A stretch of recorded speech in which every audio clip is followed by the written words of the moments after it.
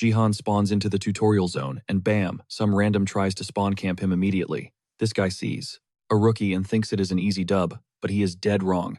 He is messing with a beast in sweatpants and a tank top, cold as ice. Jihan catches the blade with just 2 fingers and flashes a wicked smirk ready to humble this clown. The attacker cannot even process the physics as Jihan swings his weapon, unleashing enough kinetic force to send him flying. But the guy is stubborn, convinced his A-rank agility is a cheat code that will let him blitz this stranger. He lunges, but Jihan weaves through the strike effortlessly. The enemy spams attacks, but he is hitting nothing but air. Jihan downloads the guy's entire moveset instantly. Honestly, it is a snooze fest. So the next time the guy overextends, Jihan snatched the blade, and before the dude can blink, he is deleted with 1 clean strike. That is the gap between a noob and a regressor. He is playing on a completely different level. See, some twisted cosmic deities got bored of peace and launched a planetary battle royale, a survival game. Waves of nightmare creatures alternating with death matches between planetary champions. Losers get their worlds formatted. Winners become gods. Jihan was the ultimate awakener on Earth, the guy who obliterated the boss monster with a single devastating punch. It cost him an arm, but he dropped jaws everywhere. The entire server of Awakeners could not scratch that thing, but he soloed it. However, because he was down 1 limb, they benched him for the planetary finals. The so-called top-tier heroes they sent instead, absolute frauds, total failures. The orcs farmed them for XP, mocking humanity as soft targets. After the humiliating loss, the system began Earth's deletion, erasing the planet and every soul on it. But Jihan glitches the system. His unique perk acts as a firewall against deletion. The admins running the game see his potential and hit the replay button. He snaps awake, back at the starting line. Inside his old room, birds are chirping, kids are playing. He has been rebooted to the era of peace. He pops his interface to verify. Status level 2. Confirmed. He has rewound the clock to the exact moment he first logged into this cursed game before it leaked into reality. Time to gear up. He raids his inventory and a specific item glows instantly. The Achievement Points Exchange Coupon. A sorry for your loss gift for the sole survivor who dared to hit continue. This was custom dropped just for him, and it is a rank X item mythic tier rarity. He rips the coupon immediately, and boom, the system unlocks a hidden achievement store. This shop is exclusive to him, complete with an upgrade tree. If he drops enough achievement points, he unlocks better loot tables. He needs a weapon he can equip right now. The starter selection is mid, so he decides to gamble and level up the shop. The level 2 expansion offers garbage, so he pushes it to level 3. Still nothing game-breaking. He is down to 50,000 points. Level 4 costs 40,000, leaving him nearly broke. The upgrade costs scale exponentially the higher he goes. It is crunch time with 2 options. Buy the safe, mediocre gear available right now or risk it all on the level 4 unlock. Jihan has always been a high-stakes gambler, so he does not hesitate. He smashes the upgrade button for level 4 and the RNG gods smile upon him. He unlocks a skill called Urgent Restoration. It lets him repair broken trash-tier items into pristine treasures. This dopamine hit is exactly why he is addicted to the gacha life. How can he quit when he keeps hitting the jackpot? With this god-tier ability secured, it is time to cook. He heads to the vault in his massive penthouse, scanning his thumb to access the secure zone. He dives into the BattleNet connector's storage and finds his target, Dongfang Shuo's spoiled brush. An A-rank item the system describes as total vendor trash. But with a blast of his new Urgent Restoration, he scrubs away the corruption and restores its true form. The useless brush transforms into an SS rank artifact linked to the martial god.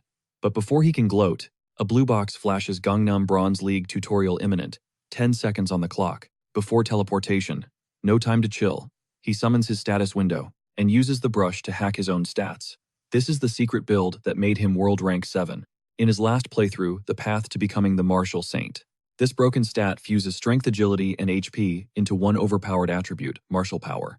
That spoiled brush seemed useless, but it was actually the key to his awakening.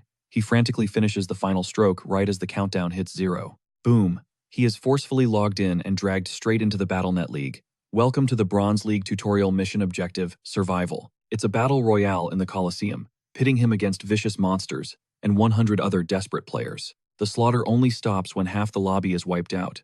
That is how the winners are decided. Jihan immediately pulls up his status window, heart pounding, and breathes a sigh of relief. Somehow, he pulled it off. Martial power acquired. And the cherry on top, he scored a massive 1,000 achievement points as a reward. This is just step 1 on his grind to unlock the legendary Nameless Divine Art. But honestly, with this upgrade alone, the Bronze League is going to be a total breeze. Suddenly, a system alert pops up. He's connected to BattleNet without a connector. That means he's going to feel 100% of the pain. Jihan grits his teeth. He remembers this sting from the pre-Space League era. Back then, players bought connectors to numb the agony. His brother-in-law, Yoon Sojin, rocked a high-end rig that blocked 99% of all pain signals. Jihan plans to exploit that tech later, but for now he has to tank the damage raw. Suddenly, the achievement menu flashes open. A limited quest appears. Secure the #1 spot in the tutorial. The prize. Another 1,000 achievement points. This quest didn't exist in his past life, but with his new martial power clearing, it will be a cakewalk. The game starts, and not even a second after the notification drops, an enemy player rushes his blind spot, sword raised high. This guy thinks he's catching a noob off guard for a free, easy kill. But the attacker freezes in shock when Jihan stops the blade cold, using nothing but 2 fingers. The guy struggles to pull his sword back, and Jihan turns to face him. He thanks the generous donor for handing over the first blood. This is easily the most satisfying content in the game, the ability to mercilessly slaughter the competition. But the world didn't just change with monsters. The BattleNet era brought the rise of guilds. These groups manage and train players like idols, and the entire globe is obsessed with the spectacle. Nations are pouring resources into player development, and massive corporations are aggressively investing in talent, causing guilds to pop up all over South Korea. Because of this gold rush, Korea has become a powerhouse for early game talent. The Gangnam Bronze League is the debut stage where rising stars make their names. Cut to the Coliseum floor, where a nervous aspiring player has just been summoned, alongside the rest of the lobby. He's trying to keep his cool.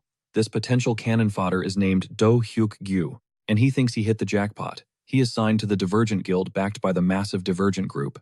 This famous guild is a factory for stars, and an ordinary guy like Do Hyuk Gyu got in, solely because he rolled an A-rank gift agility. Only a tiny percentage of players land an A rank, so he is convinced a top 50 finish is in the bag. Step 1. Scout the opposition. He scans the arena, but all he sees are tanked-out knights, hulking warriors, and terrifying monsters. Faced with this nightmare fuel, Do Hyuk Gyu makes the brave choice to pretend he didn't see anything and looks away. After all, staying alive is the only thing that matters, and the veterans are staring at him like he is a snack. If he gets clapped in the first 10 seconds, he will never live down the embarrassment. Looking around, everyone seems decked out in major guild gear.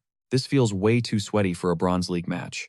But then, in the middle of the crowd, he spots an anomaly. A guy standing there in a sleeveless tee, sweatpants, and zero equipment. No armor, no shoes, just vibes. Do Hyuk Gyu wonders if this guy is even playing or if the system glitched and summoned a bystander.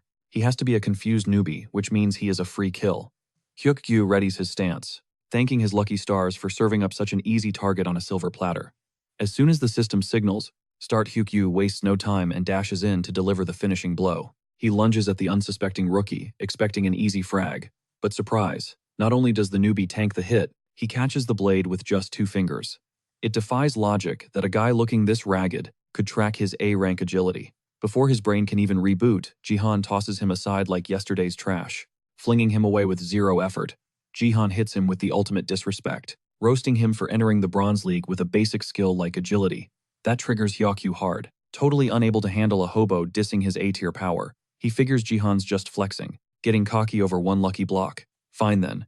Hyuk Gyu decides to school him, cranking his speed to the max. He's coming in hot with everything he's got, and our main character has to admit, that previous burst of speed was actually kinda legit. Hyuk Gyu blurs forward, aiming to slice Jihan's throat, but our boy is too smooth. He weaves low, dodging the lethal blow just in time. But the assault isn't over.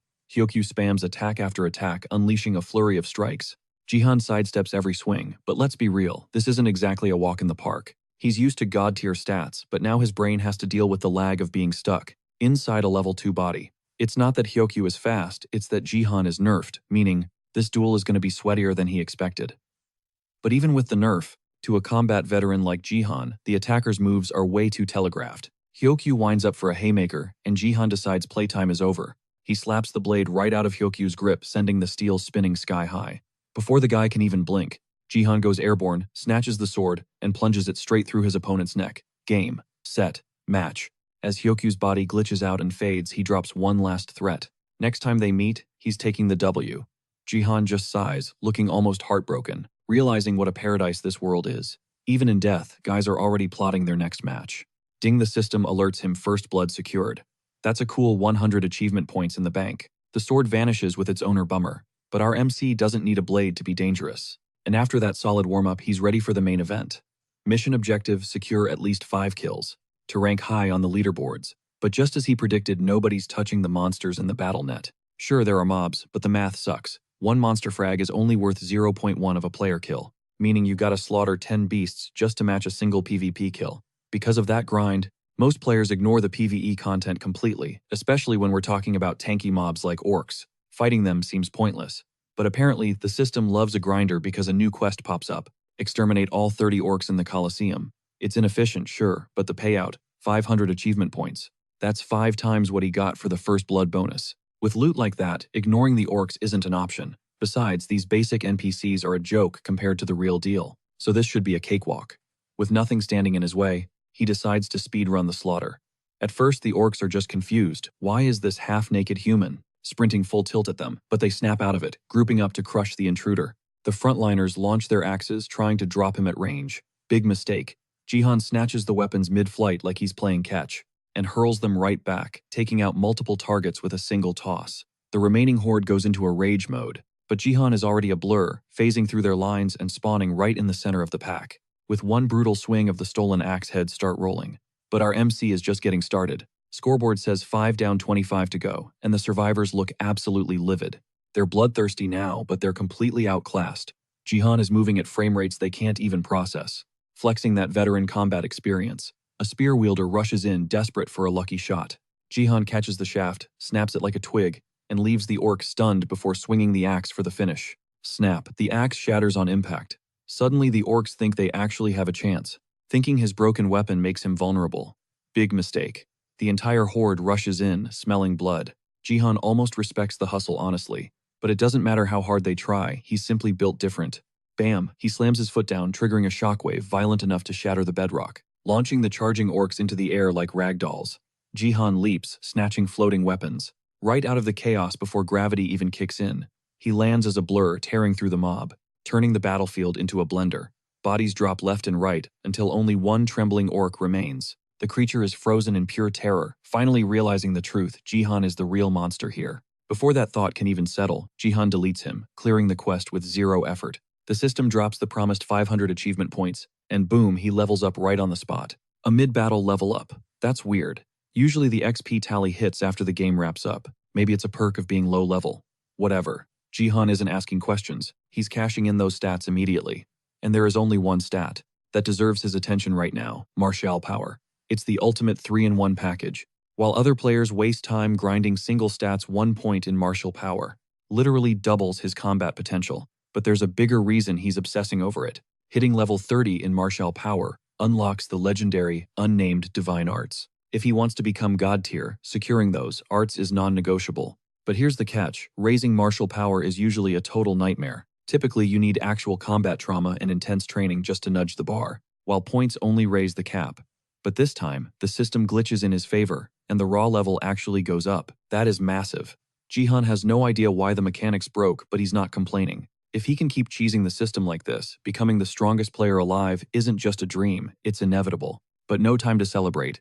He's still in a war zone. Just as he's checking his build, an arrow screams toward his head. He weaves past it effortlessly. It's an archer, backed up by a warrior, decked out in flashy gear. They're staring him down, practically dripping with arrogance. The girl tells her partner to wrap this up, and those smirks say it all. They think Jihan is just free XP waiting to be farmed. A duo in a survival game, standard play. Even though it's PvP, there's no rule against teaming up to bully solos. The emblem on their armor gives them away Turtle Guild top 10 in Korea. This is bad news. A tanky warrior guarding a sniper is the classic pain in the neck combo. Dealing with a coordinated team from a major guild is going to be way harder than slaughtering mindless orcs. A system alert flashes only 60 survivors left. The tutorial is in its final countdown. Bodies are piling up everywhere. Jihan could just play keep away and survive the clock. But these two didn't come to chat. They came to kill. To them, he looks like an easy mark. While Jihan calculates his next move, their overconfidence peaks. The warrior literally asks the archer out on a date contingent on him killing Jihan. The disrespect: Jihan checks the leaderboard. He's clinging to first place with 4 kills. If he wipes this duo, his #1 spot is locked in. Game on. He ignores the tank and blitzes the archer, slicing her down while she's still giggling at the warrior's pickup line.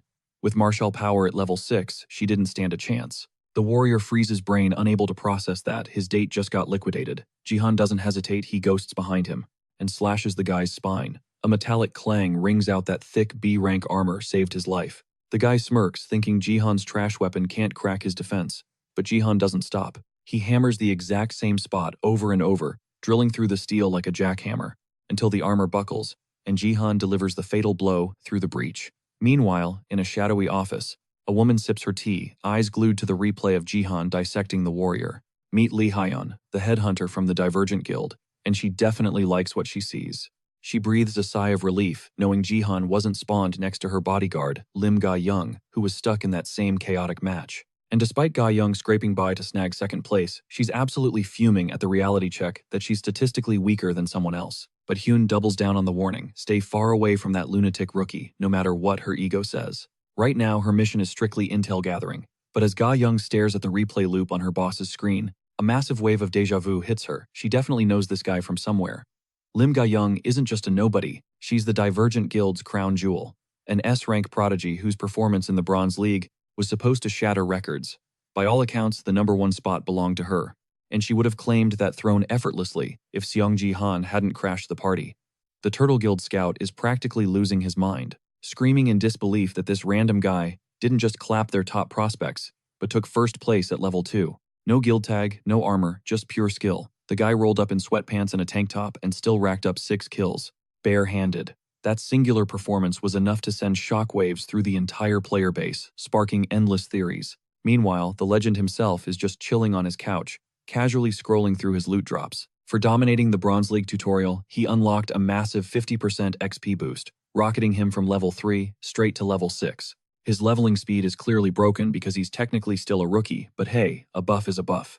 He didn't score any GP the system's cash, but the stat points from the level up are way more valuable right now. Without hesitation, he dumps everything into martial power again, spiking his stats from 6 all the way to 9. He also unlocked the title Tutorial Conqueror, which is absolutely broken. It grants a +1 to every single attribute, and stacks another 20% XP boost on top. Sure, it's only active in the Bronze League, but that's still a cheat code. With that active, his martial power hits 10, making him officially overpowered for this tier. The Silver League. Promotion battle doesn't trigger until level 25, so until that deadline hits, his only job is to grind and stack as much power as humanly possible. His stats are already looking monstrous, but hitting level 5 unlocked the real game-changer class advancement.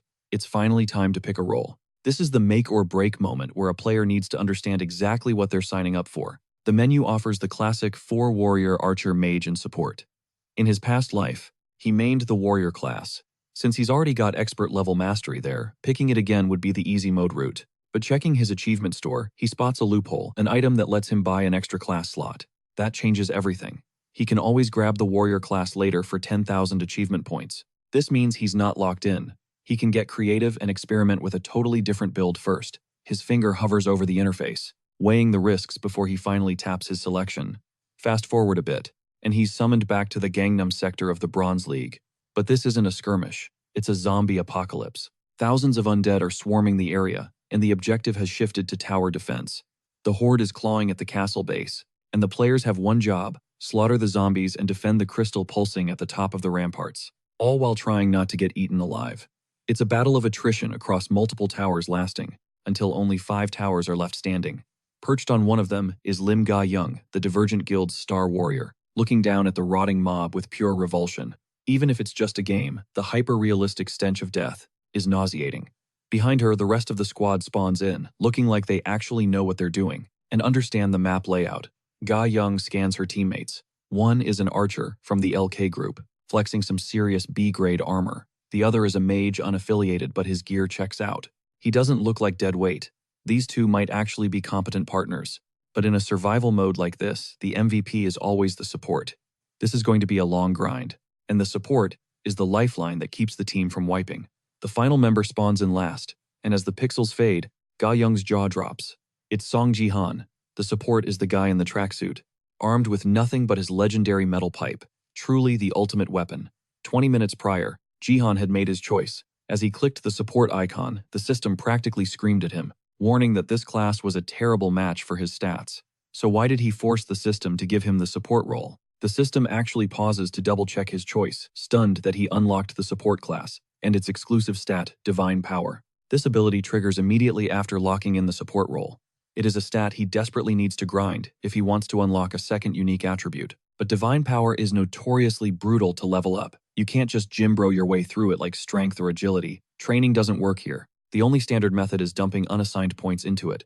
But Jihan isn't about to do that. He's min-maxing every single point into his martial power stat. He is laser-focused on unlocking the nameless divine arts early and refuses to waste resources on anything else. So why did he intentionally pick the support class to grab the divine power stat? Because he knows a cheat code. There is a secret grinding method for divine power that the rest of the player base is completely clueless about. The key to this exploit, that rusty old pipe in his hand. Meanwhile, the rest of the squad, especially Gu Jiang, is totally baffled that Jihan picked a healer role. The mage, however, isn't just confused. He is furious. He takes one look at Jihan's starter gear and barely holds back his disgust. He starts flaming Jihan, immediately roasting him for not buying premium equipment while flexing how expensive his own loadout is. He assumes Jihan is just a broke noob who doesn't know the meta. The archer tries to jump in and de-escalate the situation. He wants to stop the toxicity before it gets out of hand, but the mage is on a roll. He calls Jihan filthy trash, and straight up refuses to party up with someone he thinks will drag the team down and ruin his rank.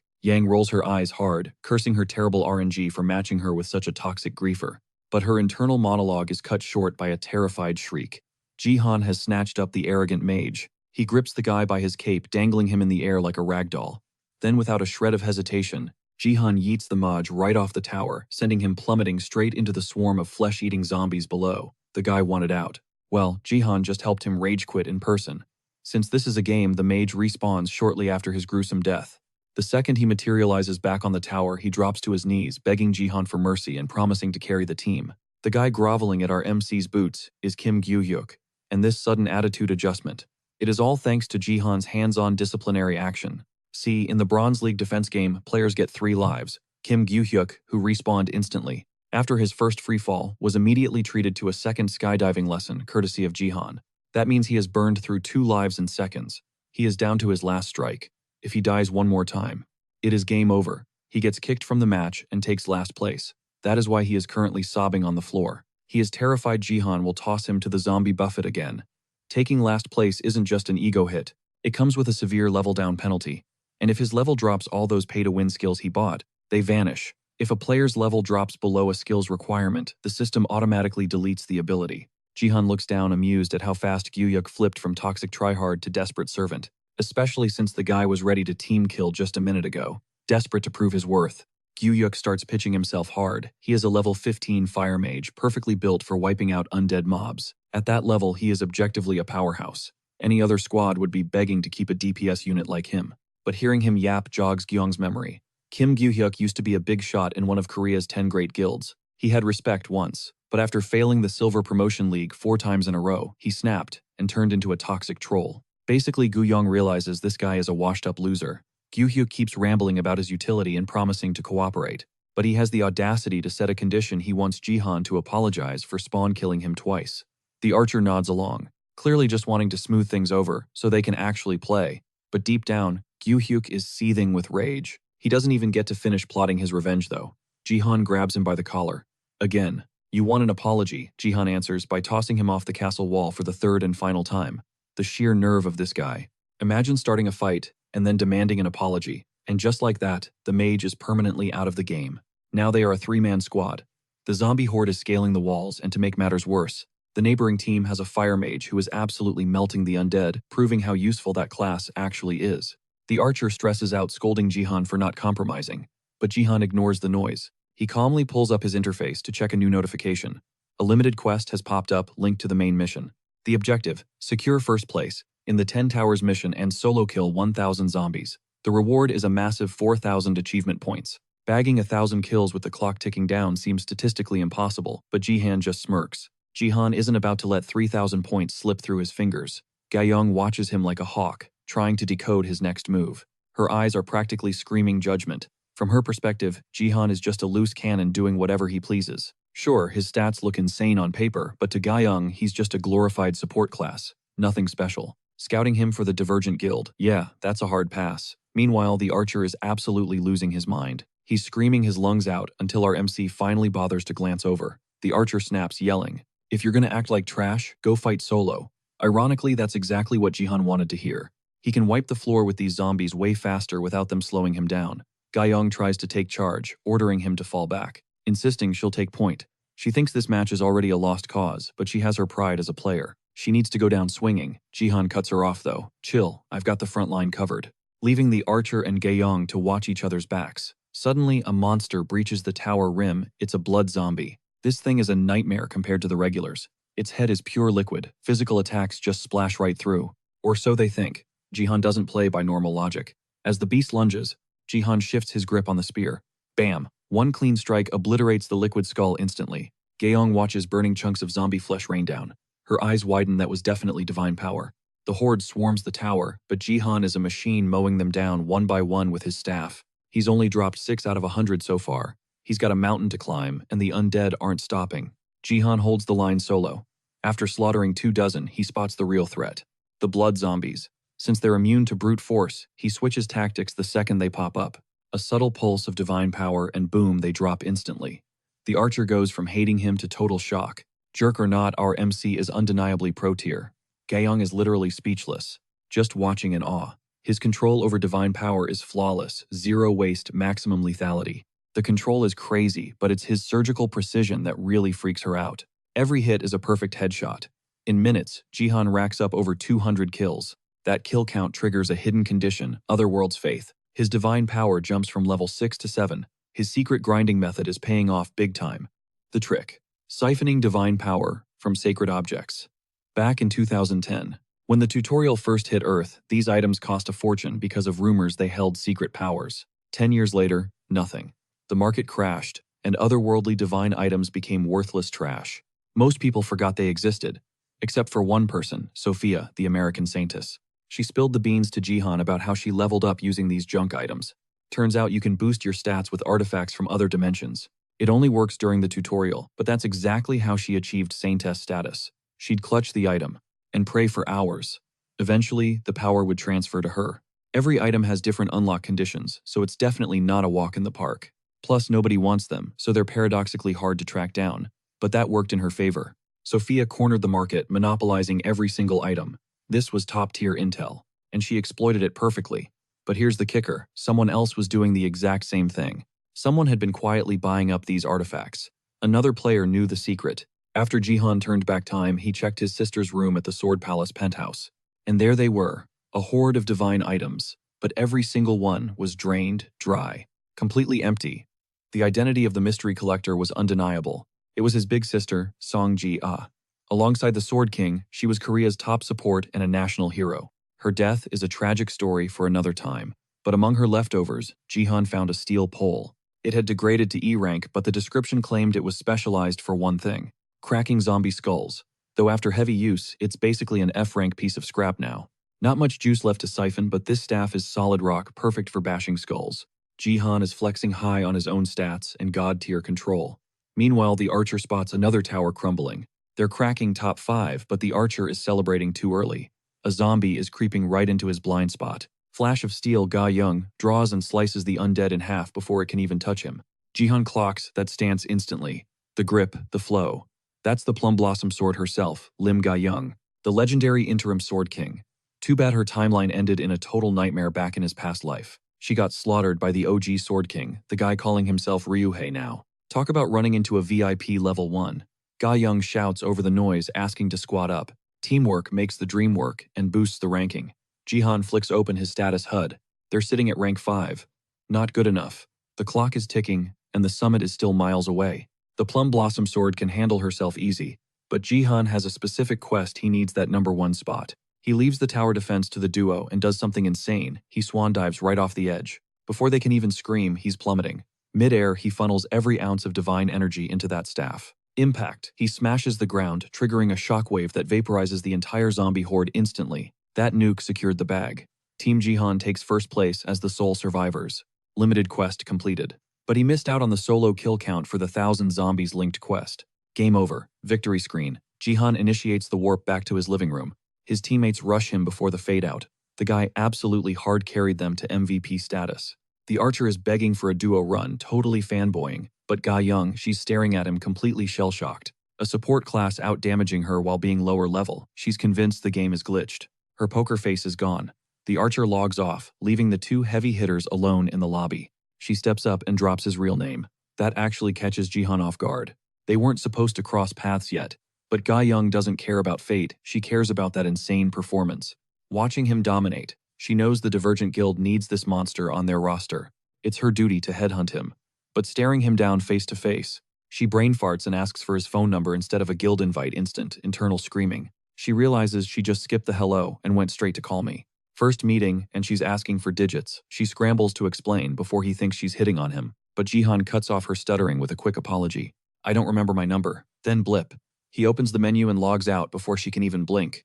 Ga Young stands there frozen. Who forgets their own number? Then it hits her. She just got friend-zoned. Hard. Real-world check, Jihan wasn't lying. He actually has zero clue what his digits are. He spent his past life using an American line. He hasn't bothered memorizing this new Korean code yet. Regressor problems, right? He can't exactly ask people, hey, who am I? Whatever future problem. He's got more pressing business. He definitely got scouted. He showed too much of his hand, and now the big dogs are sniffing around. Probably should have grabbed her contact info honestly. But joining a guild, not in the cards right now. It's all about the grind and the loot. He managed to bump his level up by 2. Banked 1,500 GP too. Nice, but not enough to buy the holy gear he actually needs. Divine items are way cheaper in this timeline, but his wallet is still too light to make a move. Time to raid his sister's storage. He teleports back to the apartment. Hold up, there are shoes at the door. He knows exactly who's inside. The shock hits him so hard he drops his gear. We all have those nightmares we can't wake up from. Jihan is no different. His biggest scar, failing to protect his niece, Seiya. He had a million things to tell her if he ever got a second chance. He remembers her strength. Memories of her vow to protect him flash through his mind.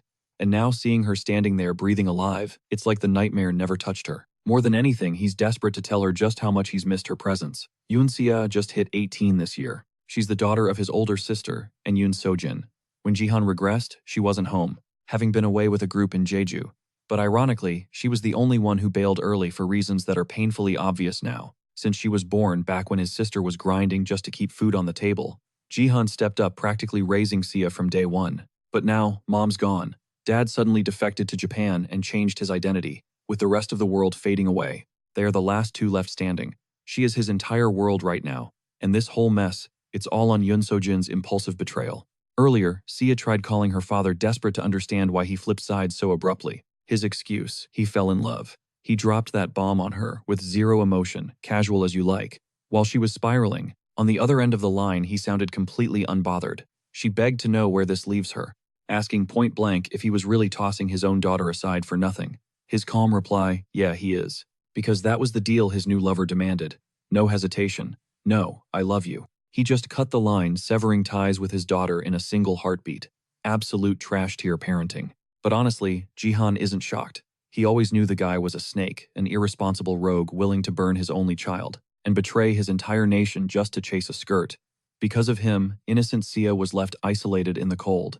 In the previous timeline, that isolation drove her to end her own life. Snap back to reality, Sia turns, eyeing the smashed family portrait on the floor, and Jihan panics, rushing to apologize, assuming she's hurt because that traitor is still technically her dad. But she flips the script, admitting she actually wanted to smash it herself. She puts on a brave mask, insisting she's totally fine. That's classic Sia. Doesn't matter if her mom died or her dad stabbed her in the back. She forces that bright smile, laughing it off, while worrying more about her uncle than her own trauma. But even if she's tough enough to handle it, Jihan refuses to let her carry that burden alone anymore. She might be an adult now, but he's going to step up and shield her from everything. Sia closes her eyes, leaning into his hug until the emotional moment gets wrecked, when she points out that he is absolutely drenched in sweat. Meanwhile, over in the Divergent Guild HQ in Gangnam, Seoul, Lee Hyun is losing it, barely containing her laughter, after her bodyguard spills the tea on the run-in with Jihan. The stunning Lim Ga-young asked a guy for his digits and got rejected, and his excuse was, I forgot my number. That is weak. Hyun's hysterical reaction makes Ga-young doubt herself, thinking maybe she isn't as hot as Lee Hyun claims, which is total nonsense. Ga-young has zero clue about her own clout. Even random passersby literally stop and stare, whispering about how cool she looks. The duo heads to the company lounge with Lee Hyun feeling totally at ease. They're sitting down to strategize on how to lock down Jihan's recruitment. It's a priority mission. Even the brass upstairs is breathing down their necks to sign him to the team immediately. Mid-conversation, Hyun's phone buzzes. A notification pops up. Someone started a live stream. She's baffled. Who is streaming right now? There aren't any Major League matches scheduled for today. The channel belongs to a gambling streamer. Hyen occasionally watches for strategy analysis, which is basically code for degenerate gambling. But the face on the screen, definitely not the usual host. It's Seong Jihan. He's launched a guerrilla stream with zero promo. On the other end, Jihan is adjusting the lens, while Sia plays director from behind the camera. Gayoung is racking her brain. Why is Jihan on a betting prediction channel? But Hyan is fixated on the stream title. Jihan is boldly claiming to be the Sword King's brother-in-law. The chat is blowing up with confusion, comments flooding in asking what on earth is happening. The background. That's the twin sword statue, proving he's broadcasting live from the Sword Palace penthouse. The stream is live, and Jihan signals Seiya to get back. He channels massive energy into his leg and stomps down hard, shattering the floor instantly and causing the pillar beneath the twin sword statue to crumble. He follows up with a punch, obliterating the statue into dust, sending shockwaves through the audience. Viewers are flooding in by the thousands now. He's made his statement grab the world's attention, and now it's time to spill the tea on the Sword King, exposing Yoon Sojin's defection to Japan. This is happening live on BattleTube. Think of BattleTube as the absolute juggernaut of the streaming world. It dominates the market with zero competition. Since it's plugged directly into the BattleNet, Jihan unlocks quests tied specifically to his channel. We're talking viewer counts, subscriber milestones, and total views. It's basically a cheat code for farming achievement points, just by breaking the internet and smashing the legendary twin sword statue. Yeah, that's guaranteed viral gold. For Sung Jihan, the timing is flawless. He is milking this moment for every single reward possible. As the viewer count skyrockets, the achievement notifications keep dinging. He is stacking up points like crazy. Meanwhile, the chat is losing its mind. They can't believe he trashed such a sacred icon, and the dislike bar is getting hate-bombed. Then the trolls arrive, a swarm of commenters rocking the same black logo with twin swords as their profile pics. The Sword King family. Just seeing that toxic fandom makes Jihan see red. That cult-like fan club for Yoon Sejin is exactly what drove Sia to her tragic end in the previous timeline. They were the Sword King's biggest simps, but when he defected to Japan, their love turned into twisted resentment. Since they couldn't touch Sejin, they directed all that venom toward his only blood relative, Yoon Sia. Their harassment was relentless. No matter where she hid, their hate speech found her. Ultimately, their cyberbullying pushed her over the edge. They needed a punching bag, so they destroyed an innocent girl. Not this time. Jihan isn't letting history repeat itself. If they want a target, he will gladly play the villain. Jihan clears his throat, demanding attention, then delivers one last brutal punch to the crumbling statue, making sure the camera captures every pixel of the destruction. He looks dead at the lens and drops the bombshell. Ito Ryuhei, formerly known as their Sword King, isn't coming back. Ever. As he speaks, the chat starts to realize who he is. Wait, isn't that the guy from the tutorial? They remember the rookie who dominated the bronze tutorial against all odds, taking first place. But that bronze rank is a double-edged sword. It's hard to command respect when you're technically still a noob level. Jihan ignores the chatter. It's time to show the receipts. He holds his smartphone up to the mic and hits play. It's a recorded call between Ryuhei and Sia right after the Sword King decided to switch teams to Japan. The audio is crisp. Ryuhei explicitly states he's leaving Korea because he found true love. He admits he's abandoning his country for a woman, and worse, he's ditching his own daughter, without a shred of guilt. Apparently, cutting ties was a requirement from his new lover to be accepted. Message delivered. Jihan cuts the audio. The chat goes silent, stunned by the audacity, but the skepticism is still high. Without video proof, a lot of people are calling it fake news or AI-generated gossip. To seal the deal, Sia steps into the frame to finish the job. She reveals that her father intended to pass the Sword Palace inheritance down to her, but she refuses to touch assets stained by a man who betrayed his family and his nation. Instead, she drops the mic. She's donating the entire Sword Palace to the state to fund the growth of rookie Korean players. As she speaks, Jihan grins in the background. His 4D chess move is executing perfectly. Flashback to 30 minutes ago, Jihan pitched the insane idea of giving away their multi-million-dollar mansion. Sia looked at him like he had grown two heads. Why would they just hand over their most valuable asset for $0? He couldn't tell her the truth, and honestly explaining it would sound like a conspiracy theory. After all, giving away prime real estate for free sounds like financial suicide to anyone with a brain. But Jihan knew this was the only way to ensure her survival. In his past life, after Yoon Sejin destroyed Korea's reputation, the national rage became so volatile that the government seized all of the Sword King's assets anyway, including the house. That left Sia homeless and defenseless against the stalking mobs of the Sword King family. That path ended in her suicide. Since they're going to lose the house regardless, donating it now buys them public goodwill and keeps a target off Sia's back. But to her, Jihan is just her unemployed drunkard uncle. He certainly can't drop the "I'm a time traveler" card. He needed a believable excuse. But while he was racking his brain for a lie, she shocked him by agreeing immediately. He actually had to pause and ask, "Wait, are you seriously okay with this? It seemed too easy." Under normal circumstances, his sudden request would sound completely off the wall. The only reason she's rolling with it is because he isn't the type to cap about something this serious without a plan. More importantly, it's been ages since Seiya has seen this kind of swagger coming from him, so she decides to bet on his instincts. Thanks to her nerves of steel, he actually managed to pull this stunt off. But let's be real, we aren't out of the woods yet. The Sword King Guild is practically foaming at the mouth, publicly dragging Jihan's name through the mud as a fraud and a scammer, which is exactly what he wants. He's tanking all that aggro, so they keep their crosshairs off Seiya. But tanking insults isn't enough to win this game. To guarantee a perfect victory, he needs to drive the final nail into the coffin. He steps right back into the frame and calls out Yoon Se-jin by name. He drops the bomb. The legendary Sword King didn't defect for honor, he left because of a woman. The truth. The guy is washed up, a has-been. Seiya freezes. This definitely wasn't in the rehearsal script, and she's panicking. The live chat goes nuclear. Half the comments can't believe the audacity, while others are just LOLing at how absurd this roast is. Jihan doubles down on the disrespect, claiming Yoon Se-jin dipped because he knew he couldn't hack it in the Korean meta anymore. Even Ga Young and Ha-yeon are literally screaming at their screens right now. Then Jihan delivers the fatality, telling Yoon Se-jin to stay comfortable in Japan because he's coming to crush him soon. The stream cuts to black, and the duo heads inside to decompress. Seiya immediately confronts her uncle about the digital war he just started. The internet in both Korea and Japan is melting down, but Jihan, he's cool as a cucumber. He tells her to chill, nothing bad is going to happen. She just needs to ignore the clout-chasing noise and protect her peace. Watching him handle this, Seiya realizes something feels different. It's like he leveled up into a completely different person overnight. It makes sense though.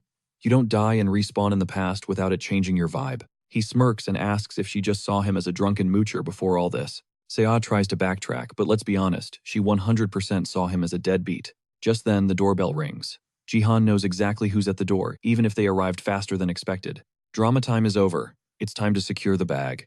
Meanwhile, over in Tokyo, Yoon Se-jin is watching the broadcast next to a sleeping beauty. The news anchor is recapping the chaos, noting that diplomatic relations between Korea and Japan are about to nosedive thanks to his defecting. And it's only getting worse now that the rumors are flying that he betrayed his country for a girl. With his brother-in-law Jihan stirring the pot, the situation is a dumpster fire, and everyone is waiting to see how the Sword King claps back. Right now, Jihan is basically the avatar of Korean rage. The woman stirs on the bed, and Se-jin panic shuts the TV, terrified he woke her up. Simp energy is strong. She tells him she's awake, and that she's only worried about the rough road he has ahead of him. But he cuts her off. "Don't call me Se-jin, that guy is dead." He's taken her last name now. That's his new identity. This woman, Shizuru, clings to him whispering that he's still the G.O.A.T., Korea's #1 player, and facts are facts. But there's a weird magic in her voice, like she's casting a spell rather than just speaking. It's heavy manipulation. She pulls him in for a kiss, sealing the brainwashing. "You are my Yoon Se-jin." Cut back to our MC. Jihan opens the door to reveal the guest he predicted. It's a suit from the government, and judging by the vibe, these two have history. Enter Park Yoon-sik, the department manager of BattleNet Korea. In the previous timeline, his department ghosted them after the Sword King left, but Jihan made enough noise today to force their hand. To be fair, even when the government bailed before this guy actually tried to look out for Seiya, he's one of the good ones. Now that the board is set and the players are here, it's time for Jihan to claim his loot. The three of them sit down for the real talk. Yoon-sik cuts the fluff and drops the hammer. He knows there is zero chance of dragging the Sword King back from the dead. The government knows the truth too, but they are terrified of a public panic before the massive Korea versus Japan showdown. They need the public hyping up the national team, not mourning a legend. Jihan reads the room instantly and tells Yoon-sik to quit stalling. He demands the bottom line. And there it is, the government wants Jihan to take back his donation of the Sword Palace. Because if the state accepts that property, it's basically a press release admitting the Sword King is gone forever. Yoon-sik freezes. He's stunned that Jihan dissected their political strategy so effortlessly. He realizes this isn't the same man. The old Jihan was a washed-up gambling addict, drowning in booze. This guy is a shark. Yoon-sik composes himself and admits Jihan is right, but clarifies they haven't completely abandoned hope for the king's return. So instead of a full donation, the government is proposing a strategic compromise co-signed management. Ownership transfers on paper, but operational decisions remain a joint venture. It's a loophole to keep the seat warm, just in case the Sword King miraculously walks through the door. Plus, Jihan and his niece get to keep living in the penthouse luxury of the palace. It's a classic win-win scenario. Yoon-sik slides a thick contract across the table, urging them to review the fine print before deciding. It's clear the suits upstairs crafted this deal carefully. Jihan was ready to dump the property for free, so this is a bonus. If they want to play nice, he'll play along. But Jihan isn't signing without extracting some value first. He has a favor to ask. The scene cuts to black, and we jump forward to the next high-stakes match.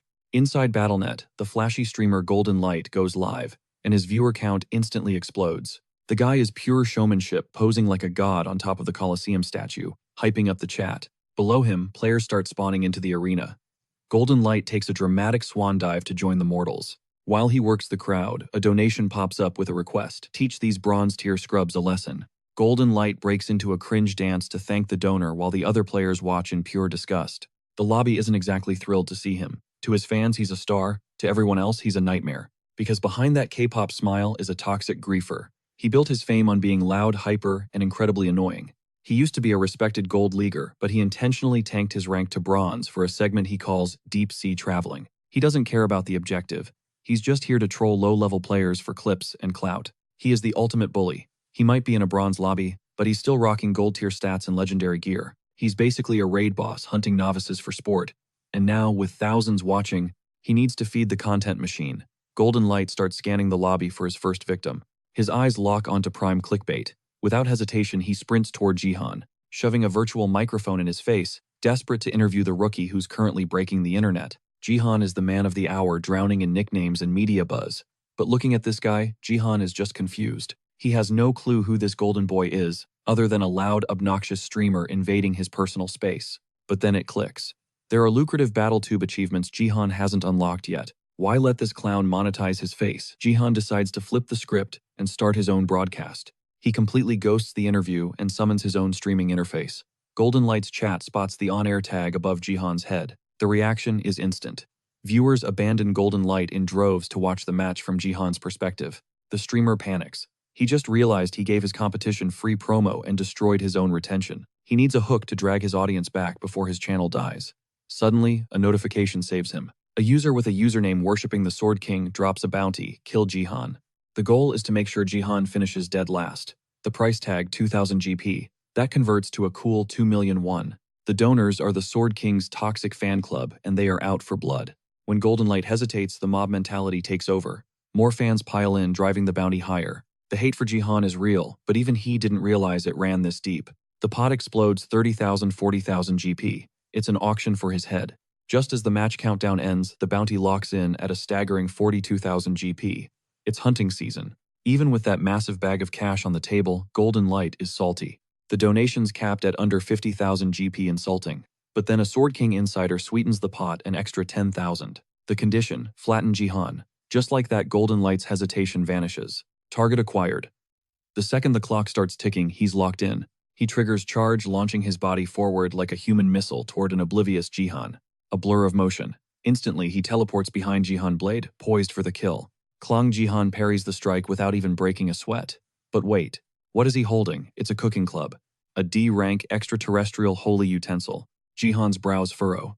He slammed that club with max force, yet Golden Light's weapon didn't shatter. Built different. Time to get serious. Jihan summoned the real blade purely out of professional courtesy. Flash of steel. Jihan dissects Golden Light with surgical precision. The casters lose their minds. That's sword chi. Something a bronze leaguer should never possess. And those flames, white sacred fire. That's divine energy. Does that mean, is this guy a support class? The math isn't mathing. Doesn't matter. Jihan secures first blood, armed with nothing but a glorified kitchen knife from the divine set. But the show's not over. Golden Light got clapped, sure, but he's not fading away. Revival. He pops the Crucifix of Revival, a rare one-time use artifact. Banned in official leagues and guild matches, but fair game here. He's back on his feet. Total waste of an ult, though. The mission was to drag Jihan to last place. Since Golden Light died first, that plan is already botched. He looks absolutely crushed. Desperate for redemption, he rushes Seong Jihan again. Big mistake.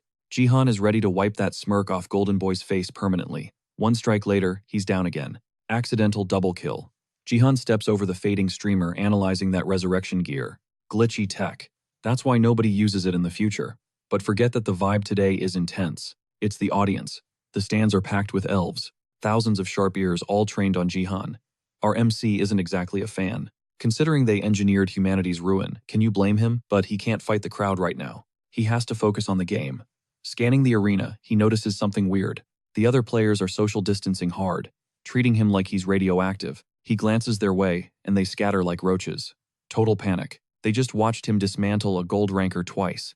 They know they're cooked. Bad news for the grind. No enemies means no XP, especially after he snagged that D-rank holy item. He needs combat to unlock the item's true potential. Just as he's stressing over the lack of targets, ping A system window flashes. Jihan reads the text and a wicked grin spreads across his face. New quest subjugate the goblin horde rallying around their champion. Problem solved. Who needs players when you have monsters? Instantly, the goblins swarm him. Looks like a death trap, right? Wrong. The goblins realize they're the ones trapped with him. Jihan tears into them. Screams echo as monsters get battered by. Cooking equipment, it's a massacre. And with every strike, the holy cooking set begins to hum with power. Jihan did his homework. He read the manual. Crush the skull, gouge the heart. Specific order, specific violence. That's the key to waking these items up. The gear resonates, syncing with his rhythm. Good thing he figured this out before the buzzer. But the clock is ticking. This method is slow. If he'd cracked the code sooner, he'd have farmed way more kills. But the game isn't over yet. One target remains. Looming over the battlefield far deadlier than the rest, the Goblin Champion. Compared to the regular trash mobs, this guy is an absolute tank, way bigger and scarier. But size doesn't matter when you catch a face full of iron. One solid bonk with the cooking club and the Goblin Champion eats dirt. Jihan wastes zero time. He drives the blade straight into its heart. End of the day, it's just an oversized mob. Boom. Quest cleared. 500 achievement points secured in the wallet. He snagged 1 unit of divine power too.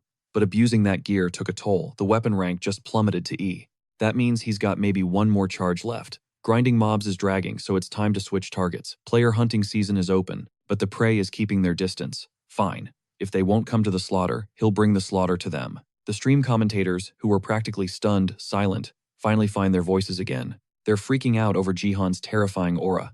But amid the hype, one viewer is absolutely losing his mind. It's Golden Light, staring at the screen from the outside, seething with pure salt. His eyes lock onto a specific chat message claiming Jihan is like 1,000 times better than him. Ouch. As much as the trash talk stings, he can't ignore the raw stats on display. Jihan dismantled that goblin like a total beast. The system runs the numbers. Estimated strength, 35. For context, the average Bronze League scrub caps at 25. Jihan is somehow flexing 10 whole points above the curve. It defies logic and Golden Light starts spiraling. He's gotta be hacking, as he flops onto his bed, crying over his L while watching our cracked MC dominate. Blood-curdling screams erupt from his speakers. He snaps his head up just to catch Jihan in action. Whack, someone gets a face full of club. In seconds, Jihan wipes out an entire squad. It's not a fight, it's a massacre. One-sided destruction.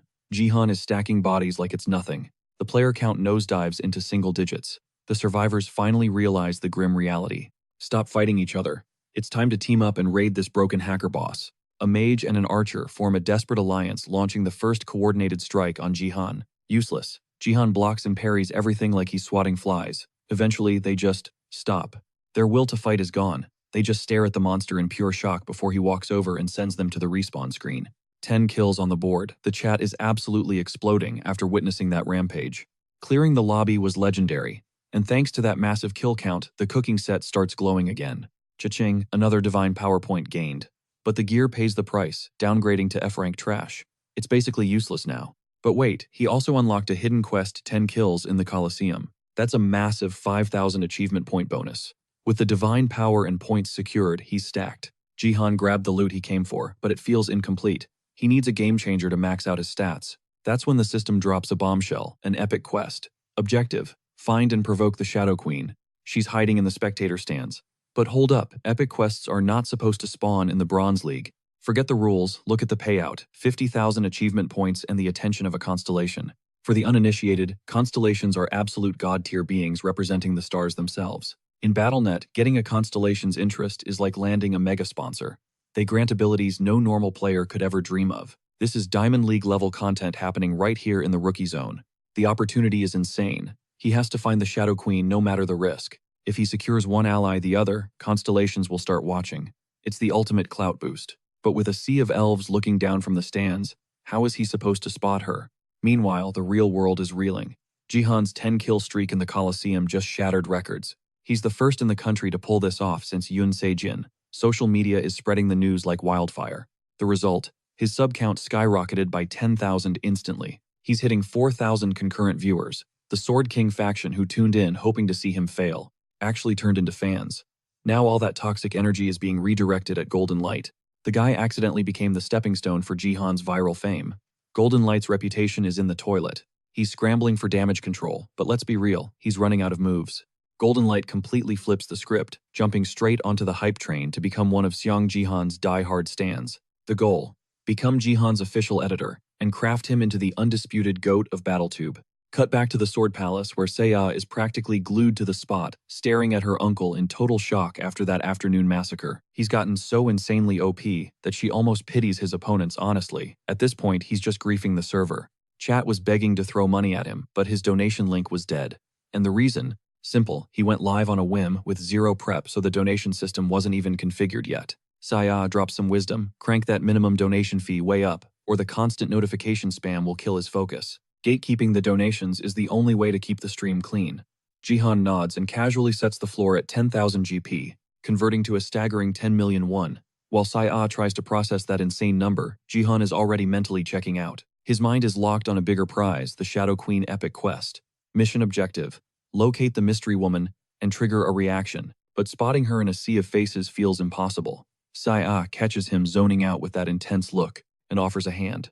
That spark in her eyes is just like her mom's drawing a rare, genuine smile from Jihan. Figuring he has nothing to lose, he stands up and loops her in on the dilemma. He breaks down the Shadow Queen quest, leaving Seiya stumped too. The only lead, she's somewhere in that massive crowd. Seiya immediately dives into the match replays, scanning the audience frame by frame. With her eyes on the screen, this hunt just got a lot faster. Still, a twinge of guilt hits Jihan for dumping this massive search mission on her. It's literally hunting a needle in a haystack. But with Seiya occupied, he finally has a moment of peace to tackle the system management he's been procrastinating. He's sitting on a mountain of achievement points, which he instantly burns to unlock a second-class slot. It's upgrade time. The system offers the classic trio, Warrior Archer, or Mage. Jihan doesn't hesitate, he locks in Mage. Instantly, a surge of foreign energy erupts from his heart, something distinctly different from his usual divine power, unlocking a fresh skill tree. But there's a specific calculated reason he paired Mage with Supporter. To trigger a hidden stat combo that only exists when you hold both classes, the legendary ability known as Force. Flashback to the pre-regression timeline, Jihan remembers a night when Baron got wasted and started running his mouth. Amidst the slurred nonsense like how he would have accepted Jihan if he'd just naturalized as American sooner, he dropped a bombshell about his secret weapon Force, a power born from the perfect fusion of divine power and mana. It's a feat so complex most players wouldn't even dream of attempting it. Since Baron was the sole player in existence with two classes, he effectively held a monopoly on this god-tier ability, a privilege granted only by his SSS rank Gift 2 status windows. At the time, Jihan wondered if he should even be hearing such top-secret intel, but now it's the key to. Baron walked around with a swagger, convinced he was untouchable, because, let's be real, he's the only guy in existence flexing two classes. Sure, he was arrogant, but he had the skills to back up the ego. Force is an absolutely broken ability that dominates space itself, but Baron's monopoly on that power just expired. Jihan knows the cheat codes to unlock it, and he just hit all the prerequisites. This ability is literally what carried Baron to rank 1 globally, even though he used it like a total amateur. If Jihan wants to survive the nightmare scenarios waiting in the future, securing this power isn't optional, it's survival. It's do or die time.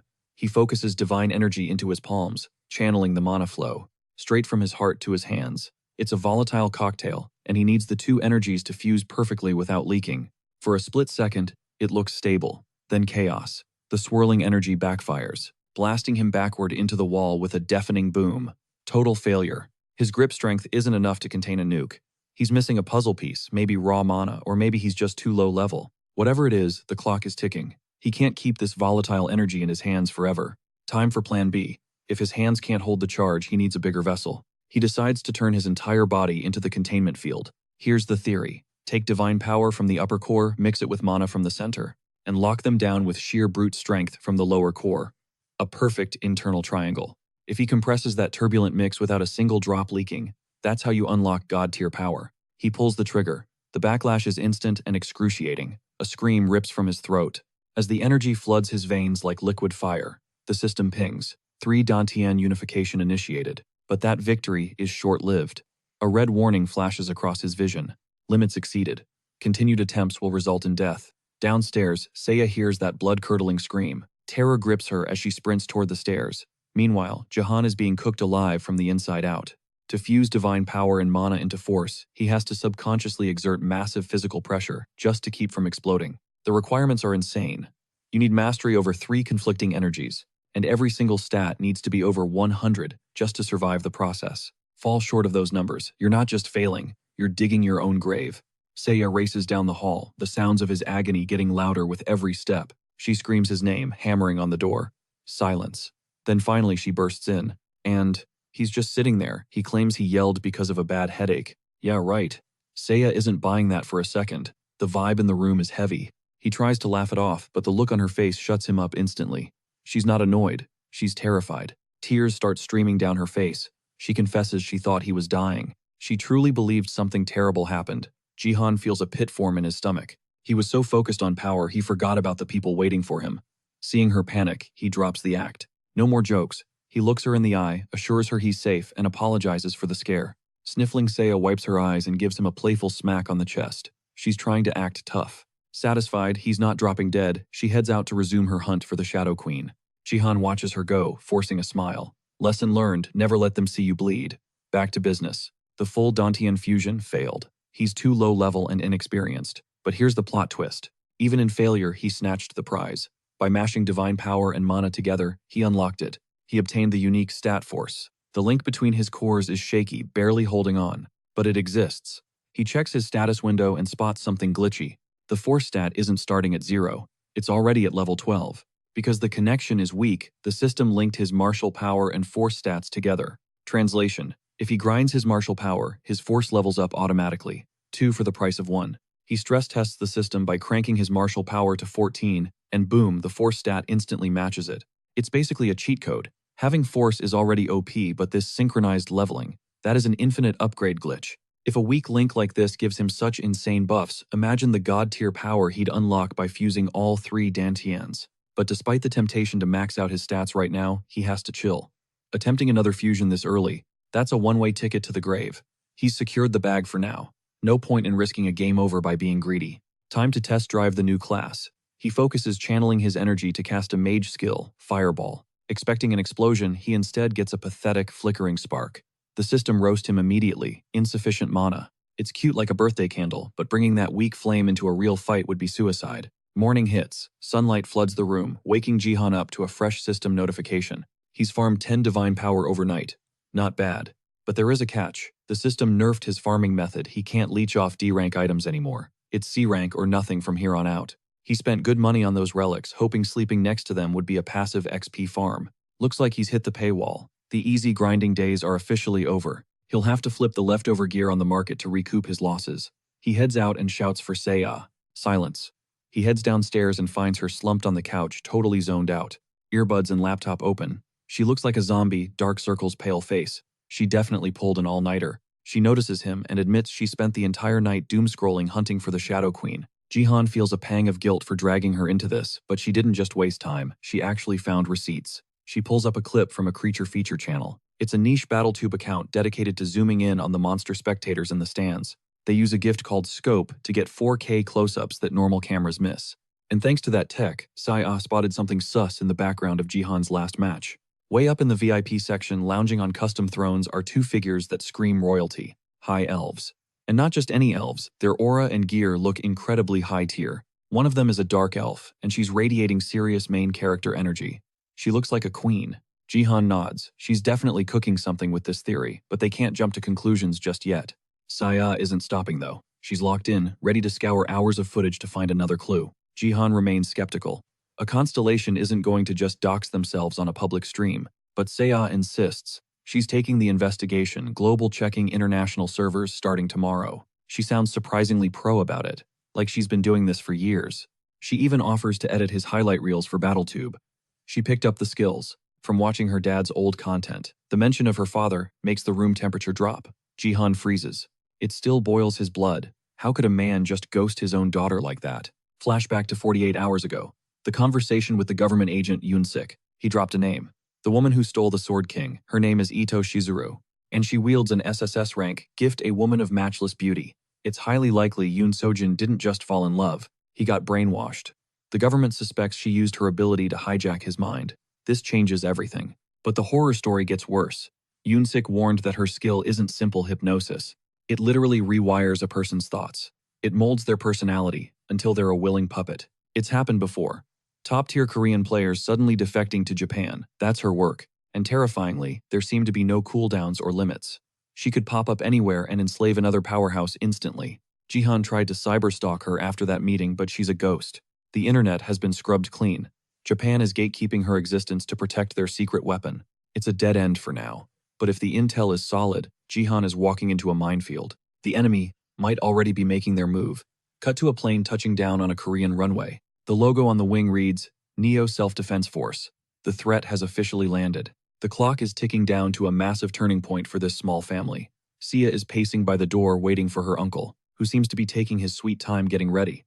Seriously, if they drag this out any longer, they are going to be fashionably late. Finally, Jihan wraps up his grooming routine and steps out. His hair is slicked back to perfection, and he is rocking a sharp high-end suit. With this drip, he is definitely ready to face the crowd. They hop into the elevator, but on the descent, Sia is visibly trembling. Jihan tells her to chill and keep her head up, but Sia is struggling to keep her cool. This is her debut public appearance since her dad's whole incident went down. Jihan reassures her that the haters don't matter, especially since their conscience is 100% clear. The doors slide open at the Sword Palace lobby, revealing a massive swarm of people waiting for them. The second they step out, Park Yoon-sik intercepts them, confirming that Jihan's requests are all set, meaning they can greenlight the procedure immediately. Jihan daps up the advisor, trusting him to handle the logistics, until the curtains close. This is the big favor Jihan called in back when they were strategizing about the Sword King's status and his massive fortune. Jihan ordered them to set up a high-stakes auction for the Sword King's collection, selling off Yoon Sejin's cherished gear and loot. But the real play here, they are baiting Japan to show up, and Jihan handpicked every single item on the block, specifically to trigger that trap. The crown jewel is Yoon Sejin's battle connector, loaded with all his combat data. If Japan bites, that is the prize they will be gunning for. Depending on how this plays out, the Sword King himself might actually emerge to snatch the connector back. But no matter the outcome, the Korean public will be forced to swallow the hard pill, that their hero is gone and isn't coming back.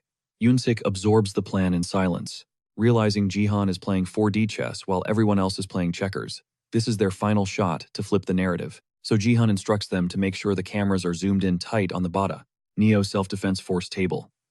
As they strut toward the main hall, a chaotic group barges into the building, screaming for Sia to freeze. The security team intercepts them, but the mob claims they are Sia's blood relatives. We are talking about her estranged aunts and uncles, crashing the party to stop the auction and prevent the sale of the Sword King's legendary loot. They are loud and proud, accusing Jihan of manipulating Sia into this whole scheme. They keep spewing venom at Jihan, but Sia steps up and shuts it down.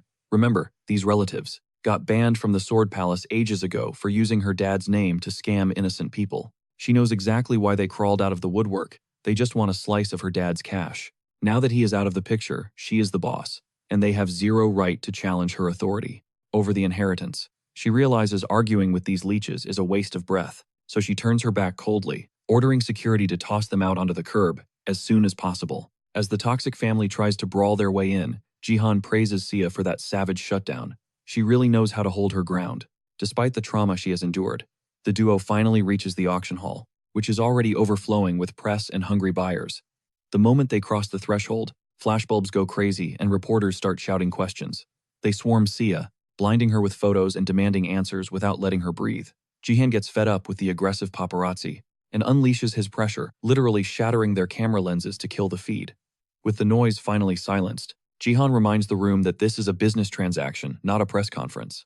Then, with the crowd humbled, he gets ready to kick off the show. 3 legendary items are on the block for today. First up is Yoon Sejin's BattleNet connector, capable of dampening pain reception by 99%. It also comes preloaded with every byte of data saved on the device. Finally, there is the combat analysis compiled by Yoon Sejin himself, targeting East Asia's top-ranked players. The Sword King's personal files are priceless, and that intel is going to be a game-changer, especially with the Korea versus Japan showdown looming on the horizon. Judging by the buzz in the crowd, Jihan knows nobody wants to miss out on this loot. High-tier player analysis isn't something you can just farm in a dungeon. Jihan barely finishes his sentence before a hand shoots up in the crowd. He clocks the guy instantly. Enter Takeda Kazuo, the headhunter for Japan's Neo Self-Defense Force. He doesn't waste time slamming a massive 5 billion yen offer on the table. For the entire lot, a clean sweep. But there's a catch. He's demanding a private sit-down with Jihan and Sia. The guy isn't exactly subtle. His agenda is written all over his face, screaming ulterior motives. But Jihan, he ain't playing those games. He shuts the guy down cold, telling him, if he's got something to spill, he can say it right here, right now. With all the chaos going down lately, backroom deals are definitely off the menu. Takeda starts sweating bullets, because Jihan is giving him a death stare that could cut glass. Desperate, he warns our MC that this aggressive attitude might force someone else's hand. Boom, 0 to 100. Takeda's silent bodyguard lunges forward, and in a literal blink, she's got a blade pressed against Jihan's throat.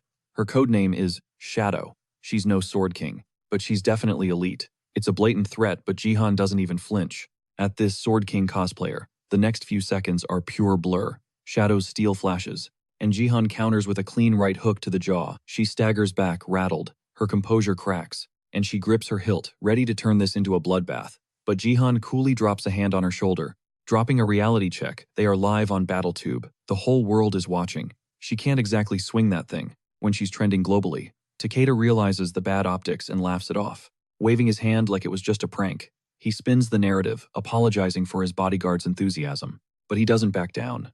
That 5 billion yen offer still stands, provided the package includes that private meeting. And this time, he pivots the pressure directly onto Sia.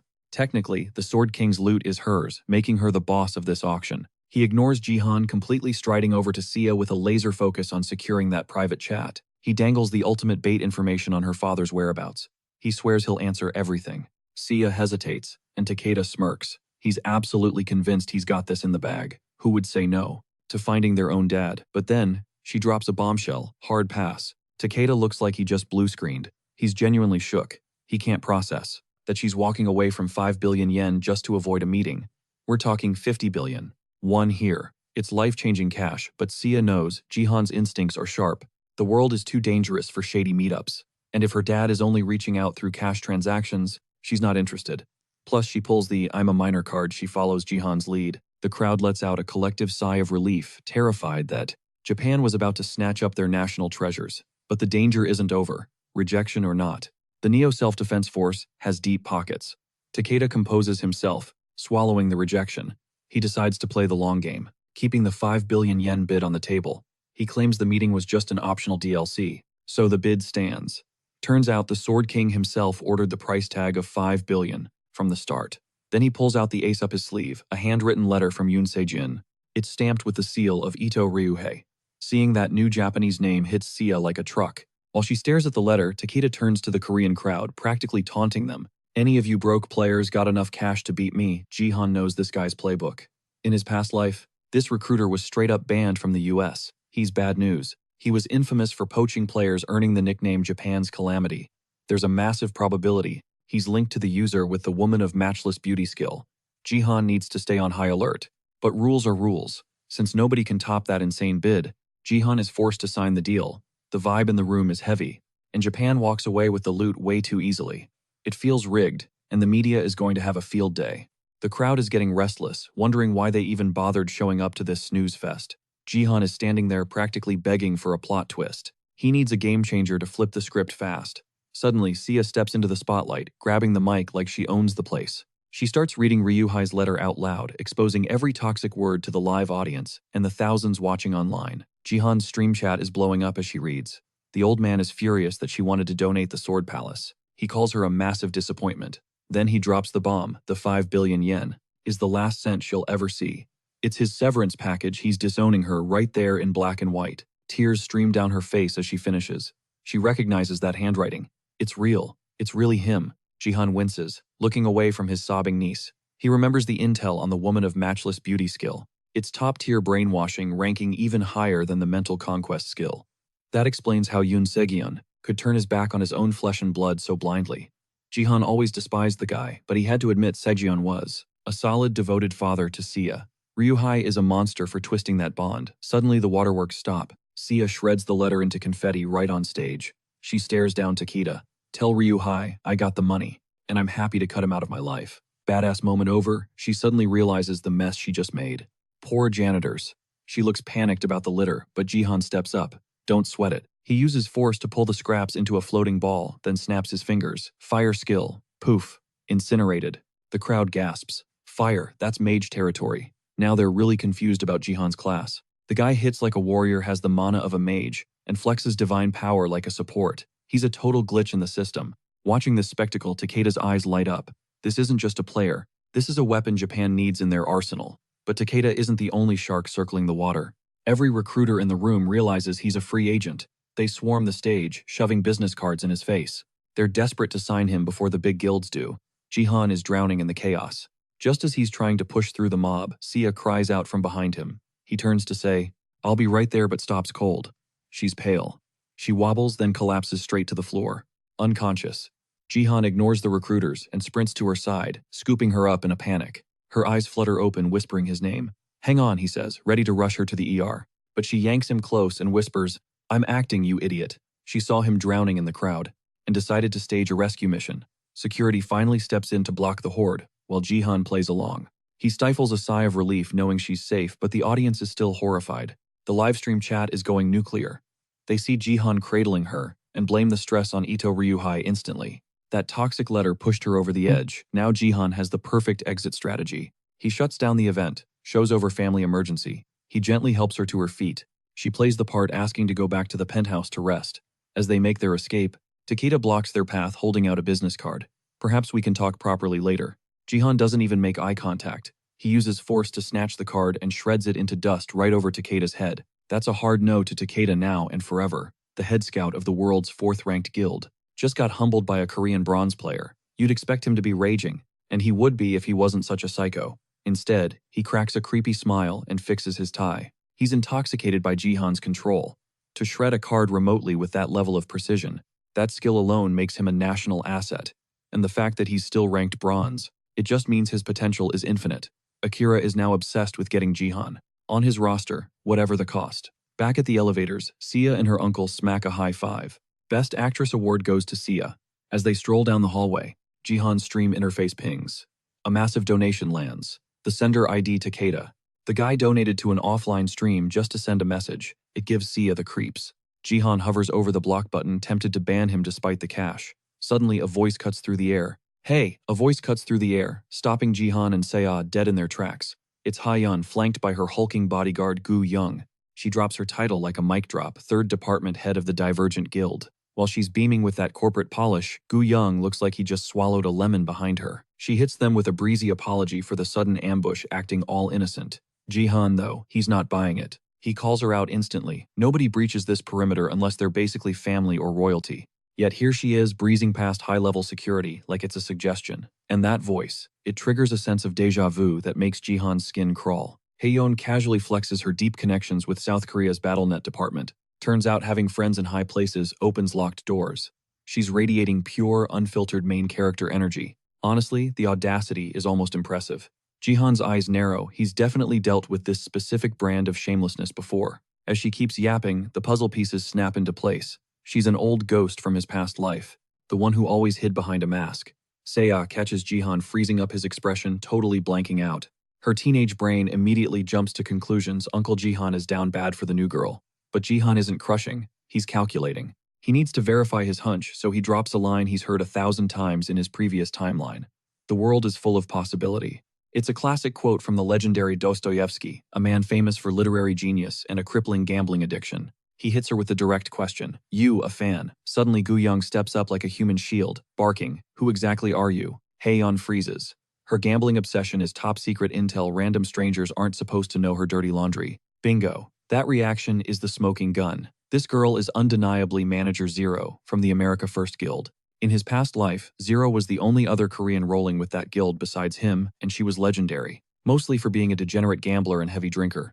Yet miraculously, she climbed the ranks to Vice Guild Master. It was all thanks to her voice ability. Back then, people thought it was just a throwaway support skill for experience buffs. But once the tutorial wrapped up, the meta shifted. Gift rankings, stats, everything exploded in scale. Suddenly, voice became S tier, and Zero reigned supreme as the strongest user of them all. Flash forward to right now, the legendary Zero is just Lee Haeyeon, and she's physically cringing in agony. Having her gambling vice exposed by a stranger, total nightmare fuel. Still, you gotta hand it to Divergent Guild snagging both the Plum Blossom and Zero. That is an absolutely stacked lineup for just the tutorial phase. Jihan decides to have mercy and covers his tracks. He smoothly pivots, inventing a backstory on the fly. I saw you in one of my live streams, he lies effortlessly. Your chat message was super distinctive. That's why I asked. He throws in a polite apology for giving them a mini heart attack. Haeyeon clears her throat, desperate to delete the last 30 seconds from history. Jihan watches her squirm, a tiny smirk tugging at his lips. Se-ah sees that smirk and goes, yup, he's definitely into her. Meanwhile, Haeyeon uses the tension break to regain her composure. She steps into his personal space, confidence rebooted. I have a feeling our paths are gonna cross a lot, she purrs. She whips out her smartphone and slides it toward him. The play is obvious, recruit him to Divergent, and secure a private meetup. Se-ah is practically vibrating, barely suppressing a squeal of delight. The plot is thickening. In her head, she's already planning the wedding and welcoming her new auntie. Haeyeon thinks she nailed the landing. She shoots a smug look at Gu Young, the guy famous for getting hard rejected by Jihan back in the day. It would have been a cinematic masterpiece if Jihan wasn't a total boomer with technology. He stares at the phone. He has no clue what his number is. He pivots to Se-ah. Can you give her yours? But Se-ah totally misinterprets the move. She thinks, oh, he's playing hard to get. Smooth spoiler. He is not smooth, he is just confused. Convinced her uncle is running some 4D chess dating strategy, she decides to be the ultimate wingman. Oh no, I feel faint, she dramatically acts out. Taking the hint that she wants to leave, Jihan turns back to the recruiters. Just give me your business card, he tells Haeyeon. I'll hit you up later. He grabs the card, and the uncle-niece duo strolls off toward the penthouse. Se-ah is beaming, convinced her uncle has evolved into a master playboy. Meanwhile, back at the entrance, Haeyeon and Gu Young head for the exit. The massive bodyguard is literally trembling with held-back laughter. Just let it out, Gu Young. Haeyeon snaps, her face turning red. Laugh before I actually lose my mind. Back in the elevator, the drama settles. Se-ah side-eyes Jihan's outfit. I never thought I'd see you rocking Dad's old clothes, she teases. Jihan shrugs. His stats are too high. His old gear would burst at the seams. Hey, don't blame the fit, he grins. The clothes are innocent. Problem is the guy is so handsome he could get away with murder. As long as the fit looks good, he's untouchable. Se-ah immediately grills him about his smooth move earlier, telling that bombshell beauty he forgot his own digits. Jihan looks totally lost. He's staring at her like she's speaking alien while she roasts him for the fake amnesia act. But Jihan cuts in with the cold hard facts. He genuinely doesn't know his number. No playing hard to get, no mind games, just facts. But hey, break time's over, mission start. We're loading into another tower defense nightmare. The objective is simple, protect the crystal, survive the undead horde. Jihan's head isn't fully in the game though. He spent ages doing damage control with Se-ah after she had her massive realization. She panicked, thinking she accidentally C-blocked her uncle's shot at true love. She assumed Jihan was crushing on Lee Haeyeon, which is hilarious because Jihan feels zero romantic vibes for a hardcore gambler, no matter how gorgeous she is. Seeing her again was a total system shock though. In his past life, they were trauma-bonded tight, two refugees from the same ruined homeland. Downtime meant high-stakes betting. That girl didn't just like sports betting, she was addicted to the adrenaline. She'd spiral, doubling down even while riding a massive losing streak. It was during those dark, quiet hours that she dropped that signature line of hers. And that facial scar? She refused to heal it. She wore it like a badge of honor. Called it the receipt for striking a deal with the devil. Two outcasts against the world, clicking on every level. That shared pain forged a friendship of steel. But the real glue holding them together was pure, unadulterated guilt. The crushing weight of failing everyone they ever loved. Jihan dips his head, drowning in a sudden riptide of PTSD. Bam! The chat stream explodes, snapping him back to reality. The audience spots the absolute monster of a weapon in his grip. Finally, actual gear. This isn't some random pipe. It's the first legitimate weapon he's dragged into BattleNet since day one. Behold the Urk Pontiff's horse-slaying sword. Rated C rank sure, but don't let the letter fool you. Jihan snagged it for pennies on the dollar. Gripping the hilt, the discount makes total sense now. Ideally, you'd need a forklift to swing this thing. But for Jihan, it's like swinging a toothpick. He gives it a casual test whirl. Chat goes absolutely feral, seeing that display of raw strength. The demands start flooding in show status window. They are dying to see his class specs and stats. With the viewer count climbing, the mob mentality is kicking in. 12,000 eyes watching live. Jihan hesitates, leaking his build this early is a rookie mistake. But these are the OGs. You gotta feed the fans. He decides to keep it 100 and address the elephant in the room. Mic check. He speaks directly to the stream. You want the stats? Fine. But nothing comes free in this world. Get this channel to 200,000 subscribers. A massive ask considering he's sitting at a humble 10 grand right now. He swears on it, hit the sub goal, get the reveal. But wait, let's spice up the pot and raise the stakes. He throws in a caveat to keep the whiners at bay. A little insurance policy to keep things spicy. If I fail to take first place in any game from now on, I leak the stats instantly. The chat eats it up. Boom, engagement skyrockets. Now everyone is glued to the screen, secretly praying for his downfall just to see the numbers. Chat is convinced he's doomed the second he gets matched with a troll. And right on cue, the universe laughs. The lobby fills. Jihan takes one look and practically facepalms. RNGesus has truly forsaken him today. It's the holy trinity of bad teammates. The absolute bottom of the barrel gathered in one spot. First up, the bratty kid Jihan humbled last week. Second, the mage he used as a literal stress relief punching bag. But the third guy, that's the wild card. The only one on this squad Jihan hasn't obliterated yet. It's the fallen legend himself, the professional baller turned player. Diego Masid, Argentina's GOAT before the regression reset. But looking at him now, it's tragic. The man is a wreck, frail frame, depression beard, total mess. But that's not the weirdest part. Check the class roster, Shiny's on Warrior, Kim's on Mage, Jihan's supporting. Which means, Diego is the archer. That makes zero sense. In the past timeline, the guy was a mage main. Something is glitching. Kim Do-hyuk is fuming, by the way, because Jihan wrecked him last time he lost his skills and his loot. He's salty. Suddenly a notification pings. Sword King Family 898 just dropped a bounty mission. Objective smash, the crystal sabotage, Song Jihan. The payout, just like the Golden Light incident, is stupid money. Game on. Diego wastes no time and goes straight into aggro mode. He's literally dribbling zombies off the tower with a soccer ball. It's utterly ridiculous, and kind of impressive. After landing some surgical shots, he demands Jihan start dropping support buffs so he can ramp up his damage output. Jihan's stats were too low to run support skills before, so he never bothered. But now that his divine power has leveled up, he figures it's worth a shot. He tosses out a strength buff, technically proving he is a support class, since he's dishing out enhancements. But honestly, that just makes chat even more confused about what his actual build is. Before the carnage begins, he checks Kim Do-hyuk. You gonna play nice this time? Meanwhile, Golden Light, who is still totally fanboying over Jihan, is dying to know the lore between these two. Right now, the mage is cornered. He knows if he tries to be difficult again, Jihan will literally toss him aside like trash. He has no choice but to fake cooperation. With that settled, Jihan dives off the tower to solo the zombie horde. Diego thinks the guy is unhinged, and the mage couldn't agree more. He loathes Jihan, but what he hates even more is the fact that Jihan treats him like some disposable NPC. The mage is done. If Jihan gets to do whatever he wants, then why can't he go rogue too? Jihan freefalls straight into the pit of undead monsters, a fireball already primed in his palm. With his newly unlocked mana pool, plus the divine power he fused to create force, this mini-horde is barely a warm-up for our main character. He unleashes a storm of holy fire on the waiting zombies. Touching down, he swings that comically massive sword and slams it into the earth, triggering a shockwave so violent it vaporizes everything in the splash zone. Even Diego can't process how a bronze support hits this hard, while Goldie is just starstruck by the guy who once beat him into the ground twice. The whole server is watching this live, and viewers are speculating that Jihan might have just zeroed 100 zombies with a single button press. Enter the blood zombies. Bigger, tankier versions of the cannon fodder Jihan just wiped out. They rush him, but suddenly smash face first into an invisible barrier. Jihan is field testing the true potential of his space control ability force. He generates an absolute territory, basically a zone where he can lock down the movement of any mob unlucky enough to step inside. In some cases, he can even puppet them. Most players have no clue this power exists, but Jihan is a veteran.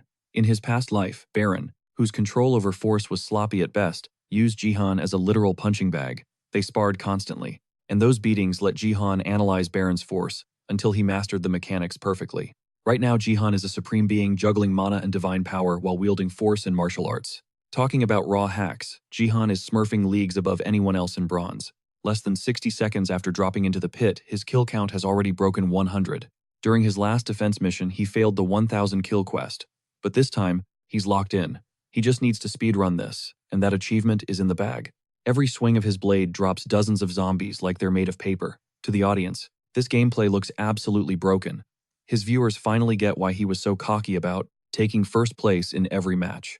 Now, the only issue is getting him to 200,000 subs, so he'll reveal that insane status window. The team can only stand there and watch, as Jihan hard carries the entire game.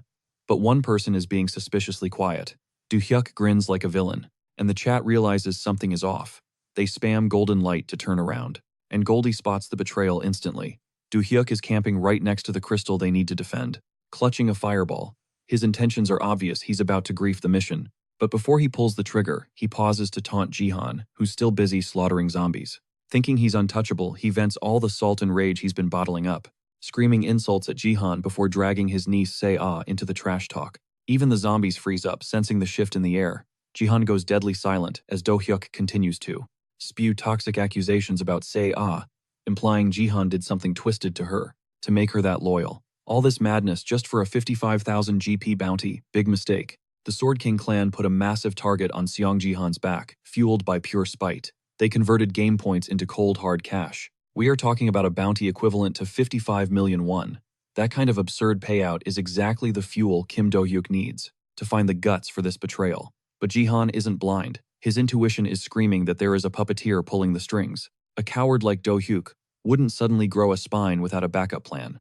Either someone is covering his six, or someone is whispering in his ear, hyping him up. You are probably thinking, since Jihan is across the map, Do-hyuk can just smash the crystal and dip before facing the consequences. Jihan can brush off trash talk about himself but bringing up Sia. That is the one line you do not cross. The moment he regressed, the memory of that nightmare timeline flooded back the trauma he is fighting to rewrite. In the past life, Sia was forced to hide her face behind bandages to cover the scars from the Sword King family's terror attacks.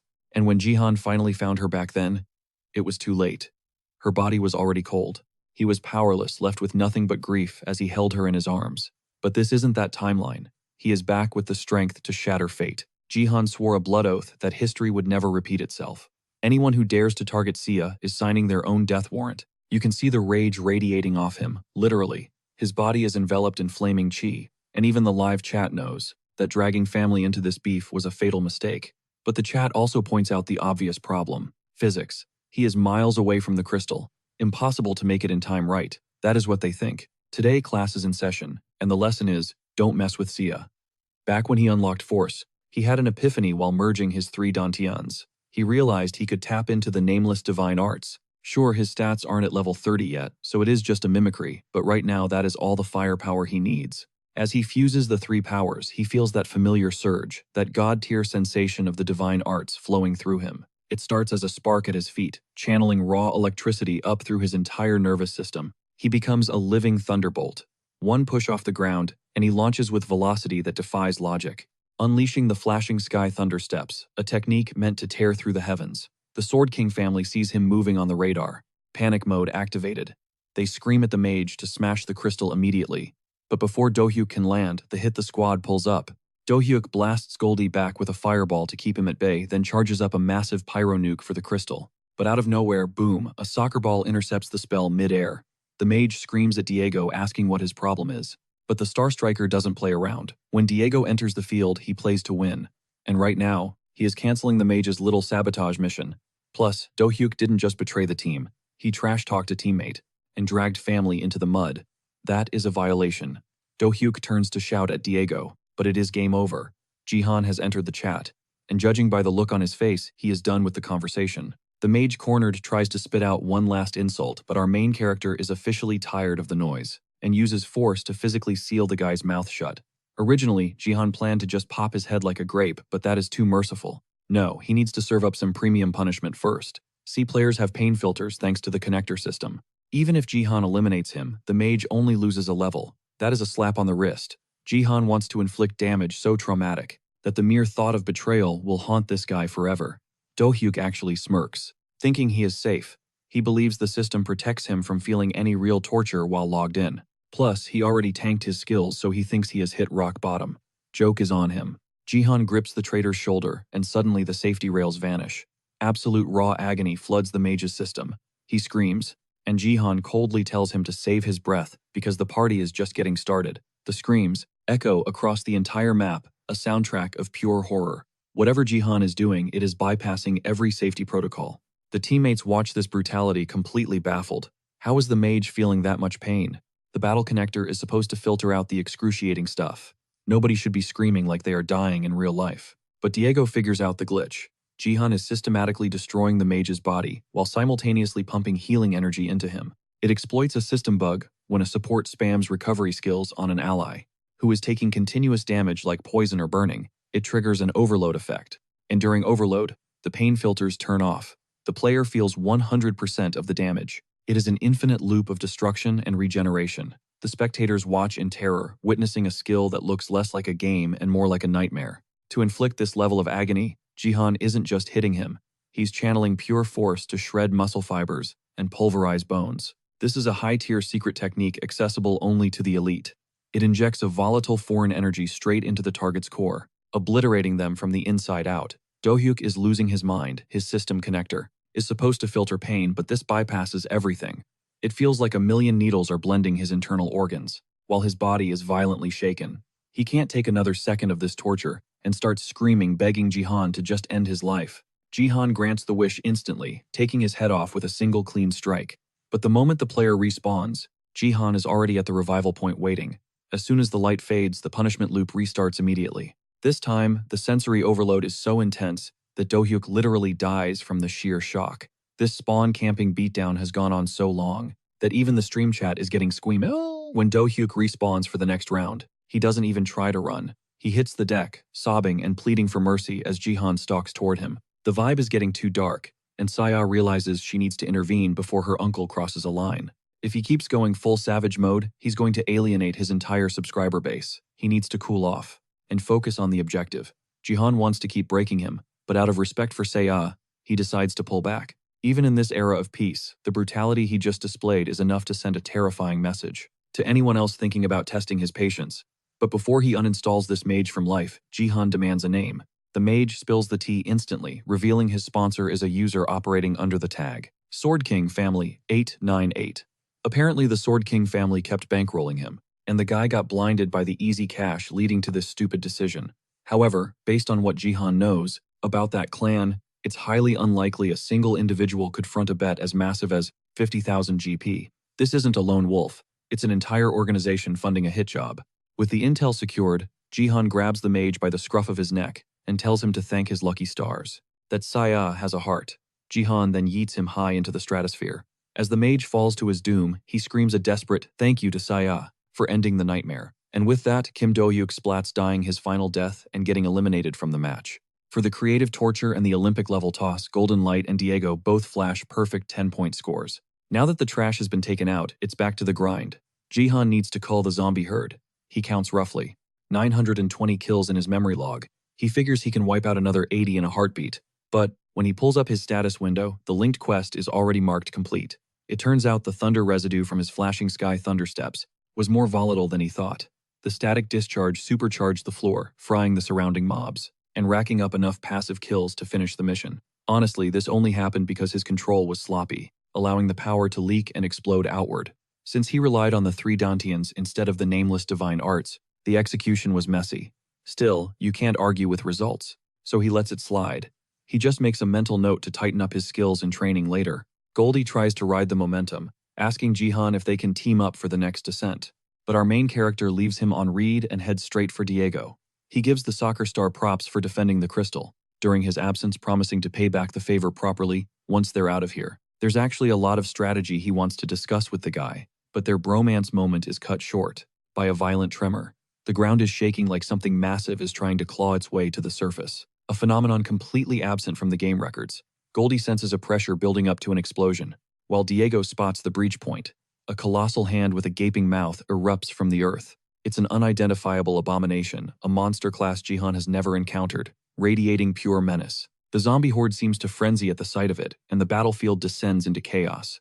As the undead swarm forward, the hand lets out a roar that actually stuns Jihan in his tracks. But the zombies aren't buffing the creature, they're dinner. The hand starts snatching them up, crunching and devouring the undead. It chews them into a grotesque living sludge, which drips to the floor and rapidly mutates into a brand new boss monster that definitely wasn't in the patch notes. Hold up. A flesh golem in a bronze zone, that is straight up illegal. These abominations are usually locked behind gold tier maps. It looks like this nightmare fuel is actively ripping bodies apart and stitching them together to craft new horrors. Talk about recycling. Jihan suspects this glitch is tied to his linked quest, so he pulls up his status window to investigate. And there it is. Zombie Origin 1 has evolved into Zombie Origin 2. The new objective: take down the flesh golem. But there is a catch. Without the help of the crystal, Jihan stares at the text. What does that even imply? Before he can even theory craft a system notification pings, boom, bonus mission acquired. The rest of the squad gets the alert too, and they are looking just as bewildered as our MC. Fighting a raid boss this size feels impossible, but the system isn't asking, it is demanding they defeat it. The beast gets a title drop, Disciple of Destruction, Black Hand. To balance the scales, the system unlocks the Blessing of the Crystal. Basically a massive stat buff to close the power gap so they don't get instantly squashed. Even Goldie, who is literally a Gold League player, is sweating bullets. He straight up tells Jihan that even high-tier players struggle against these tanks. This is not a mission they are supposed to survive. The rewards prove it. The system is dangling a massive 10,000 achievement points as bait, plus a crystal fragment. When the system offers loot that isn't just points, you know it is serious business. This has epic quest written all over it. Goldie sighs, accepting his inevitable doom, and tells Jihan to grab the crystal blessing first. But our main character, he refuses. He grips his sword handle and prepares to blitz the flesh golem before it can smash their crystal. Now for context, a flesh golem is an undead tank. It has infinite vitality. The only way to kill it is to shatter the core hidden deep inside. But that is easier said than done, because the core is buried under layers of rotting muscle and jagged crystal fragments. This thing is a boss-level threat. Even if Jihan is built different compared to normal bronze players, this is not going to be a walk in the park. He orders the other two to clear the lane. Then he triggers flashing sky thunder steps, launching skyward and leaving a footprint of crackling lightning burned into the ground. He channels the absolute foundation of the nameless divine arts, the three talents martial devotion. Derived from heaven, earth, and humanity, these three concepts form the DNA of his power. And by fully grasping these concepts, Jihan unlocks a brand new tier of destruction. He unleashes the three talents martial devotion, slicing clean through the flesh golem in a single fluid motion. The impact is catastrophic. He tears through the monster's impenetrable defense like it is paper, and shatters the core in one hit. The play is so insane that Diego literally drops his football in shock. System announcement: Flesh Golem neutralized. 4th, Tower bonus mission cleared. The moment Jihan swung that sword, Golden Light felt a rush of emotion that he couldn't quite articulate. Actually, yes, he can. It is pure, unadulterated awe. Goldie collapses to his knees, totally drained. Diego is still staring jaw on the floor. He has never witnessed power like that. Initially sparkly. Just wanted a decent streamer to collab with, but now, he realizes this is bigger than just views. He wants to document the rise of a legend. He needs to record Jihan's journey to the absolute peak. But aside from Golden Light pledging his body and soul to the cause, this moment officially kicks off the Jihan and Diego bromance. Strictly platonic guys. This isn't that genre of webtoon. Anyway, Jihan made the golem fight look like a tutorial. But the other towers, they are getting wrecked. The flesh golem at the 3rd tower one-shotted their base. Instant game over for them, and the other teams are facing the same grim fate. Meanwhile, Jihan's squad is prepping to log out. Thanks to the clear, they are banking triple experience and GP.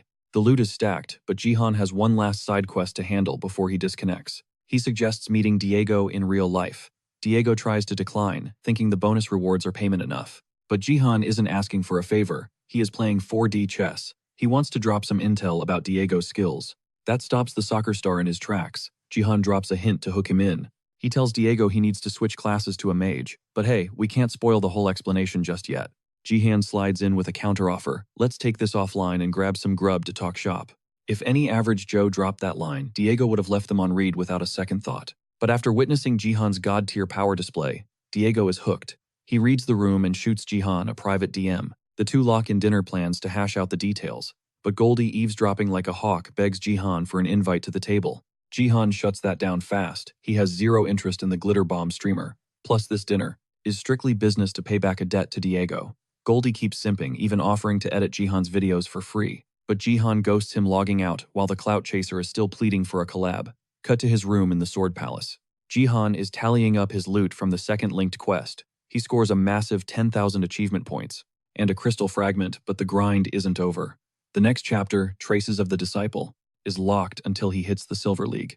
Securing Force was a major win, but that crystal fragment, honestly, it's kind of a flop. It's a one-and-done B-rank consumable that grants a divine blessing. The catch: it only works in bronze or silver zones. Usually a divine blessing is exclusive to top-tier supports, like the Saintess.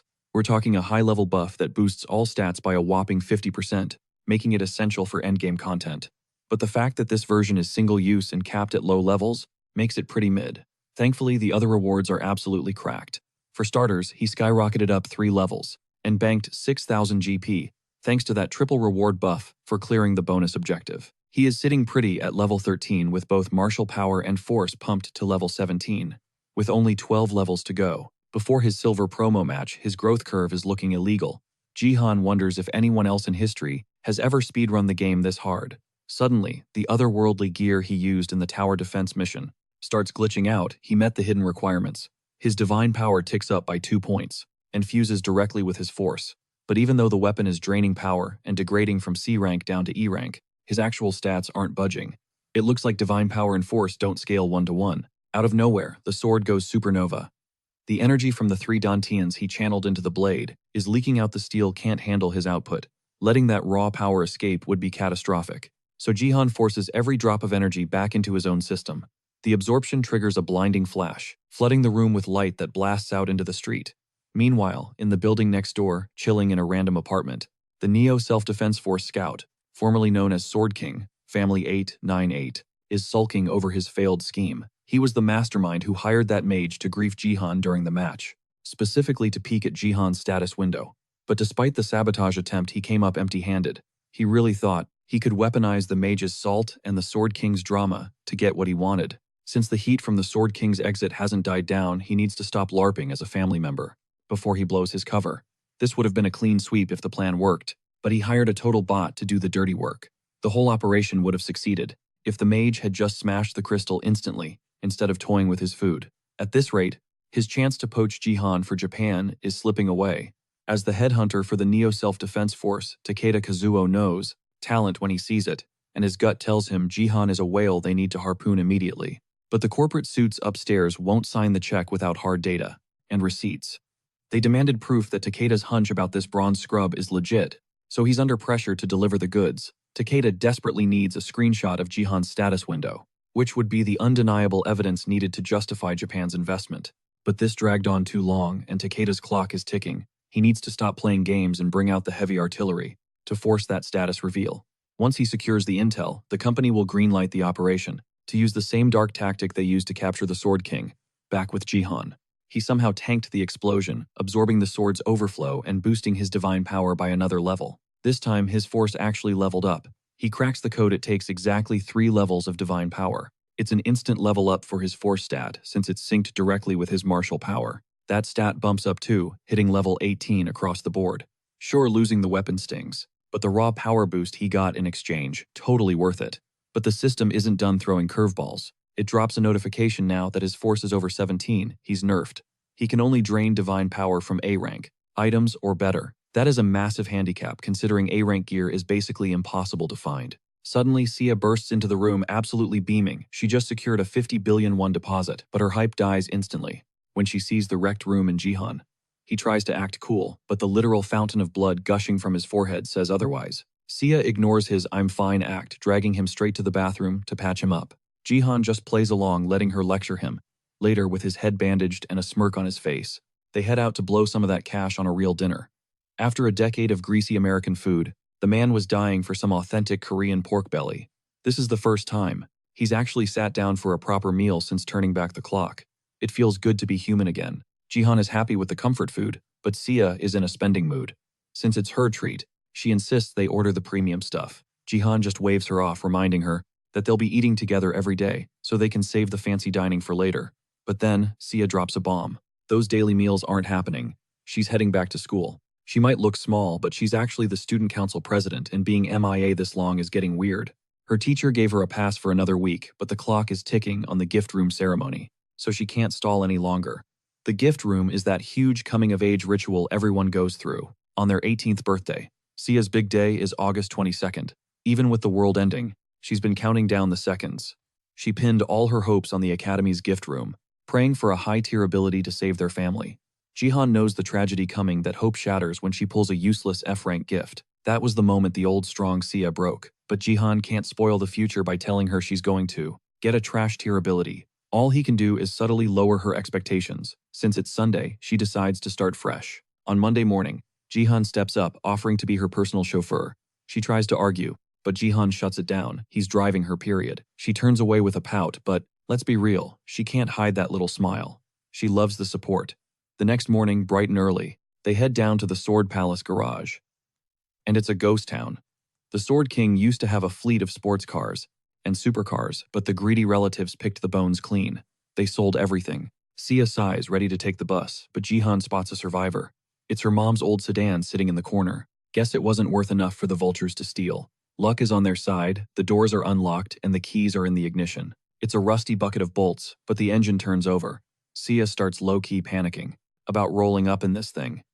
Jihan thinks she's just embarrassed to be seen in a beater, but she corrects him. She's actually worried about safety. He asks why, but he gets his answer the second they pull up to the school and get blocked by a hulking, angry, bald guy. They're at the Gangnam-gu BattleNet Academy, Sia's turf, and in the parking lot, this guy is clearly looking for trouble, trying to flex just because Jihan is driving a clunker. He screams at them to move, calling Jihan a beggar, which is a huge mistake. Our MC steps out cool as ice and tells the guy to watch his mouth. The crowd nearby instantly clocks him. Yo, that's the Bronze Killer. Phones fly out, live streams fire up, and they start recording for the internet. Meanwhile, at the Divergent Guild HQ, Hyun catches the stream and jumps to her feet. She orders Guyong to gear up. The second she confirms Jihan's location, she is done being disrespected and she's coming for blood. Back at the school, the bald guy keeps poking the bear, finally winding up a massive punch. Jihan doesn't even flinch. He doesn't block. He uses his invisible force to freeze the fist inches from his face. Before the bully can process it, Jihan shuts him up and slams him into the pavement, forcing him to kneel. As Jihan calmly lectures the guy on having manners, Sia rushes over, whispering frantically that the whole world is watching. Suddenly, the luxury sedan's window rolls down, and a girl Sia's age pops her head out like she owns the place. She shouts Sia's name. It's Kim Hee-soo, the Academy's VP, and apparently Sia's bestie. She literally leaps out of the back seat to greet Sia, but freezes when she spots her driver face-planted on the asphalt. The driver stammers a lie about slippery pavement, but Hee-soo brushes it off and grills Sia about where her family's fleet of supercars went.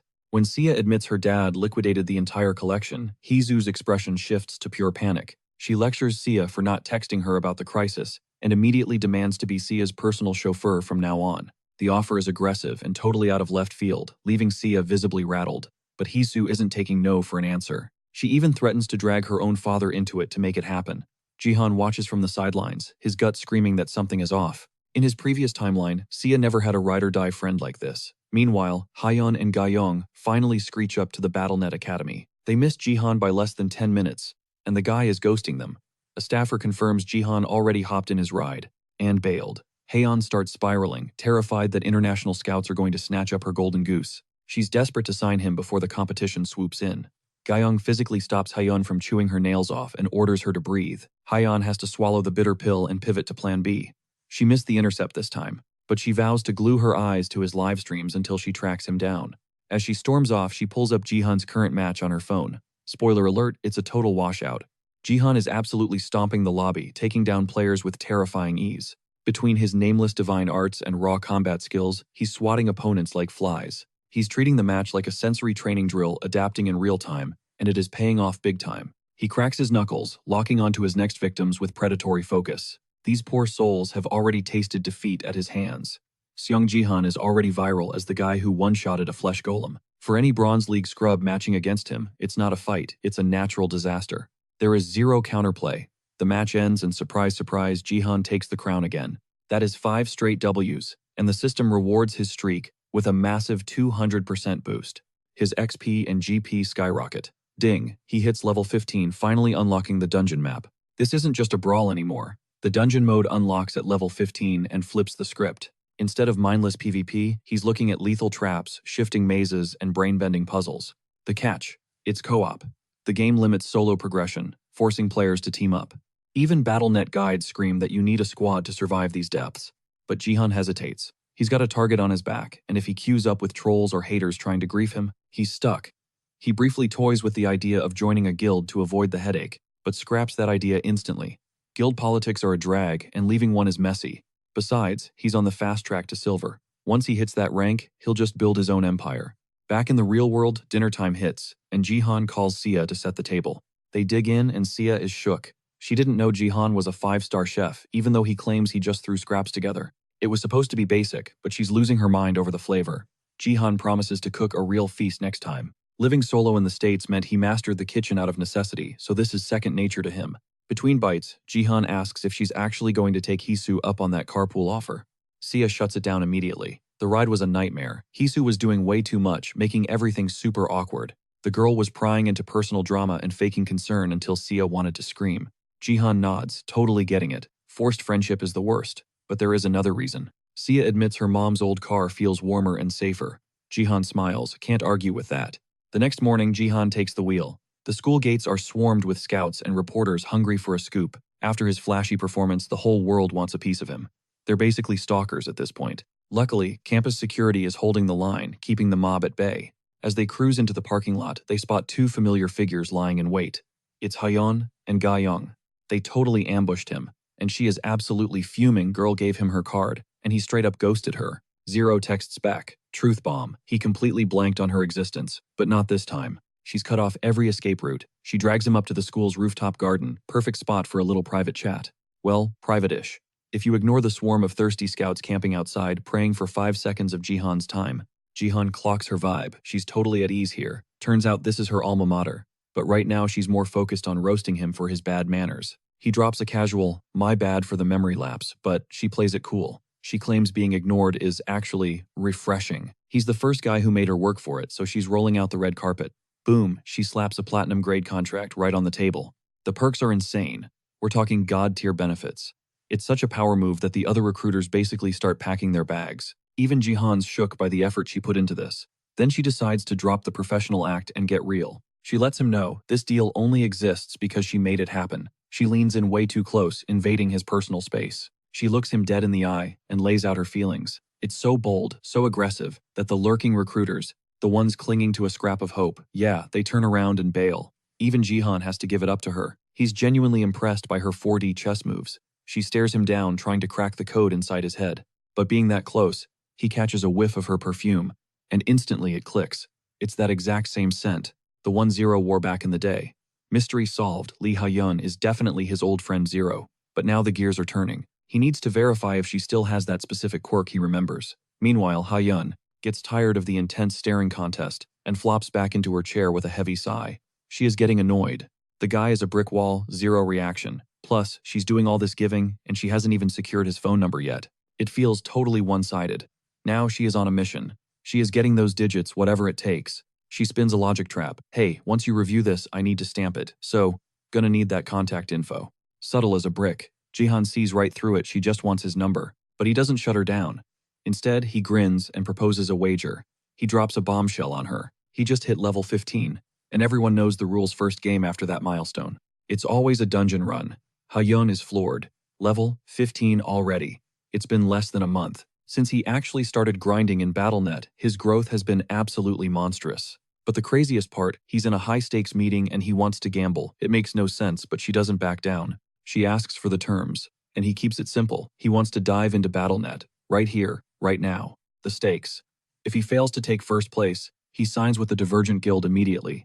And yes, she gets the number. It sounds suicidal. Everyone knows there's a massive target on his back the second he decides to solo queue into his first dungeon raid. No guild, no backup, forcing the system to match him with a squad of randoms. For Haeyeon, the deal sounds terrifyingly good. It sends shivers down her spine that he can casually drop an offer like that out of thin air. She doesn't back down instead, asking what the catch is if she loses. His price, surprisingly simple. It is the final puzzle piece he needs to lock in her identity. He looks her in the eye and demands to see her status window. One look, and he will know if she possesses the legendary gift of nurturing, the same power held by Zero. Right now, that gift is considered trash tier, just a basic XP buff, making it something most players would die of embarrassment before showing. Her flustered reaction basically screams that he is right, but he needs visual confirmation to trust his gut instinct. Exactly as predicted, she reluctantly shakes on the bet, dropping a warning that he better not come crying later. Since he is diving into BattleNet right now, she suggests moving to a gaming pod, but he waves it off. He jacks into BattleNet, instantly firing up a BattleTube livestream for the world to see. Boom, he spawns directly into the Conqueror's tomb. This is a nightmare difficulty dungeon, the resting place of the legendary Conqueror, teeming with waves of diverse mobs. No complex puzzles, no confusing mazes or traps here. But do not get it twisted. There is a reason this place is rated so high. The only clear condition: every single party member has to survive until the bitter end. That means your teammate RNG is literally a matter of life and death as Jihan steps into the instance. His random squad materializes beside him, and at first glance, these guys actually look pretty solid. They clock who he is instantly. Judging by their matching gear sets, they are a pre-made guild party, and their loadouts are top tier.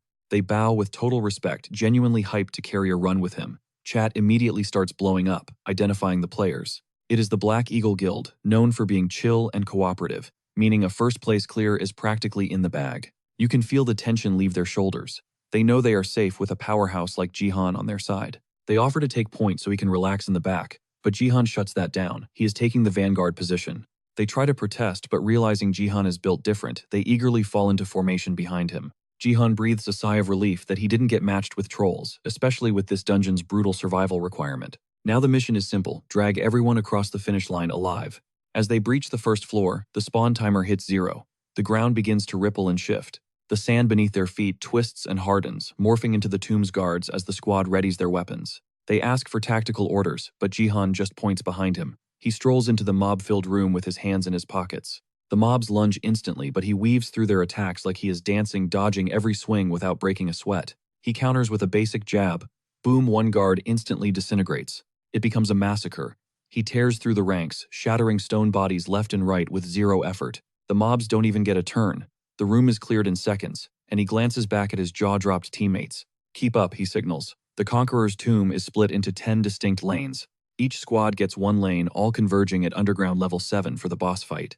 Jihan's crew is on lane 8, and they are absolutely speedrunning this, already smashing their way into level 3. His teammates are basically on a sightseeing tour. They have heard rumors about Jihan's power level, but seeing it in real life, it is humbling. He is popping the soldiers' rock-hard heads like they are made of wet tissue paper. He carves a path without even drawing a blade. Not a single weapon used. This output is way above Bronze League specs. As he bulldozes through the map, a familiar notification pops up on stream. It is that annoying user Takeda spamming chat to check DMs for a massive donation. The guy's syntax is super weird, creeping out the entire chat. It is obvious he is trying to poach Jihan for the Japanese server, whatever the price. The chat goes into meltdown, begging Jihan not to abandon Korea, especially after the tragedy with the Sword King. Luckily, Jihan isn't going anywhere. He slams the banhammer on Takeda for the cringe recruitment attempt. They wrap up level 3, while the other squads are likely still wiping on the first floor. One teammate tests a mob's corpse with his sword. The thing is hard as titanium. Yet Jihan is pulverizing them with bare knuckles. But as the warrior inspects the shattered remains, a system message flashes before his eyes, freezing him in place while the rest of the team marches deeper into the abyss. The squad's mage starts apologizing profusely, feeling guilty for letting Jihan do all the heavy lifting, but honestly, Jihan couldn't care less. At this stage, he is just relieved these guys aren't trolling him like the usual toxic randoms he gets matched with in public queues. They descend into level 4, and at first glance, it looks like a straight shot down the hallway. But Jihan scans the corridor with a practiced eye. Suddenly, a system notification pings for another player, and they freeze staring at the screen in total shock. But Jihan isn't looking at them. He is focused on the Swiss cheese holes riddling the walls and floor. It is obvious this entire hallway is one giant death trap. Normally, the Conqueror's tomb is totally trap-free, which means the system decided to dump every single snare in the dungeon right here. Unfazed by the danger, Jihan turns to the group and suggests they pick up the pace and blitz through the zone. Once again, he steps up as point man, warning the crew to watch his 6 as he charges into the gauntlet. But the moment his back is turned, the archer and the warrior silently draw their weapons. They aren't aiming at the monsters. They wait for him to move, preparing to end their own lives the second he is distracted. The message. Another dirty trick from the Sword King family, to crash Jihan's run. Their goal is simple: force the teammates to self-delete without detection, which triggers an instant mission failure for Jihan. Every member of the Black Eagle Guild just got hit with the exact same dark quest, from the very same Takeda, who just got banned from Jihan's livestream chat. Originally, the recruiter wanted to be subtle, but now he is desperate, throwing cash at the problem to force a loss. The trap is sprung. Now we have to wonder how Jihan can possibly dodge a checkmate, when his own teammates have been bought and paid for to ensure his downfall. On top of that, these sleeper agents aren't going to make a scene. The second Jihan engages the traps, the mission fails instantly. It is a flawless plan, and Takeda has this in the bag. Or at least he would, if a certain golden lad didn't decide to intervene. Jihan and the mage sprint into the danger zone and the dungeon responds immediately. Hundreds of arrows scream through the air. The mage frantically tries to cast a defensive spell, but Jihan is already 10 steps ahead of the game. He unleashes absolute territory, freezing the deadly barrage in midair like a glitch in the Matrix. The mage whips around to cheer with the squad, only to see the archer and warrior pressing their blades against their own necks. The mage screams for them to stop, and that frantic cry alerts Jihan to the betrayal happening behind him. In a fraction of a second, while the traitors hesitate from being spotted, Jihan activates Flashing Sky, Thunder Steps. He moves like a lightning bolt, crossing the distance before they can even twitch to finish the job. Smack. He knocks the weapons flying and instantly slams them into the floor, with force pinning them like insects. The mage rushes back from the trap room, panicked. Under pressure, the pinned players confess everything. They accepted a suicide contract. If just one of them dies, the entire raid is scrubbed instantly. The mage starts apologizing for his guildmate's greed, but our main character is just glad. He stopped the stupidity in time. But Jihan's instincts are screaming, it is not over yet. Suddenly, Jihan yanks the mage's hand aside with force, just as a lethal beam of light blasts from the mage's palm, barely missing his own head. The entire Black Eagle Guild took the bait. The mage, realizing what almost happened, screams in frustration, demanding to know how Jihan saw that coming. They had played it perfectly cool. There were 0 red flags. But Jihan had inside info from the MVP of the stream, Golden Light, who dropped a massive donation just to warn Jihan that his team was compromised. As a hardcore stan, watching the live feed, Goldie noticed something the players missed, the teammates, all reacting to a system prompt at the same time. He spotted the sender Sword King Family 989, offering a bounty of 1 billion won. Goldie knew he had to snitch immediately. Even though the donation alert cost 10 million won, Jihan is more fixated on the absurdity of the situation. Forget the beef the Sword King family has with him. Dropping 1 billion won on a single mission is financial madness. Even with their lives at stake, that price tag doesn't make sense. The conclusion is obvious: whoever sent this has to be a top-tier executive or someone with direct access to the Sword King's war chest. Burning 1 billion yen just to peek at a status screen, that is psychotic behavior. The question is, who has pockets that deep? The stream chat instantly connects the dots. Takeda. He is the only one petty and rich enough to pull a stunt this dirty, while dumping a fortune to do it. Realizing this, Jihan decides to rewrite the deal. He is not showing his status screen to anyone. He is moving the goalposts. 200,000 nah. He is locking that status screen reveal behind a cool 1 million subscribers. But don't get it twisted, the grind doesn't stop. His vow to dominate every single mission, that is written in stone. With a smirk, he grips his warrior blade and summons a special coil from his inventory. Honestly, this whole mess is a blessing in disguise, because Jihan was actually sweating about hitting 200,000 subs way too fast. But thanks to this drama, he is raking in the donations and the clout. Now armed with the F-grade rope of restraint, it is punishment time for these snakes that got stuck on his team. He hogties the whole squad together like literal cattle, and hauls them across the dungeon floor like trash bags. Problem solved. With the deadweight secured, they cruise straight to the 6th level, right on the doorstep of the Emperor's room. But the vibe here is off. It is crawling with way more tomb guards than the previous zones. Jihan peers into the abyss, catching hundreds of glowing eyes, daring him to take another step. But rewind a sec before they reached this hellhole. Jihan was mercilessly dragging his teammates, and to keep their whining off the stream, he used force to literally seal their lips. While he was trussing them up, one guy tried to flex, claiming Jihan was starting a war with their guild. Please. The Black Eagle Guild wouldn't touch trash trolls like these guys with a 10-foot pole. Then for the cherry on top.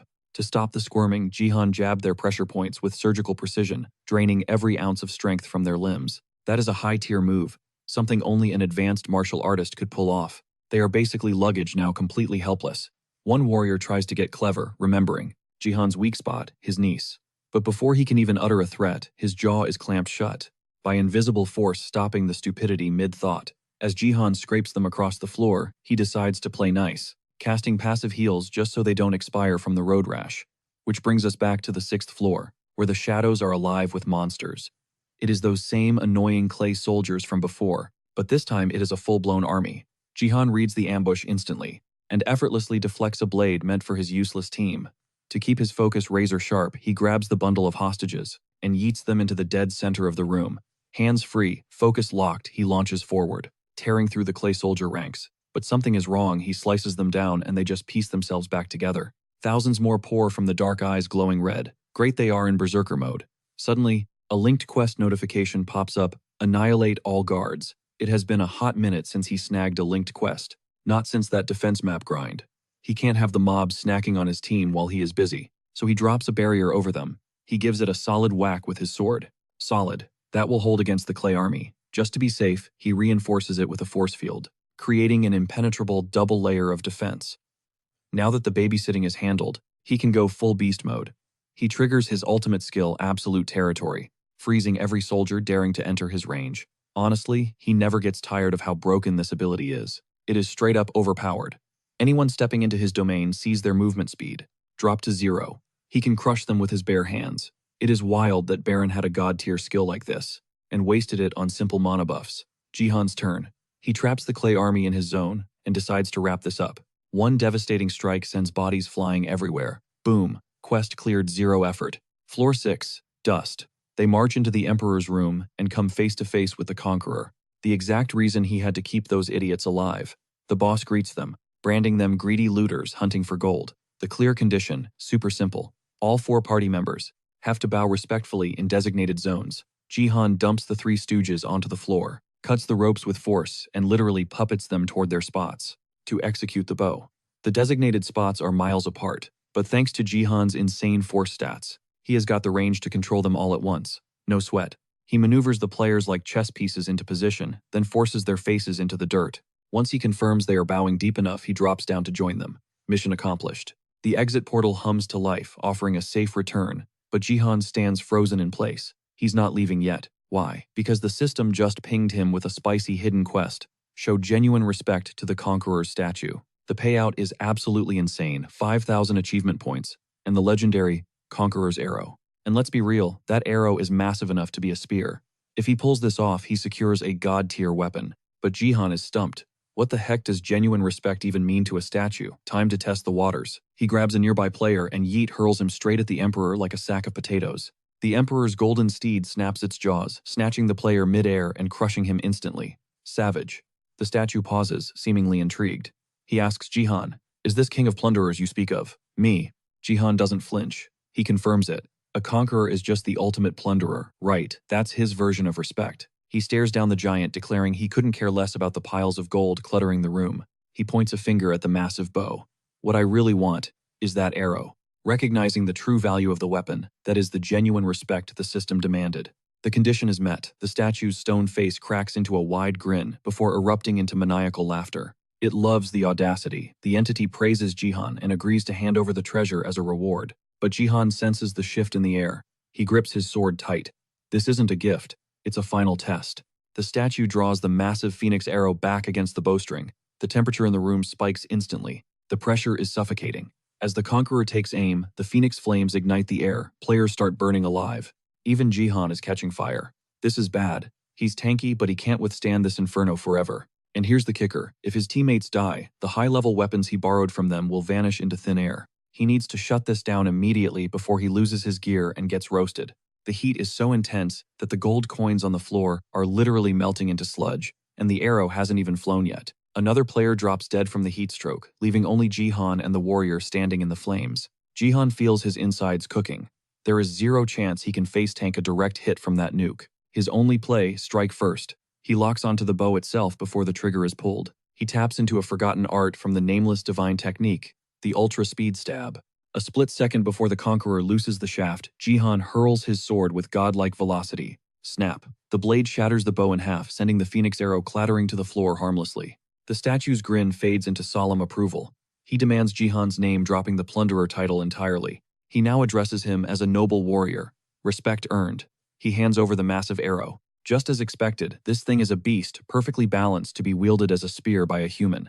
The statue fades, promising they will clash again on a more honorable battlefield somewhere in the vast battle net. Challenge accepted. But until then, Jihan has a shiny new toy to dominate the competition with. While Jihan admires the loot, the livestream chat is blowing up about that bow-breaking move. Even in slow-motion replay, it was invisible. The ultra-speed stab isn't just fast. It is instantaneous point precision. A frame-perfect strike with a needle-thin blade. Pulling this off proves his mastery over the nameless divine arts is skyrocketing. The first time he tried this, it nearly drained him dry. Now it's becoming second nature, cleaner, and far more stable. At this rate, he's on the verge of unlocking the fundamental martial forms. Hidden quest cleared. Plus, the Conqueror's acknowledgement gives him a free pass to skip the hellish 7th floor trials. With that pass secured, he has no use for dead weight anymore. Specifically, the guy who stabbed him in the back. He strolls over to the warrior, who is barely recovering from the heat wave, completely defenseless. No mercy. Jihan tests his new spear one thrust and the traitor is deleted from the server. Game over. Jihan spawns back on the school roof. The crowd is silent, having streamed the whole raid. All eyes are on that spear, an S-tier drop from a bronze dungeon unheard of. He turns to his friends. Jihan flashes a smirk at Haeyeon and Guyong. First place just like I promised. The bet is won. Time to pay the piper. Haeyeon flinches, realizing she has no choice but to flash her status window. Jihan thinks she's trying to flake on the bet, but nope, she's actually terrified of that massive spear looming behind his back. The weapon radiates such suffocating pressure that Ga Young's hand drifts to her sword, pure survival instinct kicking in. Swallowing her pride, Haeyeon opens the window. One look confirms everything Jihan suspected. Jackpot. She has the fostering gift, the ability to buff other players. Ga Young watches nervous sweat beading on her brow. Haeyeon looks like she wants the floor to swallow her whole. She absolutely loathes talking about this ability. Imagine dropping a fortune on tuition only to roll a garbage support skill. She's been questioning her entire existence at the academy. That explains why she trashed the school every chance she got. But the irony, she has to expose her useless talent right here on campus. Jihan stays silent, face unreadable. Haeyeon glances up, bracing herself for ridicule. Instead, she catches a smile. She assumes he's mocking her, but he drops a bomb. I'm actually happy about this. Smooth as silk, he whips out his phone. Give me your number. Haeyeon blinks, reminding him she only lost the bet, not her privacy. He insists. Just the digits. She snaps back. It's on the business card I gave you. Oh, that I lost it. Brutal. Basically admitting he tossed her info in the trash because he had zero interest before. But now he's thirsty for the contact. Haeyeon can't shake the vibe that he's just messing with her head. Her ego is taking a beating, but she folds.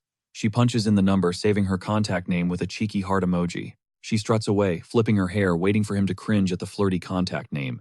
Instead of getting flustered, Jihan just chuckles. I'll call you. No blush. No stutter. That nonchalance is the final nail in her pride's coffin. She wants to scream but barely keeps it together. Cut to the classroom. Seiya is glued to the screen, watching her uncle's debut dungeon run with the squad. The class is losing their minds over his power level.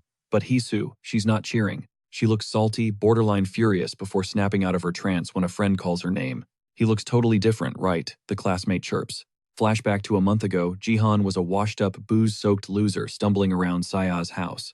Now, total glow-up. He's a powerhouse, making girls swoon. Seiya wipes away a happy tear. Her uncle finally became the legend she knew he could be.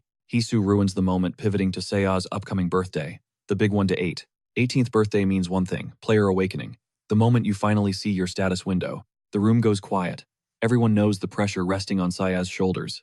BattleNet Academy kids grind for years just for this single moment of truth. The gift room is the holy grail of this school. It's judgment day for their potential. Whispers start circulating.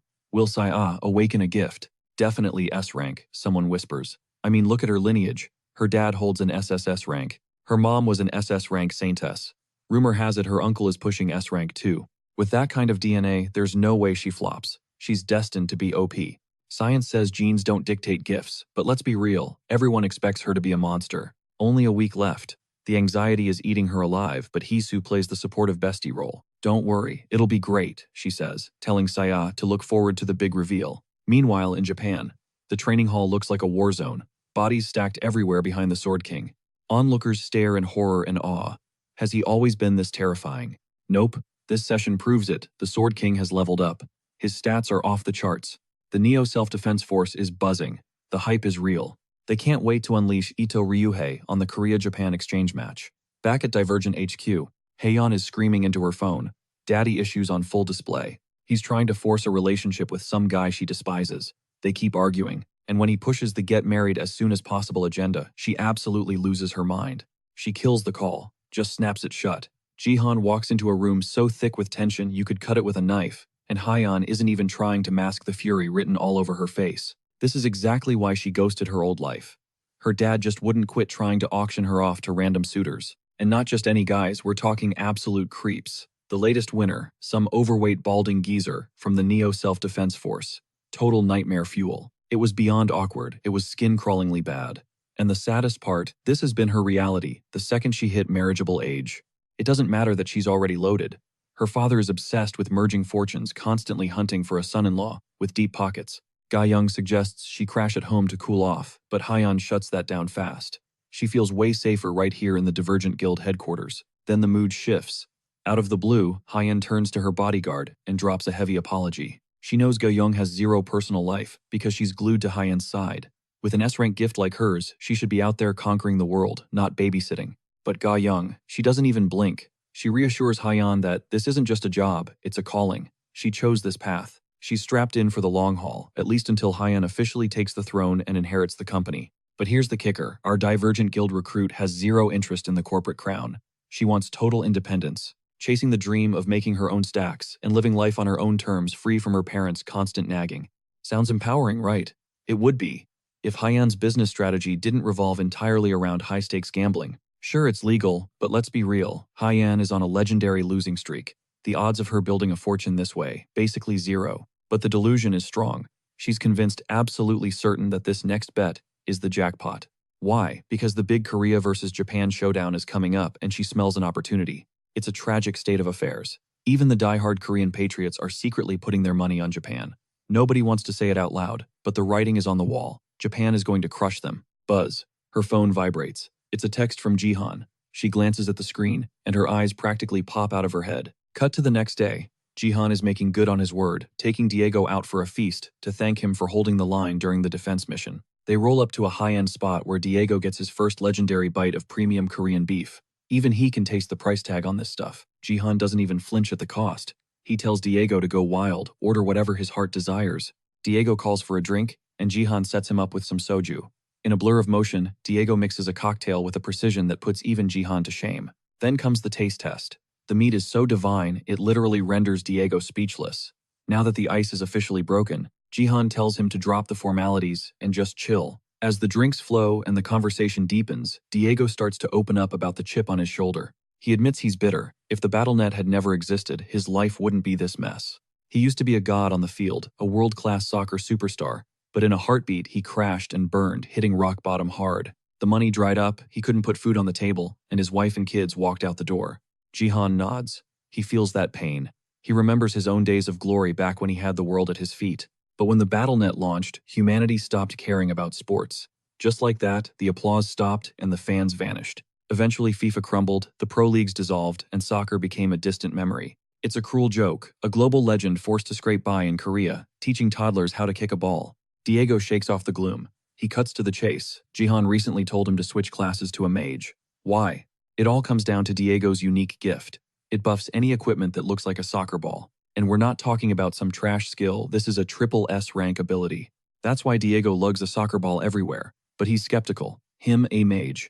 His mana stats are garbage, so how could that work? To prove he's serious, Jihan summons a special item he snagged just for this moment. Behold the Arachnus Orb. It's a B-rank magical artifact from the spider tribe, completely encased in webbing. That webbing makes it super elastic.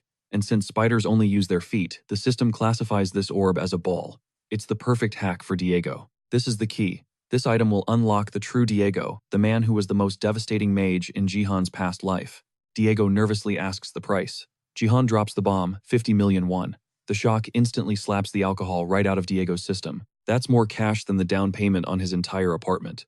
In his current state, Diego wouldn't see that kind of money, even if he scrimped and saved for a decade. But Jihan isn't finished. He smiles and pushes the orb across the table. It's a gift. And he's not stopping there. He plans to bankroll Diego completely. The fallen soccer star is stunned into silence. But there's a catch, or rather an invite. Our MC wants Diego on his squad when he launches his own guild at silver rank. Diego casts a skeptical look. Does Jihan actually have the bankroll for a play this big?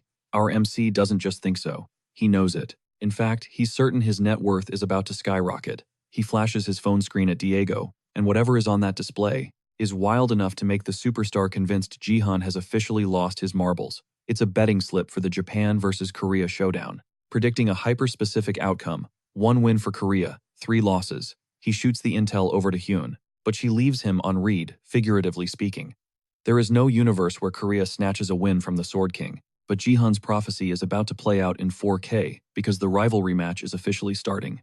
Diego still can't wrap his head around Jihan's 1-win theory. It feels statistically impossible. It's not that he's disrespecting the Korean squad, it's just that the Sword King is built different. He's a raid boss, capable of soloing an entire team without breaking a sweat. Jihan gets the doubt, but visual proof hits harder than an explanation. He grabs the remote and flicks on the screen next to their booth. It's showtime. The international brawl kicks off and the victory conditions are brutal. One team has to completely wipe out the opposition.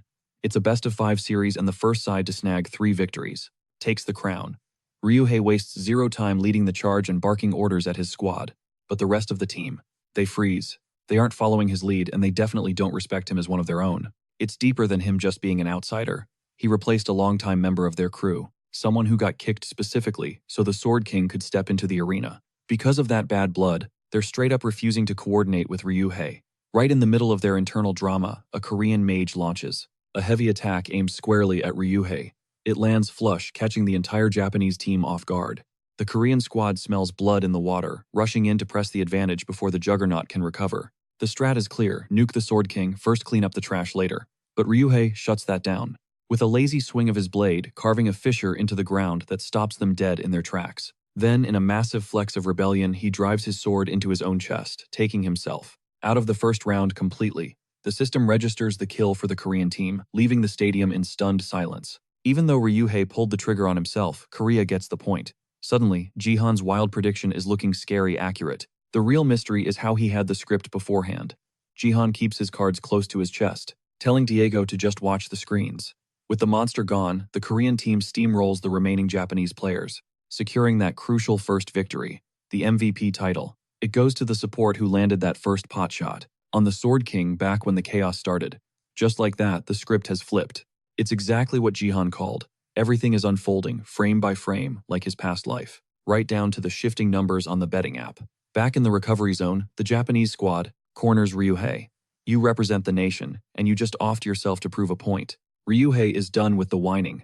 He calls them amateur trash, with zero professionalism. He realizes now why they stay losing to Korea, and he's over it. He doesn't care about their clique or their feelings.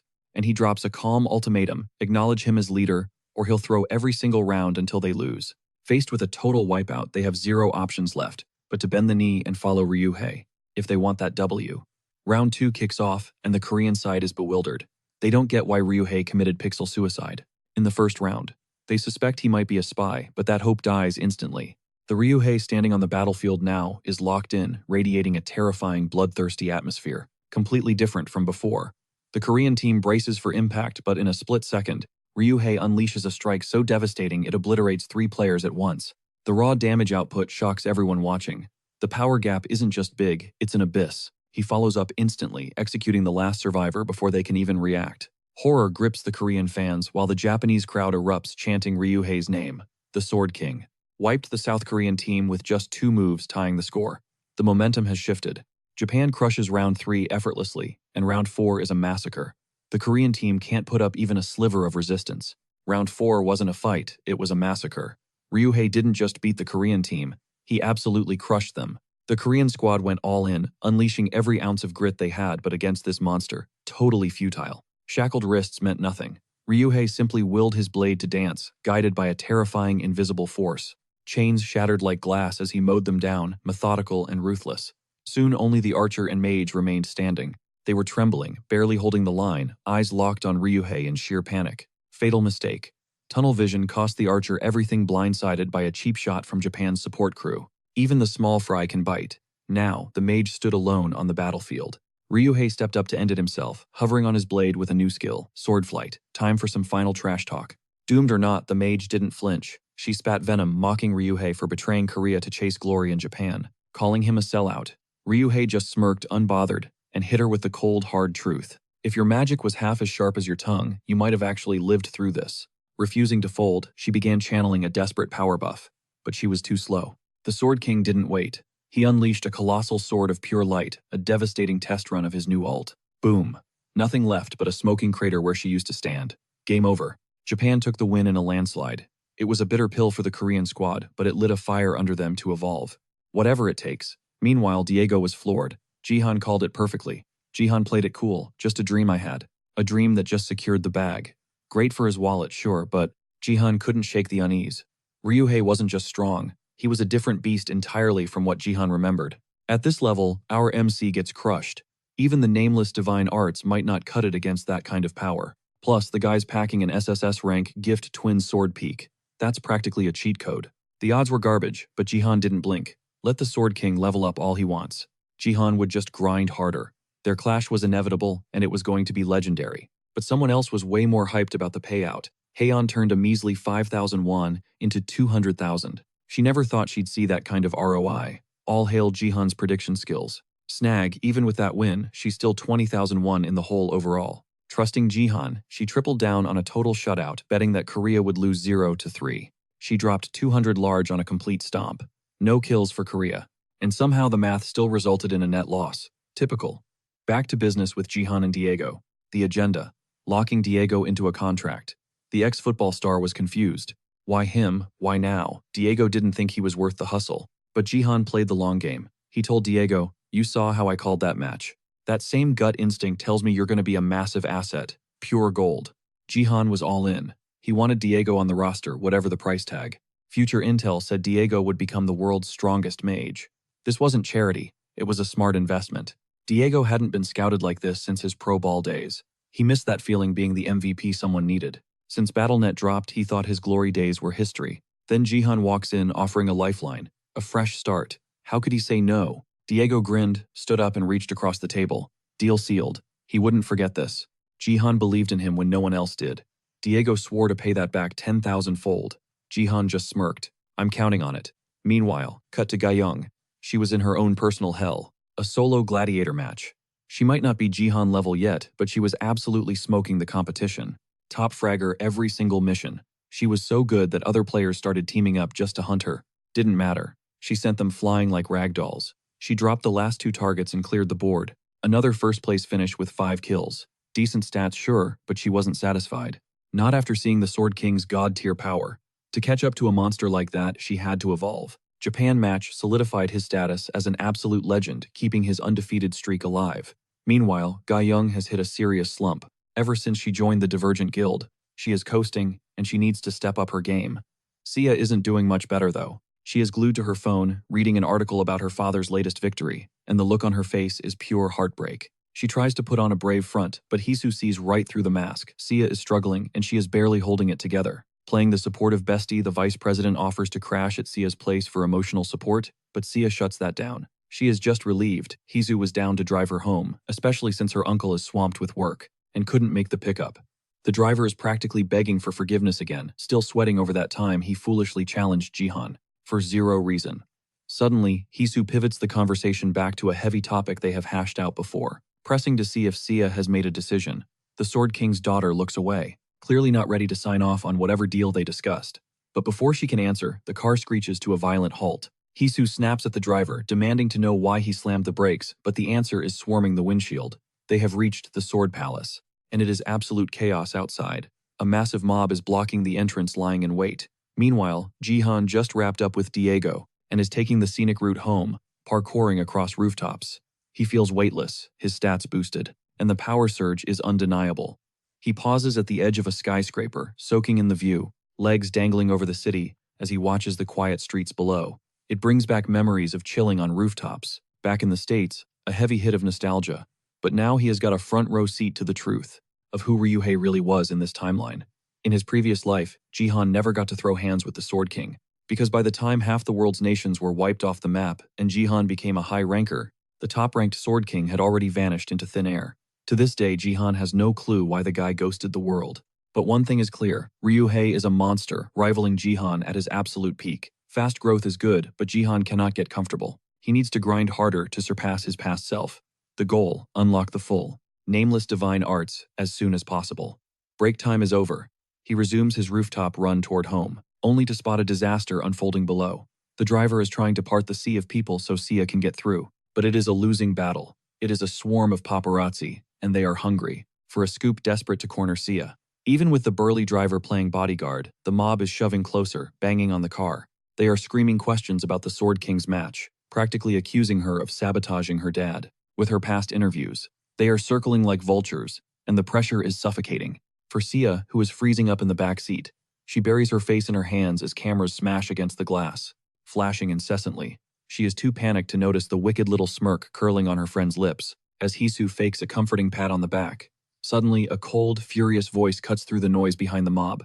It is Jihan. He bulldozes through the crowd, shoving reporters aside like ragdolls to clear a path to the car. The press doesn't back down, though. They immediately switch to victim mode, accusing Jihan of assaulting innocent journalists who are just doing their jobs. They taunt him, claiming he doesn't care about his reputation. Big mistake. He cares a lot.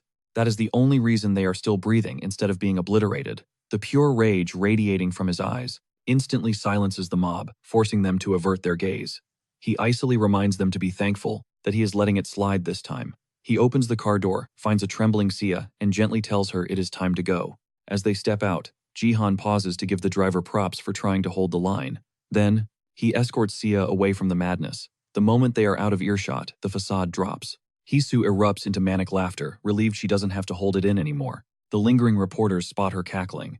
This isn't just a random girl. She is the heir to South Korea's media empire. It is tragic what Sia is going through, but Hisu just smiles silently, signaling that the poor girl is officially finished. At the same time, Ryuhei is on live TV, dropping a bombshell. He claims he has no daughter.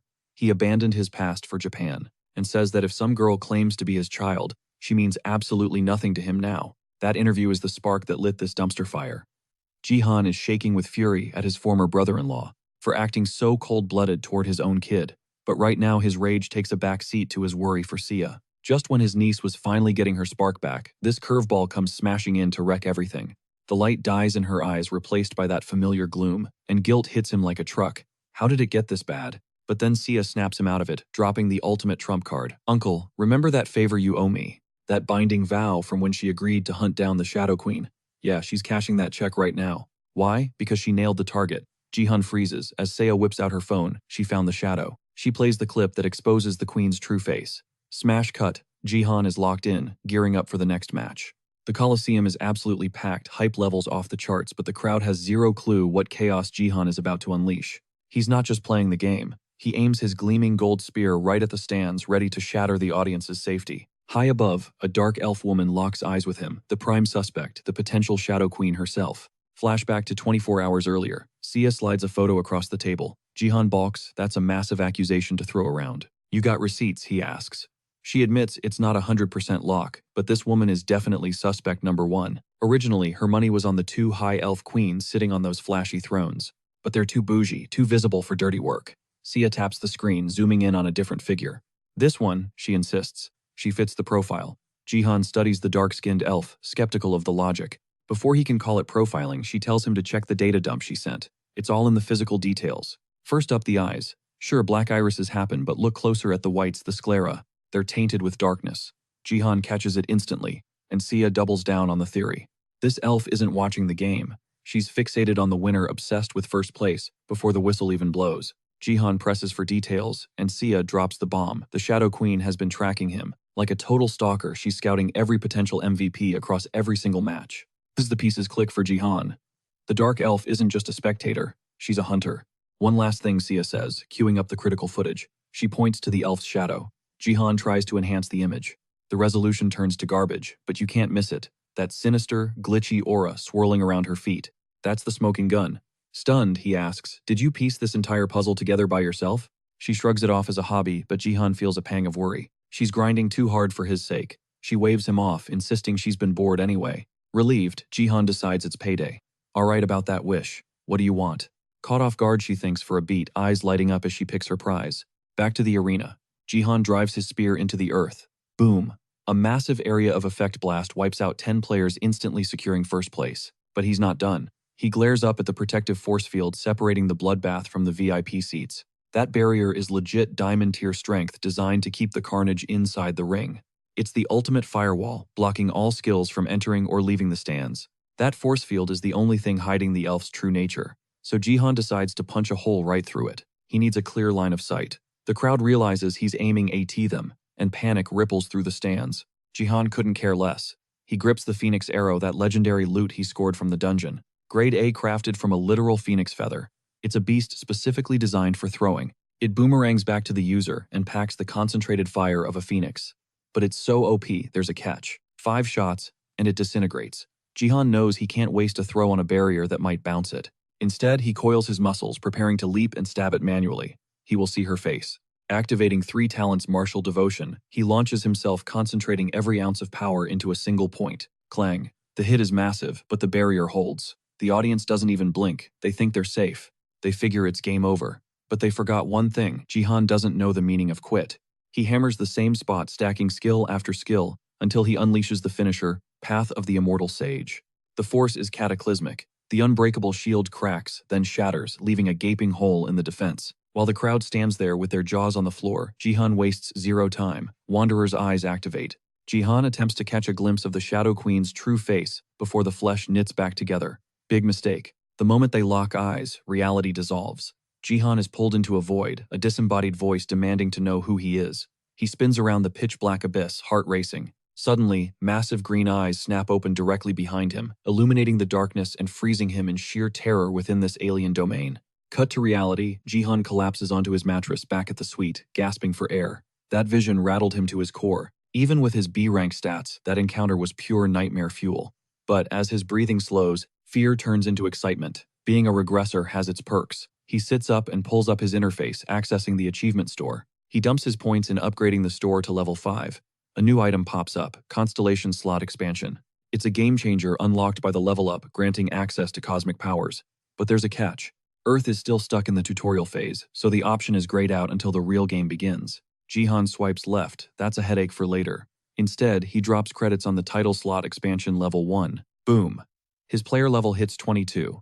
Checking the status window, he sees he's only 3 levels shy of hitting silver rank. But let's be real, with his martial force stats and titles, he's already crushing silver tier power levels. The second title slot is strictly strategy. He's prepping for the martial god successor class he's about to unlock. Once his martial power hits 30, he secures the nameless divine arts. That skill tree links him directly to the martial god, cementing his status as the successor. He mastered this in his past life, and he's dead set on reclaiming that power. It's the only way he survives the inevitable showdown with that guy, a monster who is currently leagues above him. Scene change. Jihan and Sia are house hunting. The realtor brings them to a prime spot in the heart of Gangnam. We're talking luxury penthouse killer river views and right next to the elite school district and transit hubs. The agent hypes up the 2,000 square foot floor plan, convinced it's plenty of space for the two of them. But Sia looks claustrophobic. Jihan catches the vibe instantly. He realizes that going from the massive sword palace to a standard luxury condo feels like a massive downgrade to her. As Jihan watches the sunset paint the room orange, it clicks. This isn't about square footage. She's desperate to escape the sword palace, because every corner there screams of her traitor father, Yoon Sojin. The memories are suffocating her. Meanwhile, the agent keeps yapping about the great deal, totally missing Sia's distress. She's shutting down, looking anxious. Jihan steps in, cutting the guy off. He tells the realtor they need way more space. He drops the info that Sia is awakening as a player soon, and a future connector needs a fortress, not just a flat. The realtor pivots immediately, taking the request seriously. He softens his tone with Sia. While hyping up Jihan as the reliable guardian figure, Jihan brushes off the flattery, playing it humble. Turns out the guy isn't just a salesman, he's a legit stan of Jihan. But it goes deeper. The realtor reveals he used to work at the Sword Palace. After her grandfather Yoon Segion quit, the guy was genuinely worried about Sia's future. Seeing her safe with Jihan, it's a relief. The genuine kindness breaks Sia's walls, and she starts tearing up. But then the mood shifts. The realtor innocently mentions he hopes she gets a killer gift. Unintentional pressure. Jihan knows the media spotlight on Sia is blinding right now, especially after the Korea-Japan match. Everyone expects a prodigy. The tragedy, Sia is destined for an F-rank gift. When that drops, the public love will turn toxic. The disappointment will crush her. They'll use her failure to attack her for her father's sins. Jihan clenches his fist. He won't let that happen. He vows to shield her from the vulture paparazzi. Cut to Kim Hee-soo, Sia's bestie. She's the heiress to the Taiwan daily media empire, currently giggling into her phone. Total snake move. She leaks Sia's birthday to a reporter, promising them an exclusive ambush interview at the school's gift center. She hangs up, looking pleased. A guy on the sofa sneers, calling her a sellout, fitting for her media family. Hee-soo rolls her eyes, telling him to get lost, but he's not moving until he gets a piece of Sia too. He asks the real question, why the hate? What did she do to you? Hee-soo's mask slips. Pure arrogance. Without BattleNet she's nothing, she spits. She doesn't belong in my league. The guy just grins, asking for the interview details. She flashes that toxic smirk, claiming it's all for the family's sake. But let's be real. If Sia pulls a trash gift, she's ready to bury that girl under a mountain of pressure.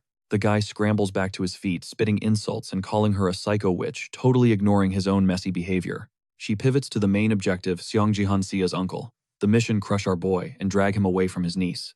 Just so Kim Hee-soo can secure her exclusive scoop. He marches up to her desk, still hurling trash talk at her character, but promises that Jihan is nothing but a bug to be squashed. He brings up their little deal, which finally pierces through her massive ego. She sneers, calling him a cheap third-rate thug, but then gives him the green light to do whatever the hell he wants to Sia. That's the trigger. He cracks his neck, adrenaline spiking as jagged red lightning starts crackling around his body. Cut to Seoul Gangnam BattleNet Academy. 14 hours until Sia's awakening. Kim Hee-soo is clinging to her like a parasite, desperate to lock in that interview.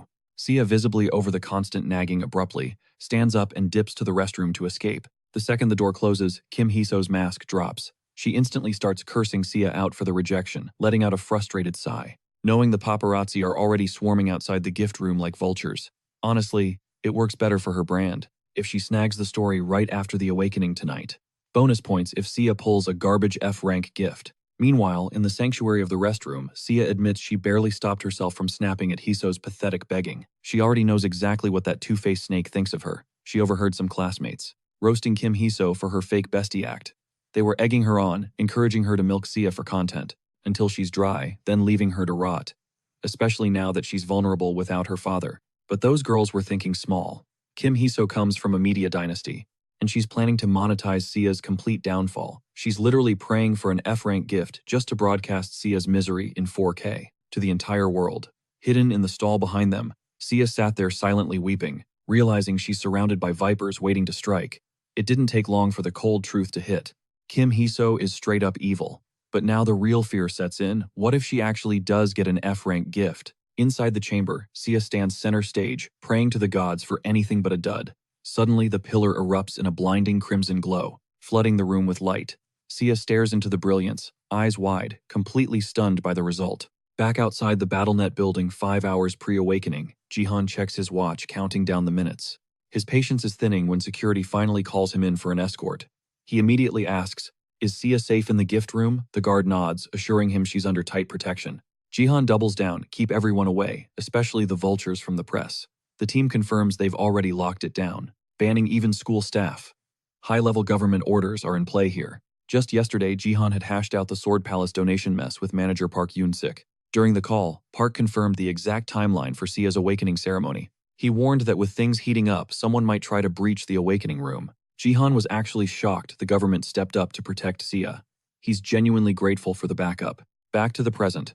Security leads Jihan to the gift room gates and gestures for him to take a seat in the waiting area. Jihan thanks the detail planning to debrief with them after midnight. As he settles into the chair, a wave of anxiety hits him. What will her gift be? He shakes it off. It doesn't matter. This time, he's here to shield her. Choosing optimism, he clutches a lucky pendant he brought for her, grounding himself. Sun down.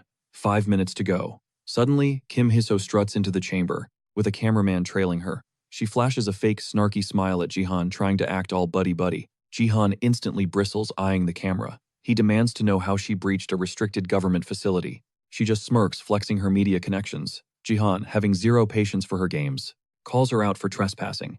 She counters smoothly, claiming she has official school business. Then she drops the act, she wants the interview. Jihan shuts that down immediately. Not happening. He's taking Sia straight home. He shoots a glare so terrifying the cameraman starts literally shaking in his boots. But Hiso won't back off. Jihan steps up, making it crystal clear, try anything funny, and there will be consequences. She feigns fear with terrible acting, whining that she can't fight him physically, but she can definitely destroy him with a headline. Our boy Jihan, sitting at level 27, gets completely blindsided by a mystery level 50 thug while trying to protect his niece. The twist. This level 50 goon is the same guy conspiring to kidnap Sia, and he just launched a charged-up sucker punch right at Jihan. Meanwhile, inside the awakening chamber, the moment of truth arrives for Sia. She collapses to her knees as her worst nightmare becomes reality. Fate deals her a cruel hand, an F-rank gift called Late Bloomer. Tears well up as her hope instantly evaporates, leaving her hollow. Back outside, Jihan takes that massive hit directly to the back of his skull. But instead of face-planting into the concrete, veins bulge across his forehead. His pupils ignite with a supernatural glow as he glares back at the ambusher with absolute unadulterated rage. The thug's attempt to one-shot Jihan failed for one simple reason. He talked trash about Sia, and that flipped Jihan's kill switch. The attacker is actually stunned that Jihan tanked a sneak attack like it was nothing, but before he can process it, Jihan charges him head-on. The assault bounces off though. Jihan realizes this guy is rocking the stone skin ability. Impressed that Jihan identified the skill, the goon swings back, trying to shatter our MC's confidence. Kim Hiso watches from the sidelines, smirking, convinced her bodyguard has this in the bag. She thinks she's winning because her guy is throwing flashy punches and running his mouth, while Jihan stands there silent as a statue. But the second the attacker overcommits with a wild swing, Jihan steps in and tanks the hit with his raw durability. Boom! Jihan counters with a jaw-shattering uppercut that launches the guy skyward before he can even finish his insult. While the thug is still airborne, Jihan manifests a telekinetic hand, snatching him by the hair and leaving both him and Kim Hiso paralyzed with shock. Jihan isn't just winning. He plans to brand a seal onto this guy to make sure he never plays the bully role again. He uses the phantom hand to whip the attacker's body straight at Kim Hiso. She screams in terror as the battered figure crashes at her feet. looking like a mutilated corpse right on the pavement. Inside the chamber, Sia is still slumped on the floor, defeated. She fights back the tears, realizing that crying alone is useless, but grieving with Jihan might actually help her heal. She drags herself toward the exit, terrified she won't even survive the bronze rank with a garbage F rank ability. Her gift, Late Bloomer, has a vague description promising potential eventually, which honestly just ticks her off more. But as she steps outside, her disappointment morphs into pure shock. Jihan is standing there, clutching a handful of hair, while the attacker lies on the ground, twitching in fear. Sia stammers asking what happened, and Jihan casually shrugs, claiming the guy got exactly what he deserved.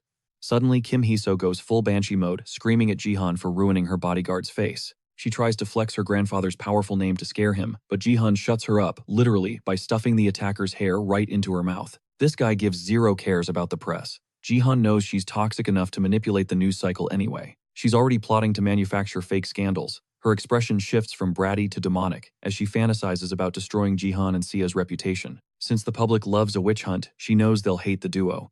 With the Sword King already fanning the flames of defamation, her job is easy. Jihan sarcastically wishes her luck, basically telling her he's leaving her to rot in the mess she created. As Jihan and Sia walk away from the scene and the fake news storm Kim Hee-so is brewing, he engulfs his hand in roaring flames. But Kim Hee-so's ego is bulletproof. She yells that the only reason he can even talk to her is because of BattleNet and Yoon Sejeon's influence. Jihan realizes this girl has zero self-awareness and doesn't know when to fold. So he traps her in a ring of fire and triggers a blinding explosion, giving her a terrifying simulation of what happens if she ever tries to touch them again. Later in the car, a worried Sia asks if it was smart to brutalize Kim Hee-so, considering her family owns Taiwan Daily, the biggest media conglomerate around. Jihan just clicks his seatbelt totally unbothered and tells her to chill. He explains that a massive corporation isn't going to target a rising star like Sia, just because the president's granddaughter threw a tantrum. Sia looks at him, totally awestruck by his confidence. Changing gears, Jihan asks about her ability. She admits she got Late Bloomer, but Jihan already knew that. Before she can spiral into depression, Jihan pulls up his own status window. It's the first time he's shown anyone, and Sia is stunned to see he also has an F-rank gift, the Wanderer's Eye. She asks how he's so OP, and he points to his unique stats, martial power and force. He digs into his pocket, explaining that these game-breaking stats are unlocked by meeting secret conditions. Jihan drops the truth bomb. Her gift rank is irrelevant if she unlocks the right unique skills. As Sia's brain tries to compute this, he reveals a golden monocle with a wing emblem, a legendary item that's going to fast-track her path to glory. Before the timeline reset, China's Jin Yuhua held the world rank 2 spot with that exact same gift, Late Bloomer. Jihan had regretted Sia's original death deeply, because he knew the very gift that depressed her actually held god-tier potential. Back in the present, the monocle reveals that her gift evolves if she grinds in BattleNet games. Right now, it's just disguised as a useless F rank. The catch, she has to grind through daily games non-stop. But the payoff is absolute insanity, a permanent 100% boost to her natural stat growth. Sia stares totally floored by that god-tier potential.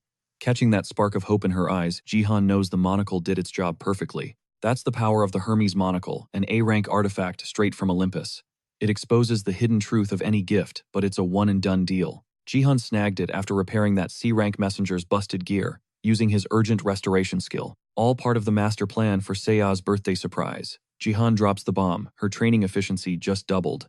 Once she ranks up and that 100% growth kicks in, she'll be leaving every other player in the dust. Overwhelmed, Sia looks at him, needing to hear it one more time. Is this gift actually legit? Jihan doesn't hesitate. He doubles down, promising she'll unlock that rare effect he hyped up way sooner than expected.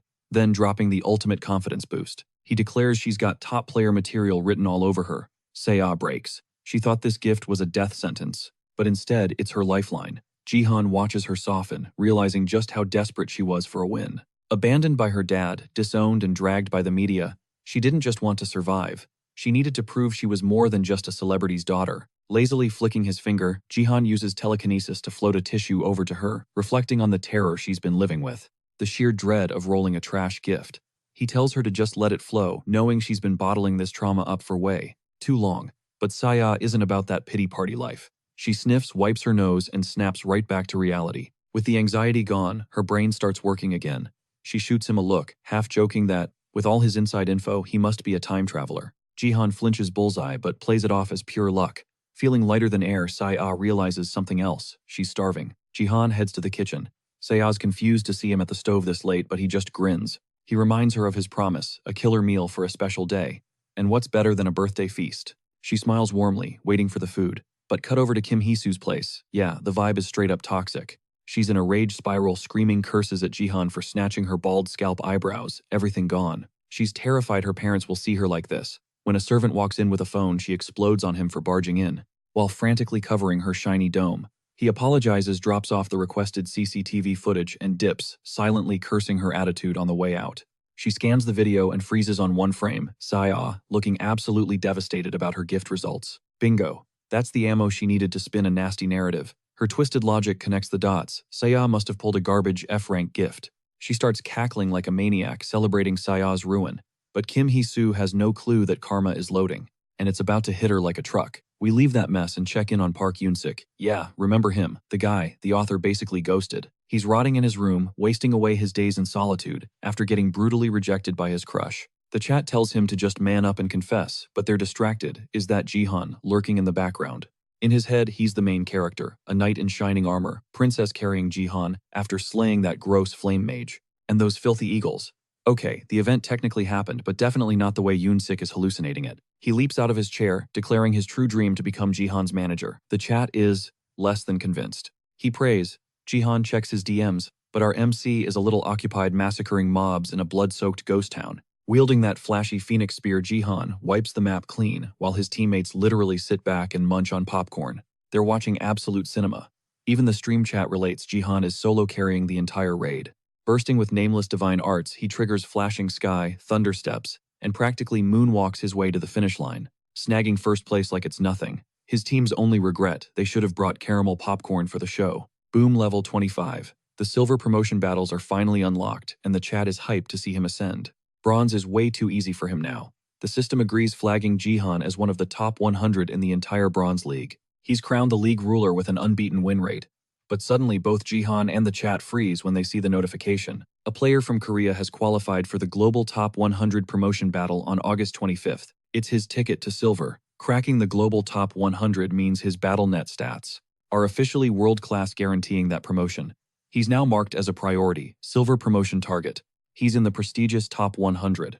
But there's a twist to this elite bracket. The kicker, the promotion match is a battle royale. 100 elite players enter, but the game only ends when one absolute victor stands tall. It's the ultimate stage to decide the true number one. The chat goes wild, and even Jihan scans the top 100 leaderboard, heart racing until his eyes lock onto the one name he was dreading. Baron Williams, the American juggernaut. Jihan knew he'd see him dominating the global bronze charts, but seeing it in bold print hits different. But this showdown is happening way sooner than the timeline predicted.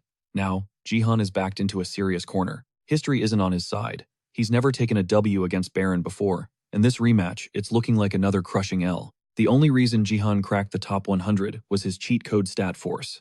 Unlike basic martial power that just buffs strength, speed, and stamina at least until you unlock the nameless divine arts force is in a league of its own. It literally bends reality. We're talking absolute territory, mana, reinforcement, telekinesis, the works. But here's the kicker, there are levels to this power. And Baron, the guy's a monster. Since force scales directly off mana and divine power, his output is on a completely different plane of existence. It's simple math. Baron is sitting on double Jihan's mana pool, which means his force is statistically overwhelming. Jihan's technical finesse can't beat a nuclear warhead. Baron snatched the #1 spot with zero luck, just pure, unadulterated dominance. Jihan hits the gym, grinding his physical stats while haunted by a terrifying fact. Baron has diamond rank mana while still playing in the Bronze League. Fighting him now is a straight-up suicide mission. He needs the nameless divine arts fast. Alone in his room, he glares at Baron's profile picture. It's hard to reconcile this face with the trash-talking racist he knew in the past timeline. He looks nothing like the hardened guildmaster from before the regression. What the hell changed him? Jihan's spiraling thoughts get cut short by his phone buzzing. It's Lee Hae-yeon. He picks up expecting a thank you for the previous save, but she drops a bomb instead. She's asking him to scout a player. The request leaves Jihan totally floored. Meanwhile, over at the Divergent Guild, Ga Young arrives to shuttle the young heiress to her next appointment. Give me 5 more minutes, Hae-yeon pleads, clearly stalling. She is nowhere near ready to leave. Ga Young presses her on the holdup, so Hae-yeon spills the tea about asking Jihan for recruitment picks. Ga Young immediately throws her some major side-eye. Hae-yeon knows how desperate it looks and begs for a break. But Ga Young's interest is piqued. What exactly did Jihan say? With a nervous stutter, Hae-yeon drops the news. Jihan is in the cutthroat global top 100. The real stress isn't the competition. It's the fact that Jihan explicitly told her to bet everything on him, crushing this match even against a monster like Baron. While both ladies respect the audacity, Gyeong can't help but question how exactly he plans to survive Baron's relentless combo attacks. Lee Hyun is on the same page, so she decides to ignore the protagonist's advice and puts her money on Baron, playing it safe. She's practically overdosing on copium, trying to convince herself it's the smart play, conveniently forgetting Jihan predicted the Japan versus Korea match with 100% accuracy. Gyeong wants to call it out, but she chooses to stay quiet. Switching gears, Lee Haeon checks in on Gyeong's BattleNet grind. Her performance has been intense lately. Gyeong subtly clenches an injured fist, preparing to drop a confession to Lee Hyun that she might regret. Meanwhile, Jihan zones in, staring at his stats. Conditions met. He pumps his martial power straight to 30, and instantly, his wanderer's eye goes haywire. He snaps his eyes open only to find reality dissolved. He's standing before the constellation. Known as the Wandering Martial God, the entity that tracked him down, Jihan is floating in a cosmic void. His vision blacks out, but a familiar aura wraps around him. The Wandering Martial God gazes down, officially recognizing Jihan as his successor. Shrouded in mist, Jihan flashes back to how this deity saved him in his past life. He unlocks the skill, Nameless Divine Arts. Usually, these constellations demand a heavy blood sacrifice from players, but Jihan gets a free pass, zero cost. The Wandering Martial God downloads the martial arts techniques directly into him. 3 talents: Martial Devotion and Flashing Sky Thunder Steps. But the moment Jihan thinks about reaching Martial Power 30, the mood shifts. The Wandering Martial God glares at him. Jihan gets hit with a massive shockwave that severs the server connection to the constellation. Struggling to process the glitch, he realizes the Martial God is furious. Because his 3 dantians are already wide open, the Wandering Martial God is suddenly super suspicious of Jihan, which hits him like a truck, because apparently a divine being finds open energy centers shady. The succession ritual gets cancelled immediately, and the constellation rips back its traces. Jihan's left eye detonates with light, slamming him back into the real world. He clutches his head in agony, completely shook by the abrupt ejection. With his eye still twitching, he pulls up his status window and stares at a total nightmare scenario. He went from world rank 7th to competing in the top 100 match with absolutely zero gift, the single most critical tool for survival. Meanwhile, Sia is just vibing happy to have no pressure as Jihan picks her up from school. He asks for an update, and Sia admits how refreshing freedom is. She dropped out of the academy the second she awakened her gift standard procedure for students who just use school as a waiting room for their powers. On the forums, everyone asks if they should stay in school with a C-grade gift or higher, and the answer is always to drop out, join a guild, and start the real grind. Sia knows that. Training with the main character beats any classroom, so the academy is just filler content to her. Jihan pushes her past her breaking point, so he isn't worried about her growth. He is sweating bullets about his own situation for the top 100 battle tomorrow. He's stripped of the Wanderer's Eye and stuck with an incomplete version of the Nameless Divine Arts, an S-rank skill that's all fragmented. Out of the entire kit, he only has 3 talents: Martial Devotion and Flashing Sky Thunder Steps. If Jihan can adapt to the 3 divine secrets, or uncover the true name of the Nameless, he might fully awaken it. But what really grinds his gears is that his version is merely S-rank, not the God-tier triple S. Plus, the skills it gave him are redundant, he already has them. Sia notices his dark energy, and assumes he's just nervous about the upcoming showdown. To avoid explaining his doomed timeline, he just rolls with Sia's theory. Even if she's a bit oblivious, Sia fully believes Jihan will catch the dub, because he always finds a loop. She jokes that since he always brings home the first place trophy, she should start gambling on his matches. Jihan shuts that down instantly, destroying her gambling career before it starts. She hits him with a side eye for streaming his own gambling sessions, but he is not having it. Jihan flashes a smile and plays the "you're a minor" card, so she gets annoyed and drops it. However, right before he can praise her maturity, his left eye flares up with a blinding light for a split second before resetting. That leaves Jihan completely bamboozled, wondering what that glitch was. Later that night, Jihan camps out in a park, trying to troubleshoot his cursed left eye. He's determined to fix this new sensation by forcing it to submit, locking onto the target to purge it instantly. Lucky for him, the extraction works, but it hurts like crazy. It feels like a straight-up short circuit inside his brain. While he's nursing his throbbing eye, a system notification pops up. The trace of the Wandering Martial God has been deleted. He is finally out from under that constellation's thumb. Totally bewildered, he jumps to his feet, trying to process what freedom actually looks like here. Turns out he's open for business. New constellations can finally sponsor him, something that was blocked before. He realizes the Martial God was basically gatekeeping his potential the whole time, since the system's stats don't lie. He collapses back onto the ground, flashing a salty grin. That selfless deity, just a glorified parasite. This realization freaks the wandering martial god out even more, causing it to abandon ship for good.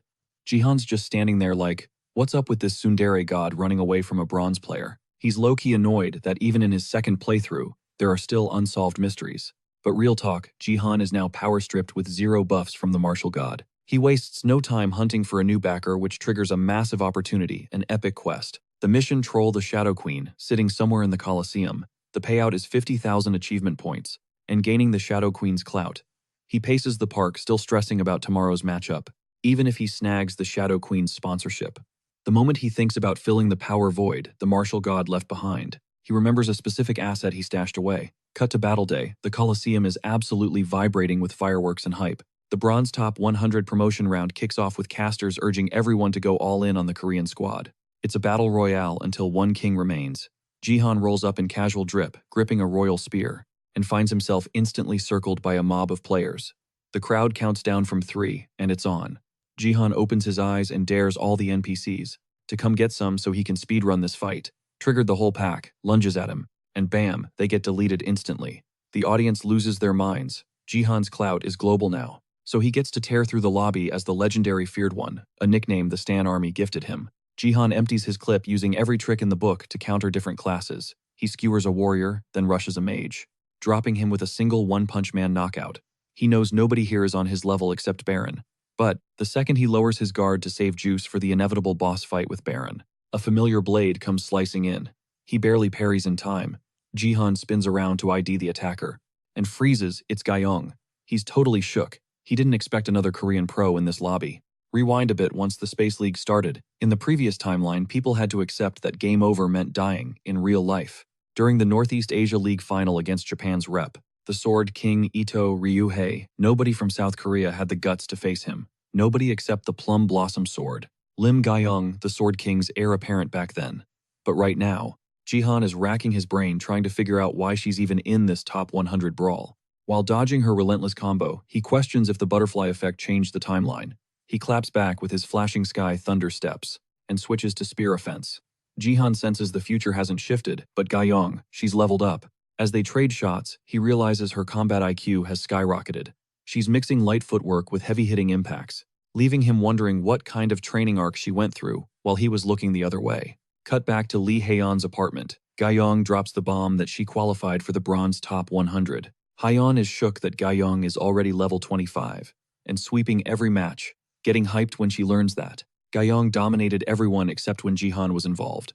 However, Gyeong gets serious and admits she needs a gear upgrade. The reason? Her sword feels like a brick in her hands.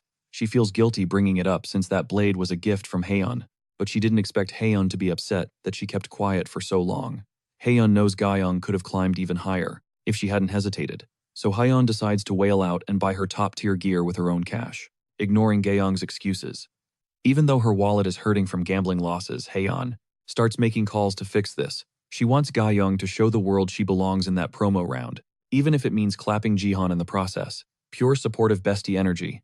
Gyeong flashes $1 million smile, hyping up Lee Haeyeon with a vow to absolutely dominate the top 100 showdown. She's determined to be the Bronze League MVP her young miss deserves. But the second steel clashes, Gyeong gets a brutal reality check, surpassing Jihan. Yeah, that promise is dead on arrival. Jihan drives the point home, literally slamming his spear shaft right into her face. He's baffled. Why waste a survival chance engaging the boss level when she could be farming easy points off the low-tier scrubs? It's like she's reading his mind. Gyeong locks eyes with Jihan, admitting that she knows this is a losing game, but she refuses to fold. She's going out swinging, pressuring Jihan with a relentless barrage of steel. Forget winning, her new win condition is just keeping pace with a monster. Capitalizing on Jihan's split-second hesitation, she drops into a stance blade pointing straight at the heavens and manifests a spectral cherry blossom tree right in the arena. As pink petals rain down, Jihan freezes, genuinely impressed by her grit. He respects the hustle. She's chasing growth instead of cowering before his god-tier strength. Flashback to the past timeline, she was fodder for the Sword King's blades. Now, she's a top 100 elite, sparking his curiosity about her potential. Watching Gyeong's majestic form framed by the phantom tree, Jihan makes the call. She's exactly the kind of warrior he needs in his corner. Locked and loaded, Gyeong unleashes her alt Plum Blossom Hurricane, blurring into a frenzy of rapid-fire strikes. But let's be real, Jihan is the definition of overpowered, and he's got the perfect counter for this awkward matchup in his back pocket. He winds up his spear, triggering the 3 calamity martial devotions Earth. The shockwave literally tears the Sakura tree asunder, exploding in a blinding flash known as the 1,000-fold rampage. Meanwhile, across the map, Clark Jr. Bronze League's number 3 rolls up on Baron Williams with his squad. He's salty that a mere support class like Baron somehow climbed the ranks. While Clark runs his mouth, Baron lets out a bored yawn, completely unbothered. He invites the whole crew to catch these hands simultaneously. Baron finally gets his adrenaline fix, soloing the entire squad. Witnessing him one-shot Clark Jr. creates a panic. The mob mentality kicks in. They figure rushing him is the only play. Watching these NPCs try to be relevant is cute. Baron deletes the crowd with a single area of effect nuke, roasting their pathetic efforts with a twisted grin. The guy radiates pure, unadulterated arrogance. But even his ego checks itself when he spots Jihan. Our boy is carving through the fodder like butter, ending Gaiyong and her tree in one hit. Baron beelines for Jihan, greeting him as the undefeated thief, but butchering the Korean pronunciation on purpose. Jihan smirks. New timeline, same old racist trash. He corrects the accent. Baron laughs it off, feigning ignorance of the language, before doubling down on the insult and blasting Jihan with a sudden energy burst. But Jihan, he tanks it and snaps back with flashing steps. Before Baron can even process the speed, he drops a compliment and dodges the counter effortlessly. Jihan looks up to find the bigot hovering in the sky, spell already prepped. As magic rain pours down, Jihan rushes the airspace, aiming to smack the god complex right out of him. Baron weaves the attack and spikes Jihan back to the pavement. Deciding to exterminate every insect in the arena, he paints the sky with magic circles, unleashing an orbital bombardment. With zero concern for collateral damage, the explosions stack, carpeting the entire arena in destruction, wiping out every player caught in the blast radius, while Baron floats above, cackling like a maniac. He thinks he's the main character of this story. Spoiler alert, he's not. Our boy cleared the smoke with another 1,000-fold rampage, using the chaos to farm 20 easy kills. Shooting straight to the top of the match leaderboard, Baron stares blankly, trying to compute how Jihan survived flames, infused with force that don't stop burning until the target is ash. He notices the fire parting around Jihan, and realizes he's facing a fellow force user. Baron absolutely crashes out.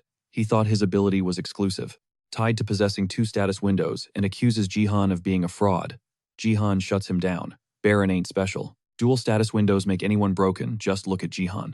Bruised ego, check. Baron rages out, setting the whole stage ablaze. He swears to expose Jihan's trickery and incinerate him to dust. But Jihan isn't about to fold. Even while running on fumes, he manifests a glowing blue crystal. Flashback to last night, after selecting the Shadow Queen.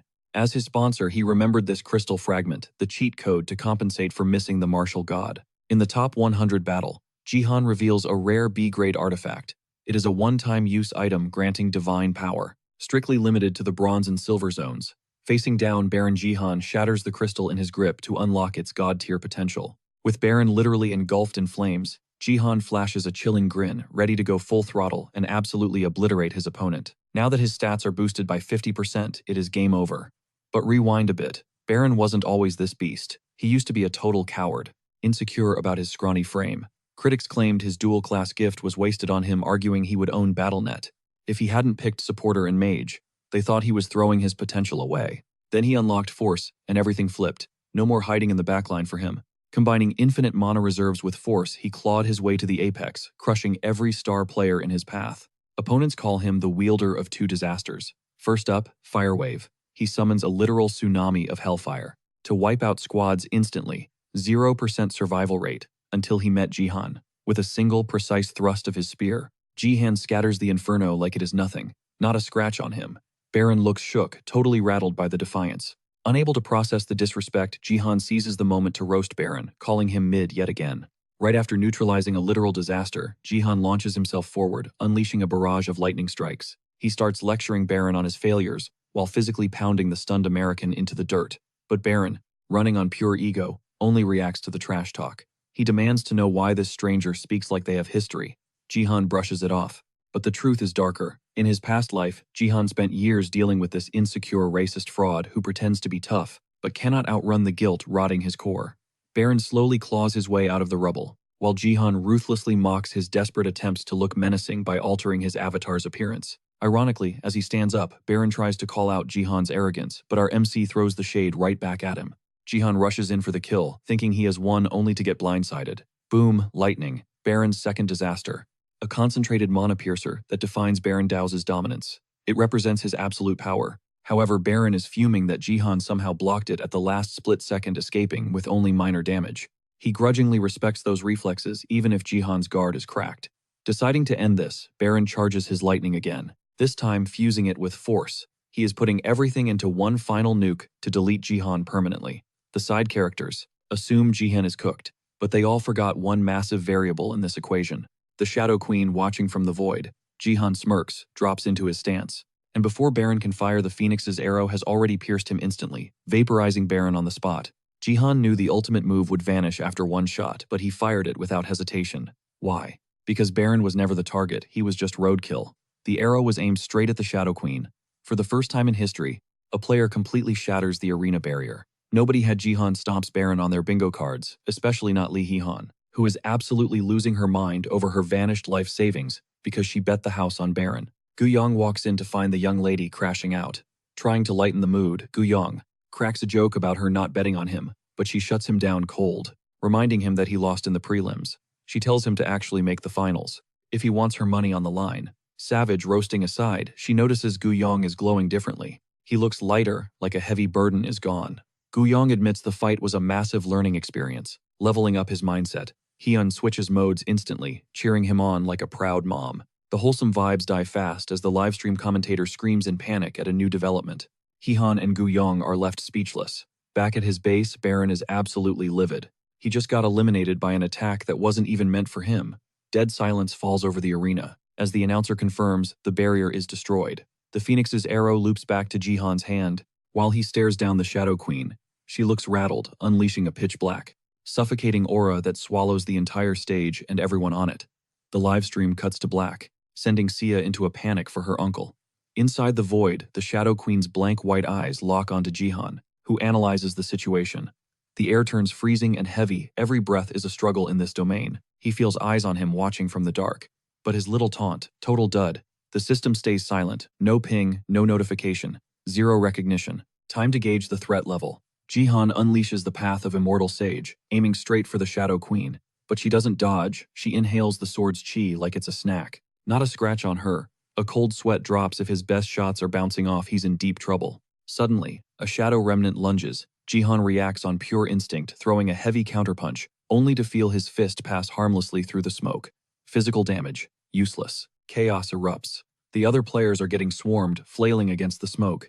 Jihan's mind races. He needs a strategy fast. He fires off a blast of divine energy. It doesn't kill the thing, but on impact, a tiny chunk of shadow sizzles away. That's it. These aren't just ghosts. They're actual shadows. And what kills a shadow? Light. Rewind time. He calls on an old-school tactic, cloaking his entire body in voltage, just like before. He mastered the flashing sky thunder steps. Bingo. The shadows recoil from the glare. Jihan smirks. This is going to be a cakewalk. Big mistake. He basically just tempted fate. In a split second, that smirk vanishes, replaced by pure, I am so screwed energy. A shadow titan bigger than the entire arena materializes and brings a skyscraper-sized sword crashing down. Real talk, most players rely on the BattleNet connector. It's the only thing keeping the agony manageable during these raids. We're talking severed limbs, third-degree burns, the works. That connector isn't a luxury. It's a lifeline.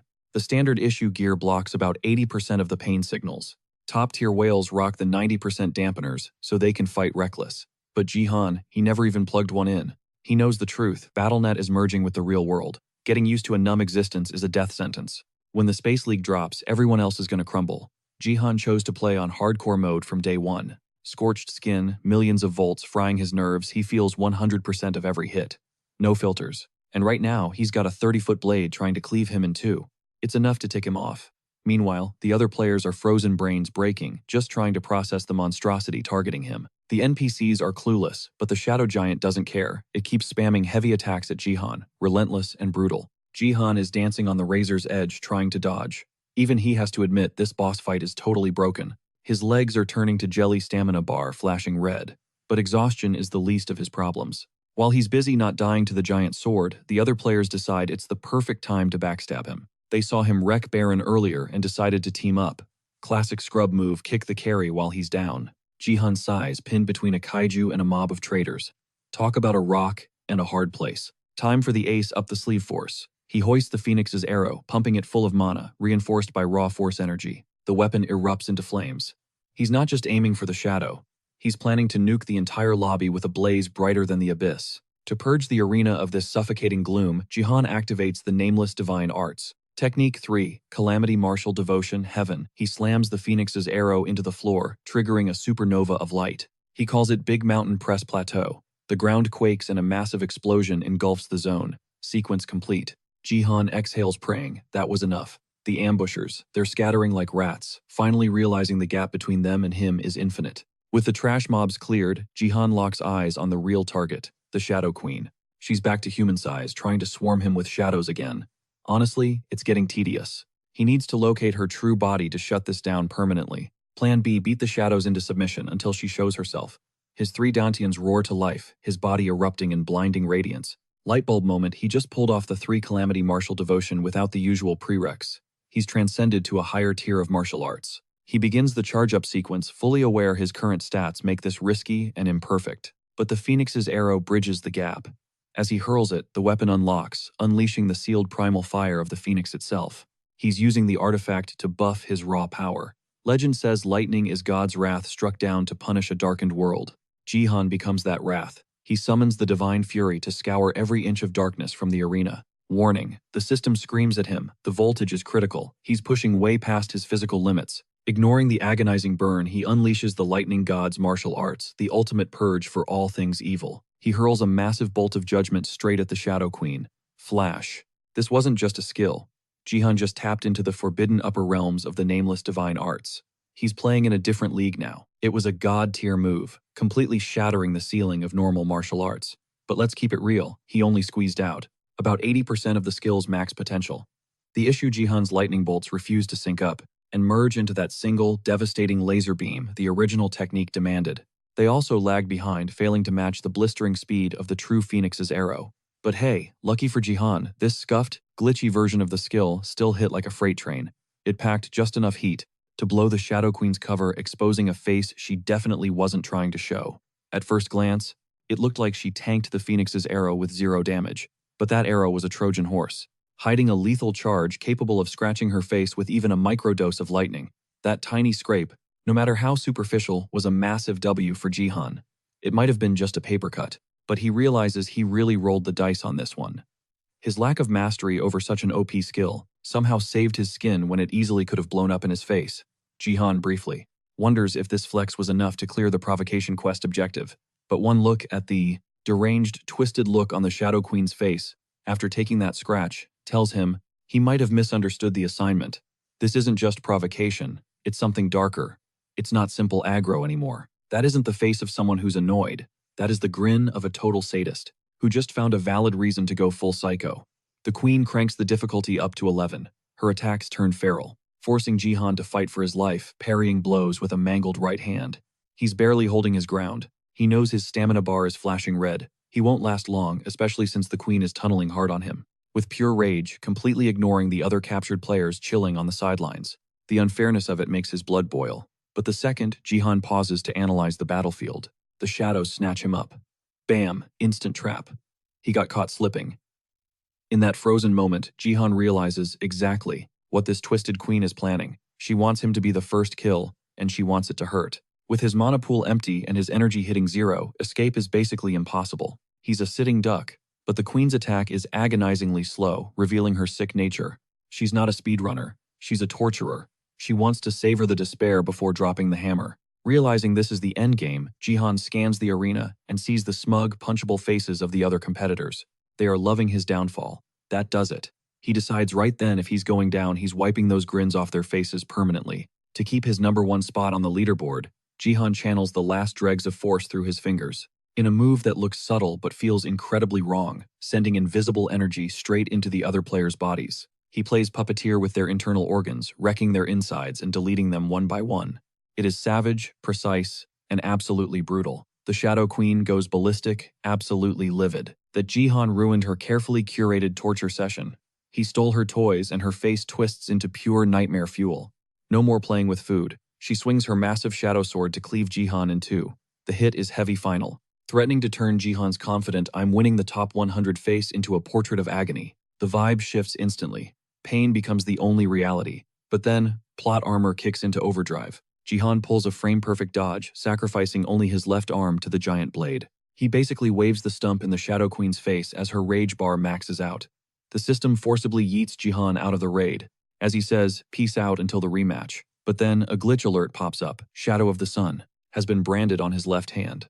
Jihan spawns back in his apartment, groaning about the insanity of fighting Guyang, Baron, and the Boss Queen back to back. He's just grateful he didn't get deleted, dealing with the debuffs later. He thinks back to that clutch play, sniping the arteries, connected to the other players' hearts literally milliseconds before the Queen's sword came down. Lucky for him, she was too blind with rage to notice, and he escaped with just a missing arm instead of a missing life. The thought of nearly being bisected is enough to cure his gambling addiction for a while. But hey, high risk, high reward. He secured the top 100 victory, bagged 1 million GP, and grabbed enough XP to hit level 5. He didn't just win, he bagged the ultimate flex, the King of Kings of Bronze title. This grants a permanent +5 boost to every single stat in the silver rank, and pumps up his XP gain by a massive 50%. He tosses out the old Tutorial Conqueror tag for this shiny new upgrade, banking on leveling up at light speed. Next up, the achievement rewards roll in 10,000 points straight to the bank for the victory, plus a staggering 50,000 bonus for pulling it off without a gift. Relief washes over him, losing the Martial God class. Turned out to be the best thing that ever happened to him. But then Jihan does a double take, his left sleeve is just gone. He jumps to his feet, totally confused before realizing this visual glitch is likely bleeding over from the BattleNet. Is the game world merging with reality too slowly, or is the constellation lurking in a dimension beyond our own? He frantically checks his arm for damage, but the skin is flawless. No wounds, just mystery. Suddenly, the door flies open. Sia rushes in panic in her eyes because the live stream went dead. He tells her to chill, he's totally good. But he needs to know why the feed cut. Sia explains, the broadcast died the second he shattered that barrier. And now, the media is in a total frenzy. Headlines are screaming about Jihan breaking the game, sending the whole world into a spiral. He glances at his phone, notifications are exploding, DMs are flooded. Sia, vibrating with excitement, asks about the elf she pegged as the Shadow Queen. When Jihan confirms her theory, she practically glows with joy. But the celebration hits a wall. When her eyes lock onto his left arm, it's coated in a sinister dark glaze, and Jihan hasn't even noticed. Panic starts to creep in as the system flashes a red warning. He's been cursed. Meanwhile, at the Divergent Guild HQ in Gangnam, Anne and the top brass are dissecting the footage of Jihan wrecking Baron and smashing the arena barrier. She buries her face in her hands, stressed out. Jihan is the hottest topic on the planet, and she needs to lock him down before his power level and his price tag skyrockets any further. Across the globe in Manhattan, American recruiters are scrambling to hire Jihan, desperate to snag him after his insane performance in the top 100 battle. Over in Tokyo, the Japanese board members are plotting their move. They know Jihan isn't motivated by cash, so throwing money at him won't work. But they have other ways to make him comply, darker methods. One of the elders slams the table, furious. He's terrified they'll lose their grip on the Sword King if she leaves the country. But the mastermind behind the plan assures him they have a leash on the Sword King, keeping her under control while she heads out to seduce Jihan into their ranks. Speaking of the devil, the woman in question is already en route. On a windy helipad, the Sword King asks where she's jetting off to. She just brushes him off with a cryptic smile, claiming it'll be a quick trip. She unleashes a hypnotic scent, commanding him with a voice like velvet to stay put and be a good boy until she gets back. The Sword King, eyes glazed over, falls completely under her spell, unable to resist as he waves goodbye. This woman, known as the goddess real name Ito Shizuru, hops onto the chopper, remarking on what a lovely day it is to visit some long-lost family, specifically dropping Jihan's name. Back at the apartment, our boy and Sia are staring at his arm, freaked out by the black curse. Suddenly, a symbol burns into his skin, the Dark Sunday. Splash, Jihan violently launches a glass of orange juice straight into an arrogant boomer's face. Apparently, this guy came offering a chance for Jihan to apologize to someone, and Jihan wasn't having any of it. To see how things got this messy, let's rewind 10 minutes. This guy is Kim Nam-tae, the head honcho of the South Korean government's BattleNet department. He struts into Jihan and Sia's place, chatting on his phone about calling in a favor. His mission forced Jihan and Sia to bow down and apologize to Taiwan Daily for the Kim Hee-soo incident. The duo lets the tubby bureaucrat in, and he tries to butter them up with fake pleasantries, asking how they're doing. Jihan cuts the small talk and asks why he's really here. The old man claims the department wants to reward Jihan for his epic run in BattleNet. Sounds sweet, right? But here's the kicker. Kim Nam-tae reveals the condition. Jihan and Sia must publicly apologize to Taiwan Daily and work as their promo models to make up for assaulting the CEO's relative. Before the guy can spew more trash, Jihan stands up, shuts down the apology, and tells Kim Nam-tae to get out. This bruises the official's fragile ego, so he pulls out a fake scandal article about Sia to blackmail Jihan. He twists the knife, reminding Jihan that Taiwan Daily has the power to destroy a reputation permanently, and it would hurt even more, since Jihan is blood-related to the Sword King. That's the snapping point. Jihan douses the corrupt official in juice. The reason he's seeing red, he's sick and tired of people using Sia as leverage to make him fold. The department head is salty and tries to intimidate Jihan, claiming he just made a massive enemy out of Taiwan Daily. He throws the South Korean government into the threat mix, bragging that the hit piece on Sia is basically a done deal. He stomps away, convinced he just won, but Jihan and Sia just smirk at his empty threats. Meanwhile, over at Taiwan Daily's headquarters, Kim Namjoon is crying like a baby about his embarrassment to the media giant's COO Kim Hyun-jung, while Kim Hee-soo is absolutely loving the internet hate raining down on Sia after they leaked that info about her F-rank gift. The CEO sips his tea like a boss, confident their article will bury Jihan and Sia for good, and the department head is all for it. But that victory lap is cut short. A terrified aide bursts into the office, bringing news that destroys their mood. Jihan is live streaming right now, playing the audio of the department head's earlier meltdown. He spills the tea on how Taiwan Daily tried to ambush him and leveraged the government to blackmail him into silence about the hit piece on Sia. When the pressure tactics failed, they decided to nuke her reputation. But Jihan was 5 steps ahead. He already analyzed Sia's gift with his monocle, so he knows exposing the truth is their ace in the hole. He tells Sia to flash her status window on the stream, and the whole world, including the Taiwan scums, sees the truth. Sia possesses a rare, upgradable gift. The chat goes absolutely wild, shocked and impressed. Jihan seizes the moment to clarify that this is definitely not a trash ability. Then he decides to twist the knife deeper into these corrupt elites. Suddenly, a golden egg hits the screen. Agent Robert Gates from the American First Guild drops 100,000 GP just to say hi, then another 100,000 to offer Jihan a contract, right there in front of everyone. Jihan plays it cool, deciding to negotiate the deal publicly. And the agent is game.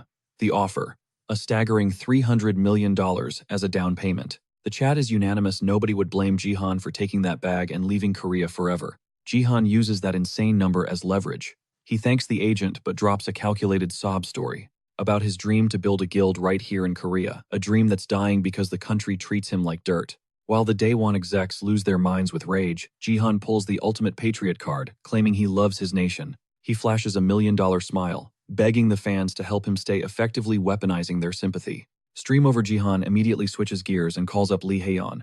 The second she sees the caller ID, Haeyeon panics in her walk-in closet, freaking out about what to wear for a late-night meetup. She is overthinking every detail to avoid looking too eager, while Gu Young just stands there, watching her act like a love-struck teenager. Meanwhile, Jihan gets jumped by a squad of ninjas, ready to take him out. He doesn't say a word, wondering if Taiwan Daily sent them, or the department head. Either way, it's the perfect time to test his new toy. He summons Ariel, the Shadow Queen. A dark aura explodes from Jihan's body. Ariel appears looking totally annoyed that she was summoned just to squash some weak bugs. Jihan tells her these are just tutorial dummies to show off her skills, so she should use the shadows in this parking lot to wreck them. The darkness shifts to his left hand, forming the Dark Sun emblem. Jihan wipes the floor with the assassins effortlessly, genuinely impressed by the constellation skills. The Shadow Queen demands gratitude for the assist, but since she's currently a tiny chibi version floating around, Jihan just laughs it off. She tries to lecture him about the prestige of her dark spirit skill, but Jihan ignores the noise and calls Haeyeon back. She picks up instantly, asking where he is, but Jihan cancels the plans. Haeyeon plays it cool on the phone, but the second she hangs up, she looks at Gu Young with a face full of pure despair. Gu Young is stunned. Unable to believe her, Little Miss went through that wardrobe crisis just to get rejected. Back at Daewon Daily HQ, the CEO snaps. He beats his COO son to a pulp for getting all professional boundaries. He refuses to hear any excuses and even slaps Hee-soo across the face when she tries to pin the disaster on Jihan and Sia. He is livid that his own granddaughter pulled a stunt that nearly destroyed the entire company. He threatens to disown both of them if they don't fix this mess immediately. Despite taking a massive L, the delusional Kim Hee-soo refuses to learn her lesson, still blaming everything on Sia in the BattleNet arena. Sia is frozen, staring at her status screen like a deer in headlights while the match countdown ticks away. Enter Do Hyung-yoon, that speedster cousin of Hyo-kyu from the Divergent Guild. With his A-ranked gift of agility, he clocks Sia's confusion, figuring he just scored a free kill. Big mistake. Sia cracks the BattleNet code, literally a split second before impact. She tanks his hit with that absurdly overpowered armor, knocks the weapon from his grip, and and pulls a total reverse card, slicing him down with his own blade. First kill secured. Back at base, Jihan is vibing with her rookie performance. But the chibi queen just has to throw some salty shade. Jihan shuts that down, reminding the doll who signs the checks while she aggressively claps back about the god-tier gift her original self bestowed upon him. Cue the flashback to the day Jihan snagged that curse. When the system flagged it, Jihan treated it like a glitchy item description. He spammed the urgent restoration command on the curse over and over, chipping away at the corruption until it finally shattered, revealing the true loot, the SS-ranked constellation of the Shadow Queen. This thing morphs into the Shadow Sword Eclipse, a weapon that scales up with the Shadow Queen's authority. But before the victory lap, the Shadow Queen herself crashes the party, manifesting right in the room. Jihan goes full protective brother mode over Sia, only to realize it's just a pint-sized chibi clone. Great, his terrifying dark spirit is basically a goth plushie gifted by the queen. He hasn't field-tested it in BattleNet yet, but having Shadow Command on tap is a massive win. The catch, he's got a squeaky toy in his ear nagging about stats 24/7. Cut to Sia returning home glowing after her tutorial, and absolutely demolishing a hearty meal. Between bites, she asks about that massive American Guild offer. Jihan's answer, hard pass. He can stack that cash later. The real play is building his own empire, and he has a secret weapon to pull it off. Lee Haeyeon, the ultimate management guru. She swings by their place, totally clueless, like someone walking into a movie spoiler, and looks like her brain short-circuits when Jihan asks her to be guildmaster. She starts yelling at Jihan, reminding him she is literally on the Divergent Guild's payroll. Jihan counters that she is just in sales there, plus he mainly needs her name for clout. Haeyeon facepalms, begging Jihan to take the lead instead, so he can be the face of the operation, not a spreadsheet warrior like her. Jihan plays his ace card, her support gift. She grants a 10% XP buff. On paper, it sounds weak since it doesn't stack with other XP items. But while the truth stings, Jihan argues that in the Guildmaster slot, that trash ability becomes god tier. Haeyeon is rattled to her core. Everyone always told her the gift was useless. Yet Jihan sees untapped potential. She desperately wants to believe in herself the way he does. But leaving her current gig is terrifying. Seeing her hesitate, Jihan drops the nuclear option, guaranteed future BattleNet results, instantly waking up the degenerate gambler inside her. Ga Young watches in horror, baffled at how quickly Haeyeon folded once betting came into play. Haeyeon knows she should stop, but the addiction is too strong to resist. She signs the contract and immediately scores her first. Big payout for taking the risk. Now, her gift fostering applies to the whole squad, granting a 200% improvement rate and a 30% XP boost. Later, the internet tunes into Jihan's livestream, dropping the bomb that he started a guild. Chat starts speculating, is he in New York? Then, Haeyeon walks into the frame and the chat breaks. As guildmaster, she unveils the Great Vessel Guild, with Jihan stepping in to back her up. The chat is divided between those who know she is loaded and the army of simps worshipping her. Jihan cuts to the chase, revealing the perks. All guild members get a straight-up +1 to stats. The stat improvement rate spiked by 200%, and XP gain boosted by 30%. The chat goes nuclear. These numbers aren't just good, they are basically legal cheats in BattleNet.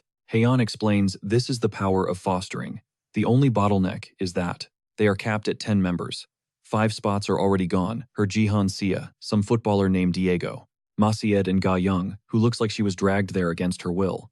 The chat is skeptical about Diego and Ga Young, sensing they might be hostage picks. Jihan wraps up the stream, telling everyone to watch this space and slide into Haeyeon's DMs if they think they are worthy to join permanently, or maybe a rental deal. But Saea cuts in. Jihan needs to explain the branding first. She's absolutely beaming with pride, because Great Vessel Guild isn't just a random title. It's a flex based on a Korean idiom. It refers to late bloomers' great talents that take time to ripen. Meanwhile, cut to the training room where Baron is drowning in denial. He's trying to stroke his fragile ego by pummeling what looks like a digital clone of Jihan. He wrecks the dummy effortlessly, unleashing his 2 disasters and calling it a snooze fest. He's basically gaslighting himself into believing Jihan's actual victory was just pure luck. But reality hits hard. The sim ends and the professor drops a bomb. Baron just crushed a Jihan operating at only 50% power. You can practically hear Baron's confidence shatter when he learns he's barely qualified to face the simulation at 75% difficulty. Before he can fully implode, his boss summons him. Bad timing. The meeting only pours gasoline on the fire. Because guild owner Robert Gates, the guy scouting Jihan, suggests renting Baron out to Jihan's squad. Talk about triggering.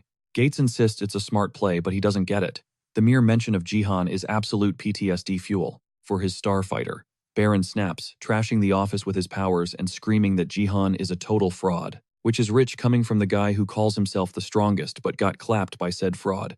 He storms out like a moody teenager, furious at his dad for siding with the bully. Robert facepalms, realizing he seriously underestimated how deep Baron's insecurity runs. Since Baron is a mental wreck regarding Jihan, Robert pivots to Plan B, sending Sophia. She's the cute blonde saintess from the American First Guild, and she's already got a massive crush on Jihan, probably because she binge-watches his streams during her gym sessions. Back at base, Ga Young is struggling to tolerate Ha Yun's obsession with cash. As the manager lists the massive offers pouring in from America and China for their guild secrets, Jihan warns her not to sell out for a quick buck. Surprisingly, Ha Yun agrees without hesitation, because she doesn't just want money, she wants this guild to blow up so she can stick it to her old bosses. Those corporate jerks mocked her gift and tried to force her to seduce Jihan for intel. Spite is a powerful motivator. When she reveals this drive, Jihan hesitates. He tries to tell her not to get too attached. His secret plan was always to disband the crew, once he farmed the relevant achievements and players. His guilt spikes when Ha-Yun practically forces Ga-Young to testify that she's always dreamed of running a BattleNet guild, claiming that's why she amassed her fortune.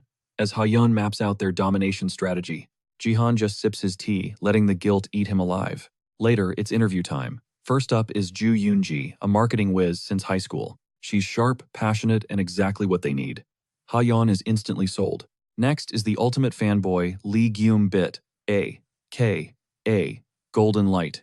This streamer launches into a hyped-up pitch about advertising, clearly revealing he's been stalking our boy for a while. Ga-Young's hand drifts to her sword just in case. After he strikes a cringe-worthy pose, a painful silence fills the room. Ha-Yeon sighs, telling him to take a seat while regretting inviting this chaotic energy just for clout. Candidate number 3 is Kim Jeon-woo. He looks professional, polished, and sane.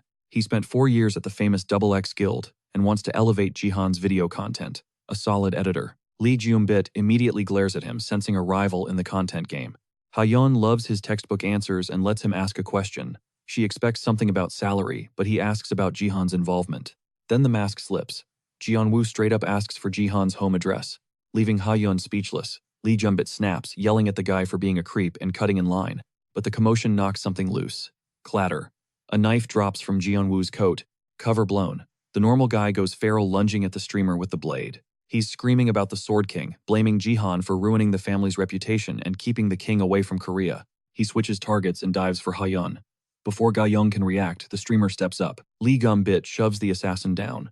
The psycho tries to counterattack, but Golden Light drops him with a single clean strike. Plot twist. The streamer is actually a Gold League player, who downranks on purpose to dunk on noobs he's actually cracked at the game. But his personality, still trash. He immediately whips out his phone, framing the scene for a thumbnail. I saved Jihan's guild. Ha-Yeon looks dead inside and just orders Ga-Young to call the cops. He doesn't even blink before saying yes. Haeyeon breaks down the chaos that just went down and how she squashed it instantly. Jihan is still fuming at the audacity of the attack. He starts plotting a security overhaul, but Ha-Yeon cuts him off. She's already 10 steps ahead. Meanwhile, Lee Gyum-bit is sweating bullets, pacing back and forth, waiting for interview results that literally just happened. He's practically sobbing, replaying the fight in his head and wishing he'd been the main character instead of a bystander. His phone buzzes, and he smashes that notification, only to see the big R-ejected stamp. The job goes to Ju Eun-ji, but the vibe shifts instantly when a lackey calls her goddess. Mask off. The minion complains that video editing is a grind and she should have picked an easier cover to sneak into the guild. She just smirks, whips off her glasses, and claims she's actually a wizard with the editing software, as her sweet facade melts away to reveal the sinister face of Ito Shizuru. Back in reality, Gyum-bit is slumped in his chair on stream, totally crushed. He saved Haeyeon from the Sword Kings, Assassin swore his loyalty, and still got left on read. He can't process the betrayal. While he's throwing a pity party, his chat roasts him, pointing out he's built like a bouncer, not an editor. Suddenly, a light bulb goes off. He starts fantasizing about being Jihan's knight in shining armor, the ultimate shield against any threat. But while he's lost in his hero delusions, his viewers drop a bomb. His idol is live right now. The chat abandons ship immediately to go watch Jihan instead. Gyum-bit begs them to stay, but it's a ghost town. Cut to Jihan landing in the Silver League Gangnam area. A fresh map for the audience. It's an invade mission, and while Jihan knows every corner from his past life, Ga-Young tags along, suspicious of how he navigates the terrain so easily. This duo queue only happened because Haeyeon practically forced them, screaming that they needed to boost the guild's clout and power level at the same time. Jihan smoothly lies, claiming he's memorized the map, From watching streams, swearing it's his first run, Ga Young buys the bluff. He's hyped to have her, but she's salty about getting recruited by the guy she was sent to recruit. Then the random teammates load in. Plot twist, it's Ga Young's old squad from the Divergent Guild. The chat goes wild, laughing at the matchmaking algorithm trolling Ga Young. Meanwhile, the Archer and Saber are completely starstruck, seeing a celebrity like Jihan. The caster, though, he breathes a sigh of relief seeing Ga Young. This guy had practically planned their wedding in his head before Jihan swooped in and rented her away. He's fuming with jealousy, staring at Jihan while Ga Young just wants to crawl out of her skin. The Saber steps up to explain the invade mechanics to the newbies. Basically, it's a classic MOBA setup. 2 teams of 5, Angel Camp versus Devil Camp. The map splits into 3 lanes. Left is top, center is mid, and the right is bot. Push the lanes, destroy the enemy base, secure the dub. Between the lanes lies the jungle. Kill the monsters inside for team-wide buffs. For this match, Jihan and the crew are rocking the Devil Camp side. Jihan drops the big question. Who's jungling? Silence fills the room. Nobody wants that smoke, because the jungle mobs are level 65, while these Divergent members are barely pushing their late 40s. Even Ga Young is only sitting at level 25 plus a 5-level boost from her top 100 perk. She looks annoyed, expecting the veterans to handle the heavy lifting. Suddenly, the mage's glasses glint. Jihan's question triggers this jealous simp to play captain. He arrogantly orders Jihan to fall in line, barking out positions. He sends the Saber and Archer to bot lane and demands Jihan and Ga Young follow him. He thinks Jihan is just a pretty face, totally underestimating the beast hiding beneath. He wants to flex in front of Ga Young, ignoring the golden rule. Doing too much gets you killed. The trio encounters the first wave of minions, simple AI mobs, but surprisingly tanky for silver rank. The mage won't stop yapping about tactics, lecturing them on how a single death could snowball into a loss. Ga Young is visibly over it, so Jihan decides to silence the noise by taking action. He cracks his neck and casually strolls toward the enemy wave. The mage panics, but Jihan locks onto the minions with his dark spirit, curious to see how his stats translate to BattleNet. The mobs aggro and charge him, but Jihan doesn't flinch. He draws the Eclipse Sword, a toned-down version of the Shadow Queen's power, but still overkill for these creeps. Shadows erupt, binding the minions in place before summoned blades shred them instantly. Ga Young watches with a mix of awe and salt, while the mage is left standing there, brain completely broken. She snaps him back to reality mission time. Bam, achievement unlocked. Jihan just wiped out 50 minions like it was nothing. The demonic god of the Devil Camp smiles down on him. Boom, blessing received. Every single stat gets a massive 20% buff. Even Jihan is hyped by the power surge. Feeling unstoppable, he decides it's time to solo the entire jungle. He hits Gu Yong with a casual burb in 10 minutes. Man's got some solo leveling to grind. She tries to grab him, but he's already checking out. Jihan bolts before she can ruin his cool exit. Suddenly, the simp mage creeps up behind Gu Yong. It looks like a backstab, and she spots him instantly. She braces for the betrayal, totally caught off guard. Gu Yong snaps into combat mode, ready to counter what looks like a dirty ambush. Plot twist, he isn't attacking, he's saving her. He throws up a shield right as an enemy strike comes flying in. Rewind 5 minutes. This dude was raging hard at Jihan because his master plan to impress Gu Yong got wrecked. He's got just enough brain cells to keep the trash talk inside his head, deciding to play it cool instead. His obsession kicks into overdrive, cooking up a new play pocket Gu Yong in the top lane, and leave Jihan to fend for himself mid. Pumped up, he rushes back to her, patting himself on the back for capitalizing on Jihan's so-called arrogance. A total genius move, or so he thinks. Pure luck saves the day. He reaches Gu Yong's lane at the exact second the enemy mage and Saber launch their gank. While she's looking away, his barrier pops perfectly. Gu Yong is shook. She thinks he predicted the future, having no idea it was sheer coincidence. The simp mage is pouring everything he's got into holding that shield together. He's coughing up blood from the mana strain. The enemy mage smashes through his defense, shattering his cool hero moment as he hits the dirt. As he starts fading into pixels, he drops the ultimate cringe bomb. Apologizing for the fail, he uses his final breath to confess his undying love. But Gu Yong, she's just standing there thinking, bro, you're respawning in 60 seconds. Her stone-cold reaction even creeps out the enemy team. It's so awkward, they literally stop fighting. After a beat of silence, the enemy Saber shakes it off and signals to get back to the brawl. But the enemy mage isn't playing around. He warns his teammate, do not sleep on the rising star of the Divergent Guild, Lim Gu Yong. Gu Yong, however, isn't even focused on them. She's fuming that Jihan ditched the team fight to go farm the jungle alone. Out of nowhere, a thick black mist rolls in, swallowing the battlefield and leaving her totally bewildered. Cut to the jungle, Jihan is face to face with a massive two-headed wolf.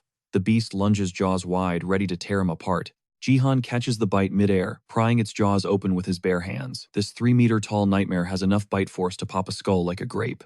These might be common mobs, but don't get it twisted. It usually takes a squad of 3 silver players just to survive one. Yet Jihan tosses the beast aside like it's a stuffed animal. Solo. The wolf scrambles up, freezing in terror at Jihan's raw power.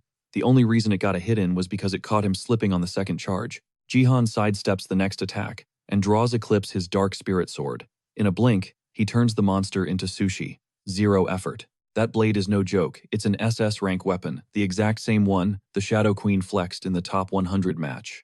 It's exclusive gear for dark spirit users.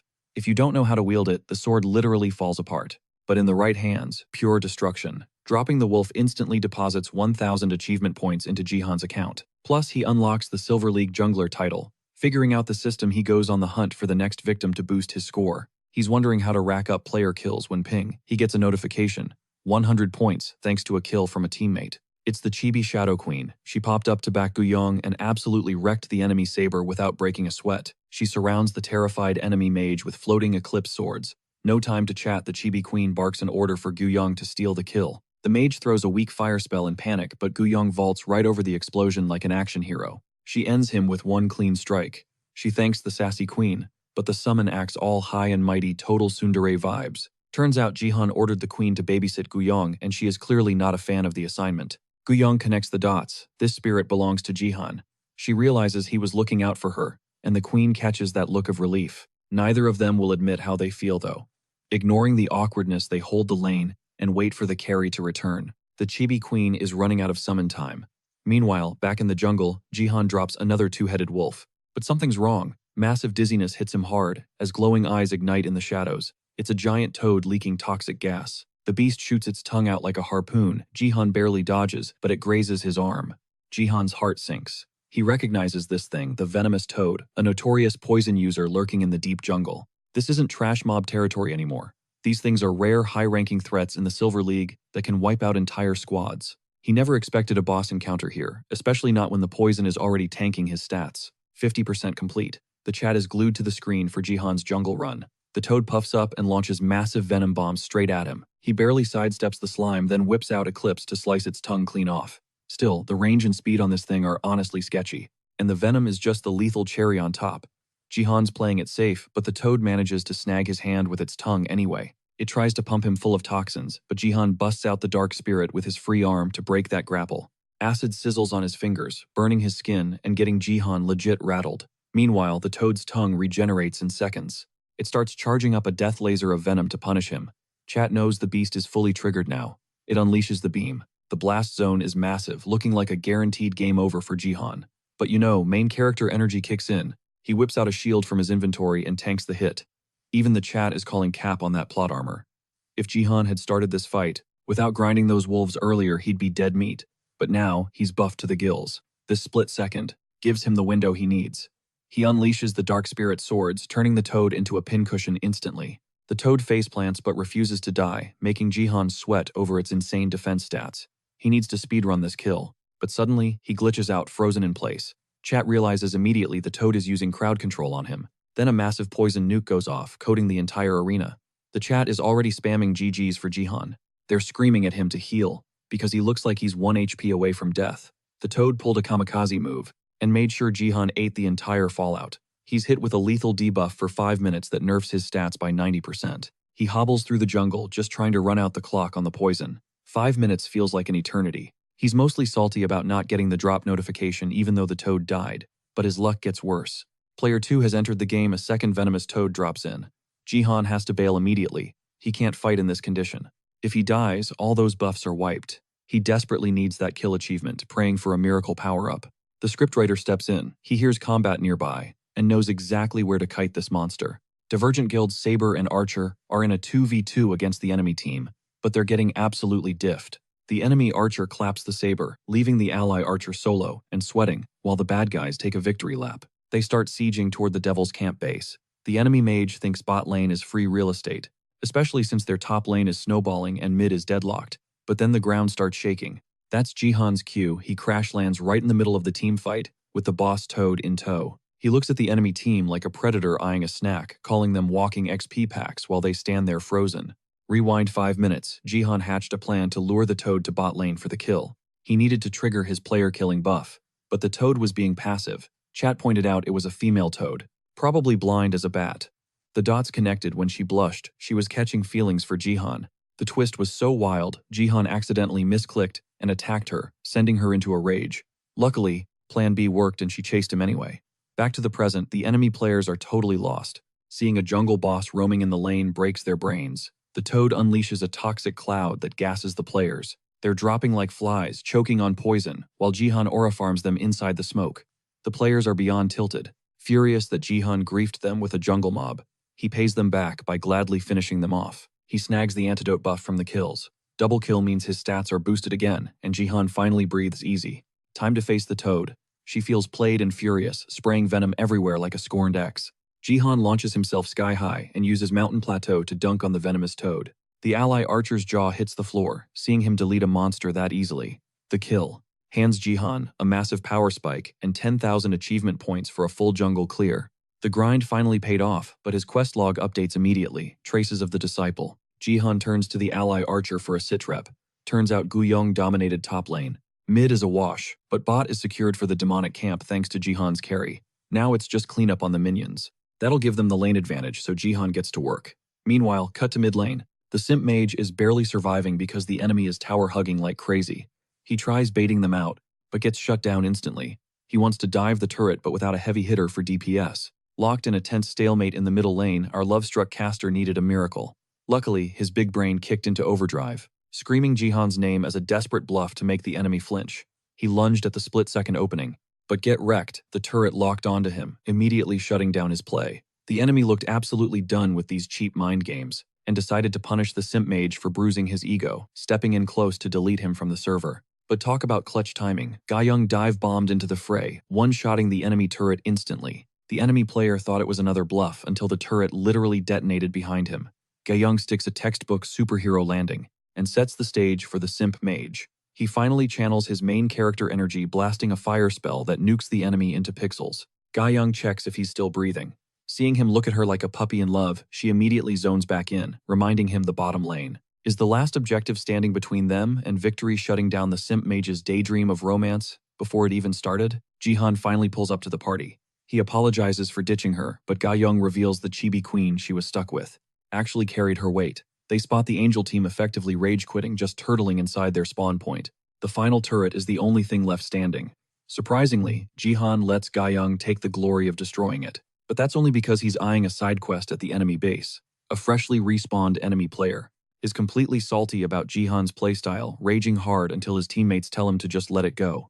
They spot Jihan walking up with Eclipse equipped. They think they're untouchable inside their spawn protection, forgetting that breaking game mechanics is Jihan's specialty. The barrier shatters like glass, and the enemy team starts screaming about hacks and glitches. Smirking like he owns the place, Jihan hits them with the ultimate troll, claiming he didn't know because he's just a newbie. The hidden objective, traces of the disciple, tasked Jihan with smashing the Archangel's sacred sword at the angel camp, and the death god's sacred scythe at the demon camp to loot their fragments. The catch with this quest is that you have to be deep in enemy territory to grab these drops. The payout for pulling this off, a massive 20,000 achievement points. Realizing this hidden mission pays way better than the jungle grind, Jihan figures this has to be the sequel to that Flesh Golem questline from the defense map. The problem is the insane difficulty spike. These fragments are locked behind the team spawn symbols, which are protected by invulnerable barriers that no normal player can scratch. But Jihan isn't playing by normal rules, and his strike actually cracks the shield. The angel team goes into full panic mode as Jihan prepares to delete their safety net entirely.